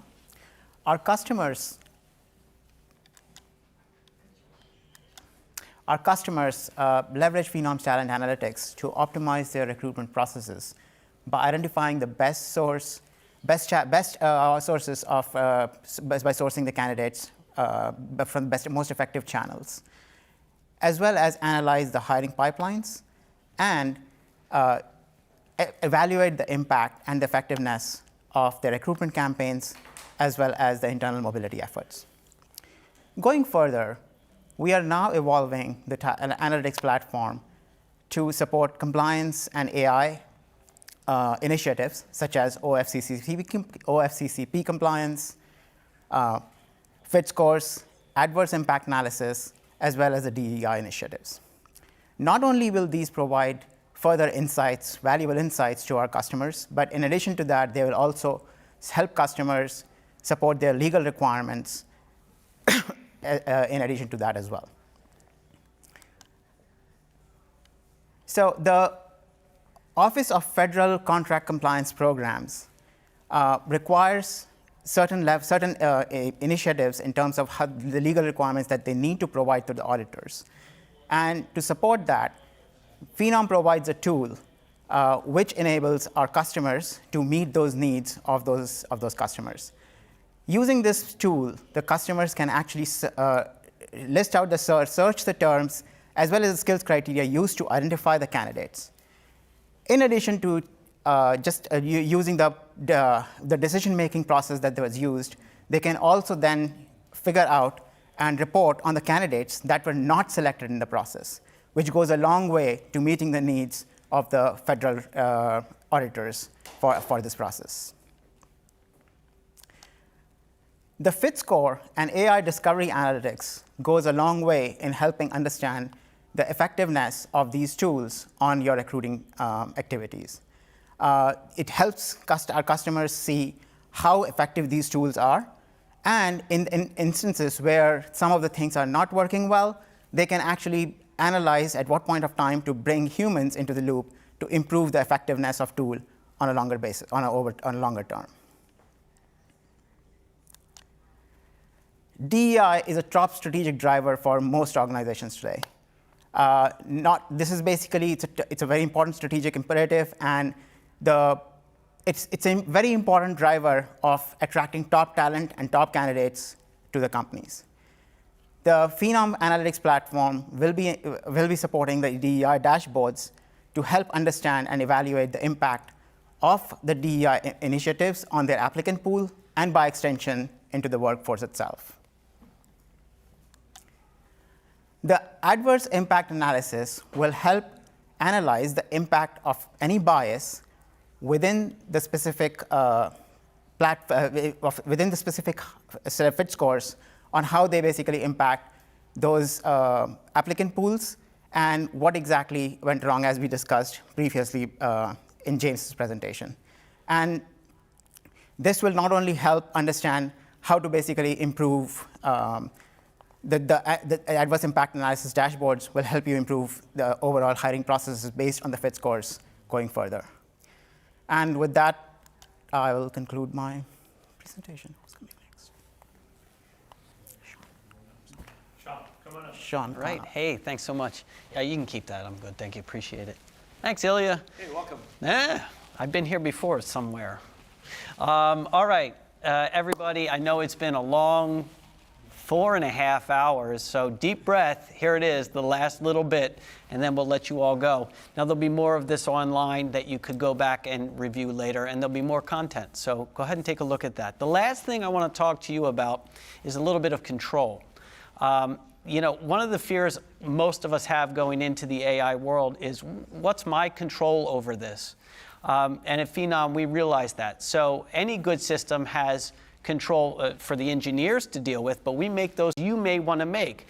So I'll show you some of those right now. Implementation usually sets the initial parameters, but over time you can set your own parameters. So I think there's a video that'll show here, and we'll get that playing because you can see here the first thing we're looking at is search parameters.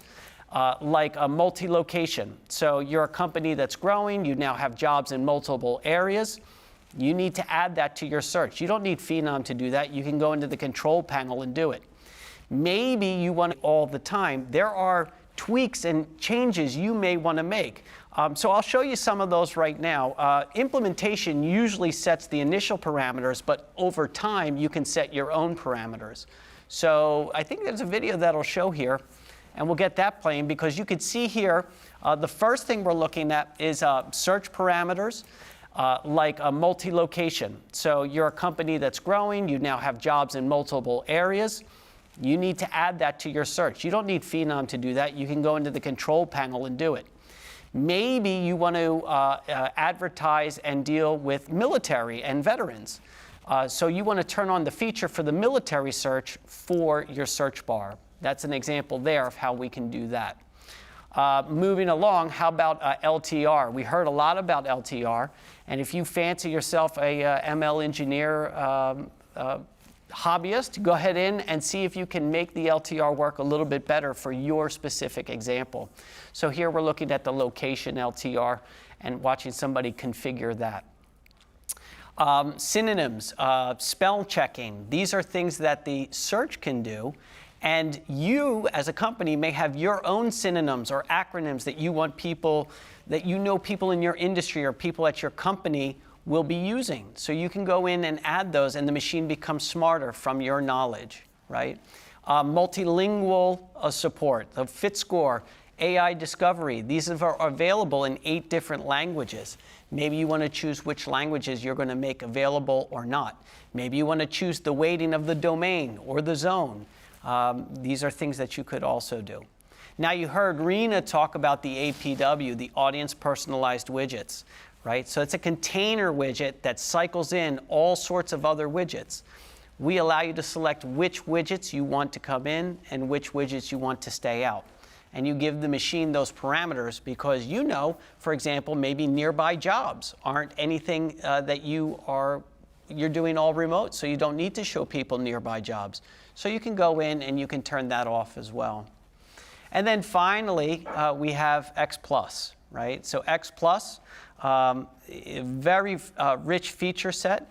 You can have it all on or all off, but you could also just turn parts of it on. Maybe you want help writing emails, but you don't need help writing job descriptions. So it allows you to select what parts of X+ you want to do. So again, the concept here is we want to put into your hands the same controls that our engineers have. And you don't need to raise support tickets or give us a call and say, hey, turn this on, turn that off. You can go ahead in there, get properly trained, and do it yourself. So that amount of control is with you. All right. So that's the end of the features for today. It's been a wild day. I'm going to invite my good friend JD up to help me close this out. And we hope you all found this interesting and exciting. All right, hey, Bud, Sean, yeah. Good to see you. We promised when we started today that we would absolutely deliver many, many demonstrations. And that's exactly what you saw and you witnessed. And we shared that we were going to give the technical details and understanding to make it explainable. So we hope everyone feels more knowledgeable about AI leaving today. I think the couple parts that stood out at me. Mahi talked about job zones, work zones. And when you think about job zones and work zones, you really start thinking about how AI applies to their environment. And overall, the use cases around Gen AI that we demonstrated show that efficiency and productivity reach work-altering new levels.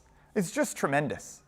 So hopefully you enjoyed the entire day, or if you didn't, you catch little clips of it in the areas that are most interested to you, whether you're talent acquisition or talent management, CHROs. There is something in this for everyone. But we had even more than that in our audience. We had industry analysts, we had AI analysts, we had media, journalists, we had our customers, our partners, and hopefully future prospects as well. So from everyone here at Phenom, from Sean, we want to say thank you for joining Phenom AI Day 2023, and we'll see you again soon. Cheers. Bye.